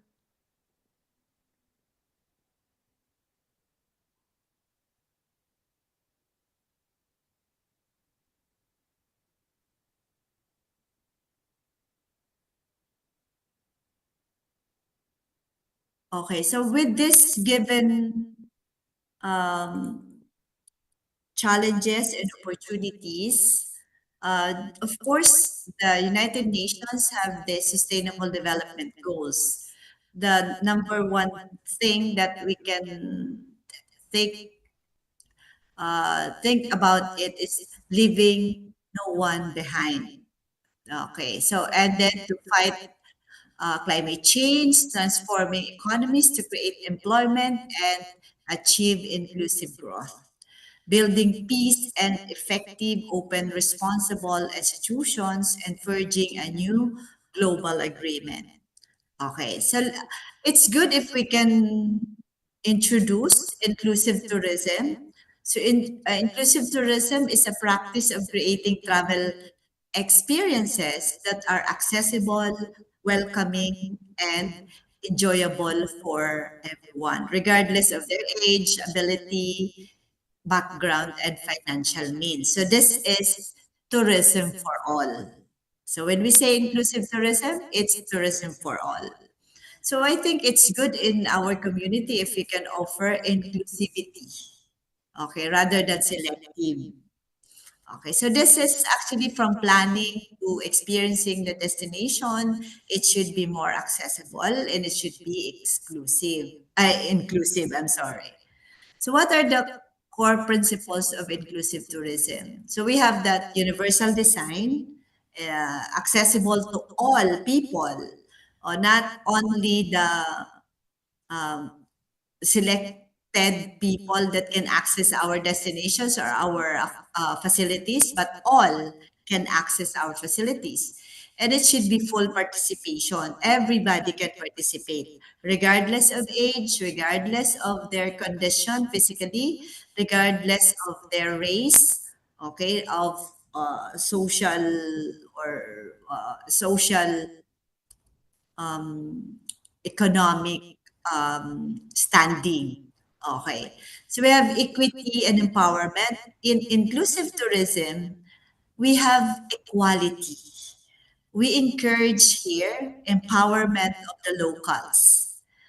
Another thing, accessible information and communication. All communication are open.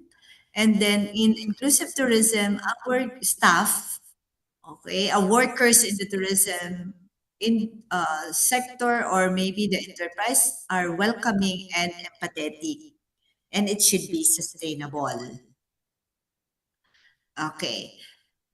Um, this is actually the good idea. Tourism experience and perspective for persons with disabilities or differently abled for us to offer tourism for all. The benefits, reduction in carbon emission, preservation of natural resources, promotion of biodiversity, support for sustainable agriculture, and of course, encouragement of environmental education. So when we are going to implement inclusive tourism, we can experience these benefits. So what we can do is to understand inclusive tourism ventures, create accessible infrastructure. I'm not sure if you're familiar with the infrastructure created for inclusive tourism, offering specialized services for differently abled people or tourists, promoting cultural sensitivity and awareness, and encouraging collaboration and partnership to all sectors. Okay. What we can do, promote local culture and community engagement, ensure accessibility for all. As I can say, as I said a while ago, tourism must be for all, no discrimination at all. And three, supporting local economies and small businesses, minimizing environmental impact. Okay, so as stakeholders, all stakeholders, the tourists, the business operators or managers, the government, we are all stakeholders. So definitely it's our task to take action.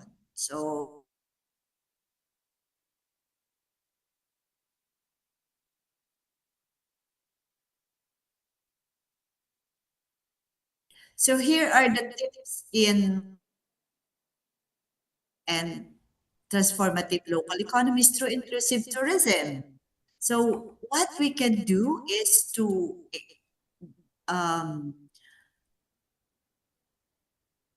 determine the different key players in the inclusive tourism, and then determine their responsibilities and duties and roles.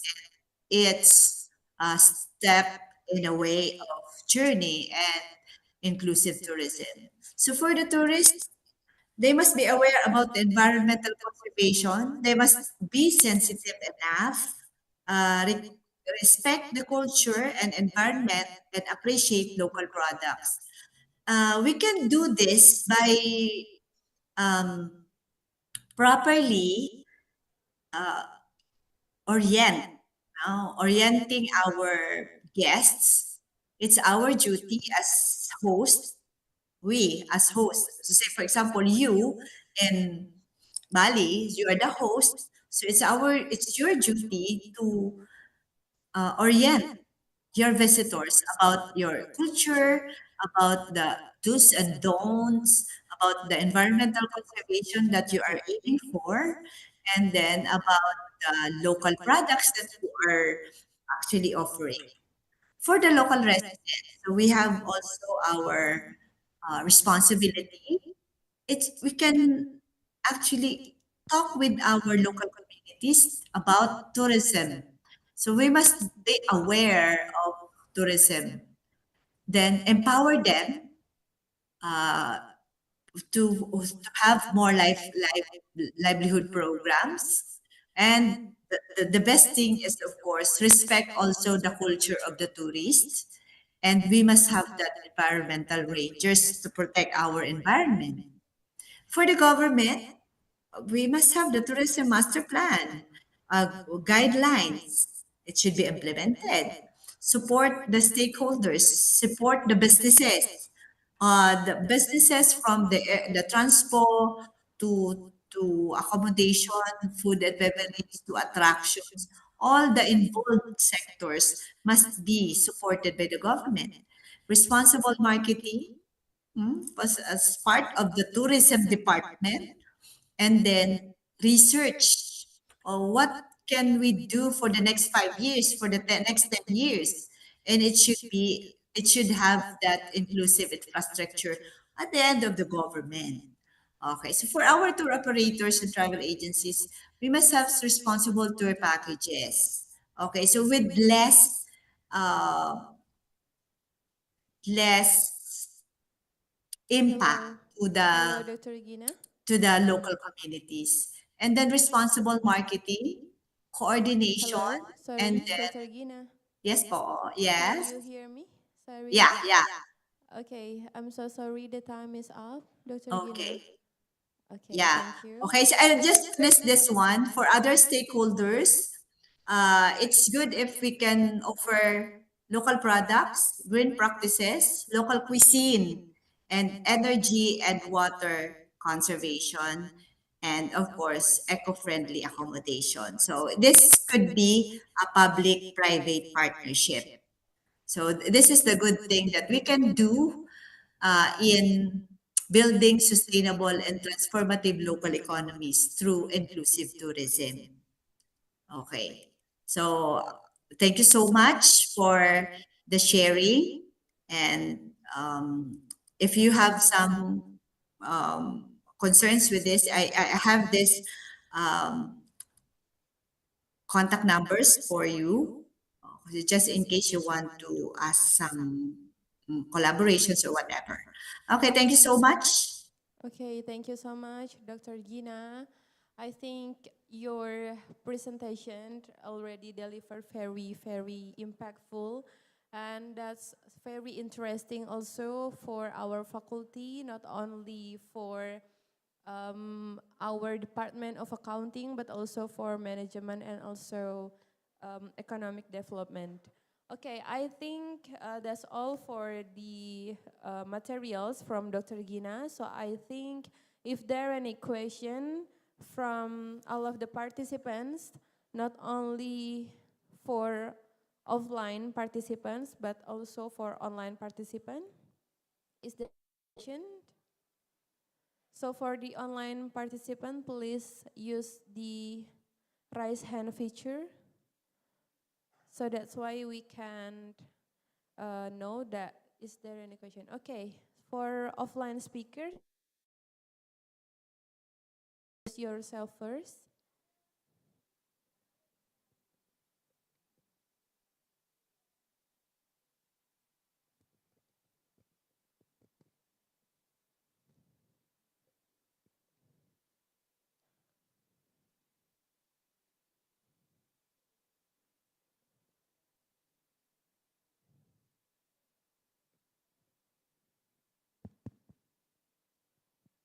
Check. My name is Dia. Uh, in your presentation, you highlighted that inclusive tourism means creating travel experience that are accessible and welcoming for everyone, including people with disabilities.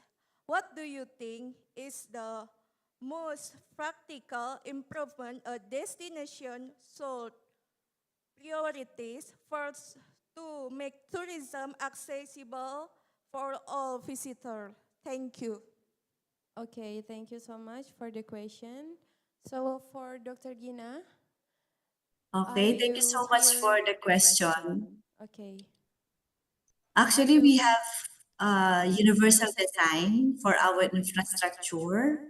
So say, for example, we have to offer a ramp rather than having stairs so that the physically impaired guest can actually use the ramp or lift elevator with the braille and with the handrail available inside the elevator so that they can actually manage themselves in navigating everything within the facility.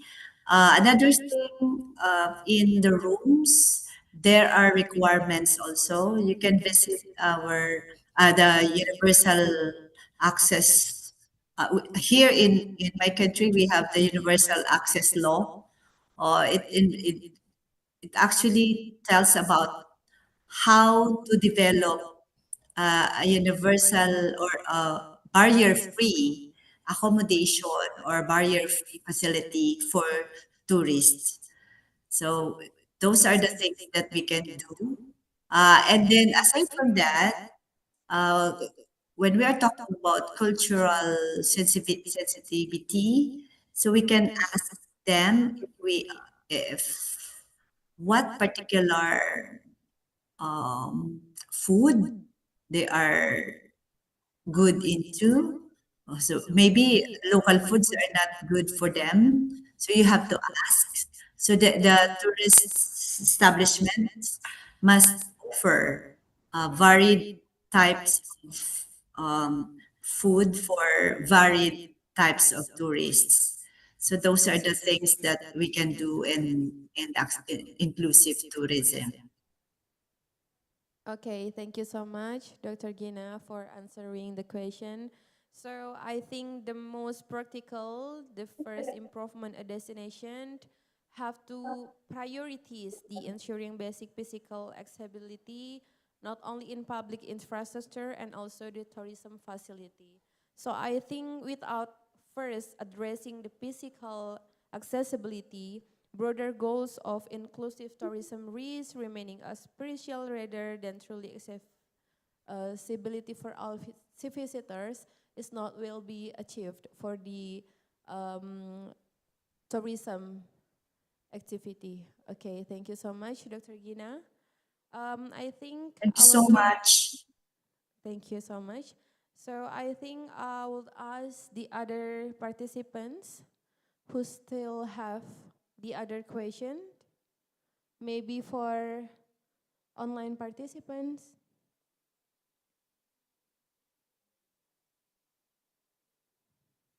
Is still there's a question?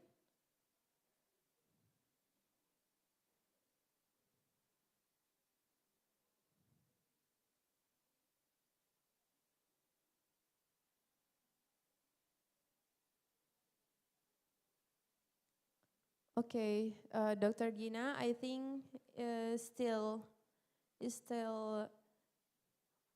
there one question more for you. Check. Hello, my name is Dini. Yes, ma'am? Yeah, is there first any the other question for you, Dr. Gina?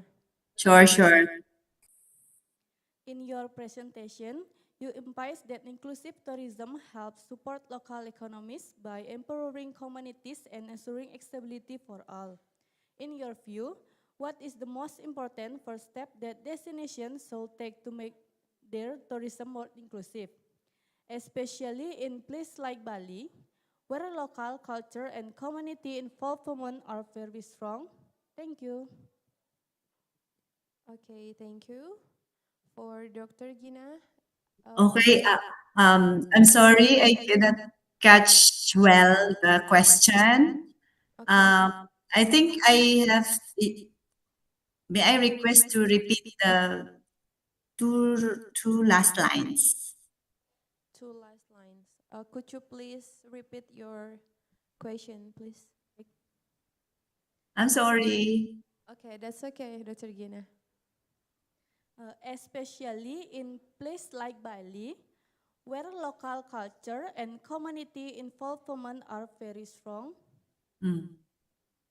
Okay, so the implementation of inclusive tourism. Yes. Okay, okay. So tourism is really strong in Bali, right? Okay. So you are offering lots of varied activities, varied accommodation available in the area. You have more attractions there. So how can maximize maybe the income? What I can understand is the income for the locals, the impact for the local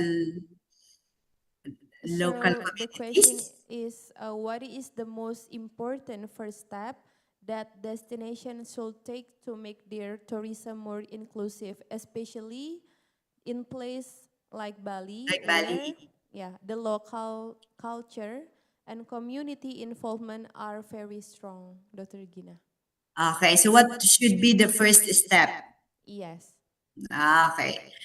So what the tourism industry can do is to form a plan, a very extensive plan to how to offer the inclusive tourism together with the objectives, the strategies, and then they have to orient all the involved sectors, and then for the maybe they can call for the improvement of facilities. They have to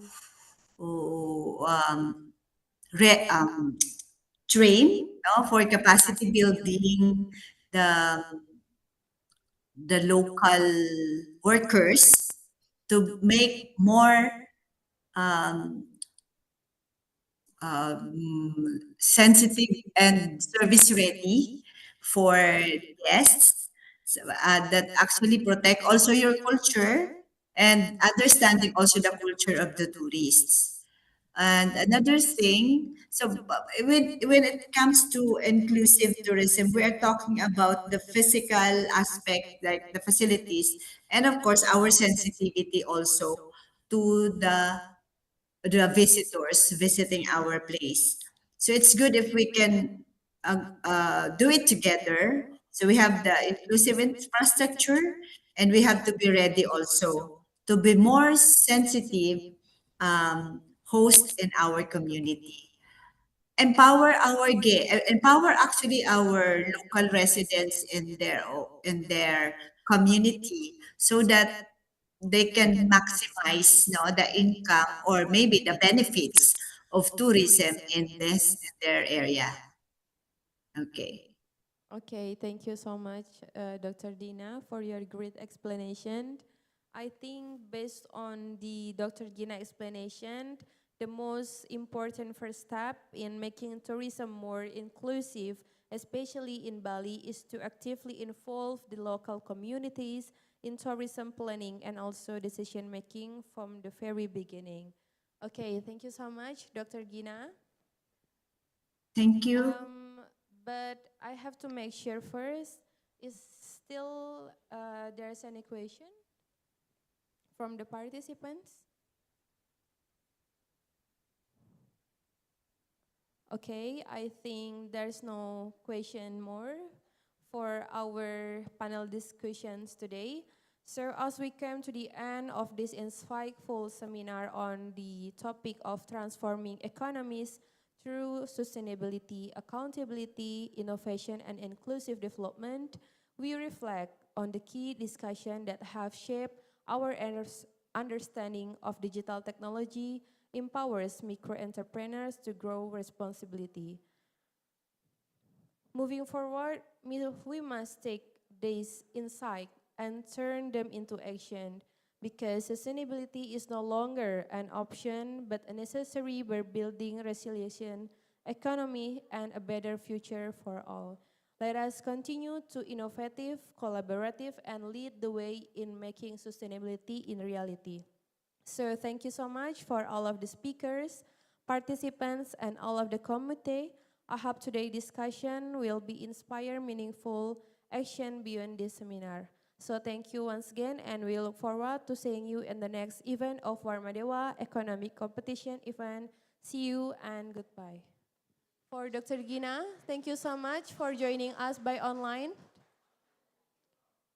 Thank you so much, Thank ma'am. you, Dr. Gina. Yeah, thank you so See you much on the for next this event. opportunity. Yeah, thank you so Thank much. you so much, Dr. Gina.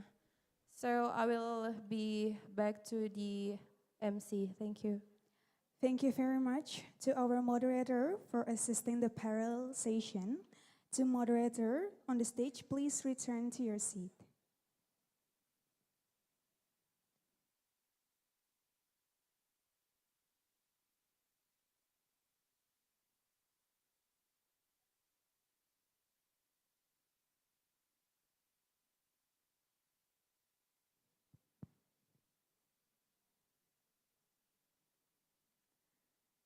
Ladies and gentlemen, today's event has done incredibly.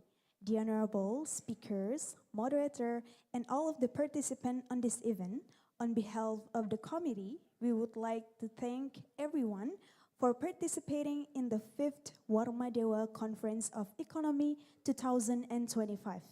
We do apologize if there is any inconvenience occur during the event. With our greatest gratitude, we say thank you very much. Om Santi, Santi, Santi Om. Wassalamualaikum warahmatullahi wabarakatuh. Salam sejahtera bagi kita semua. Shalom, Namo Buddhaya.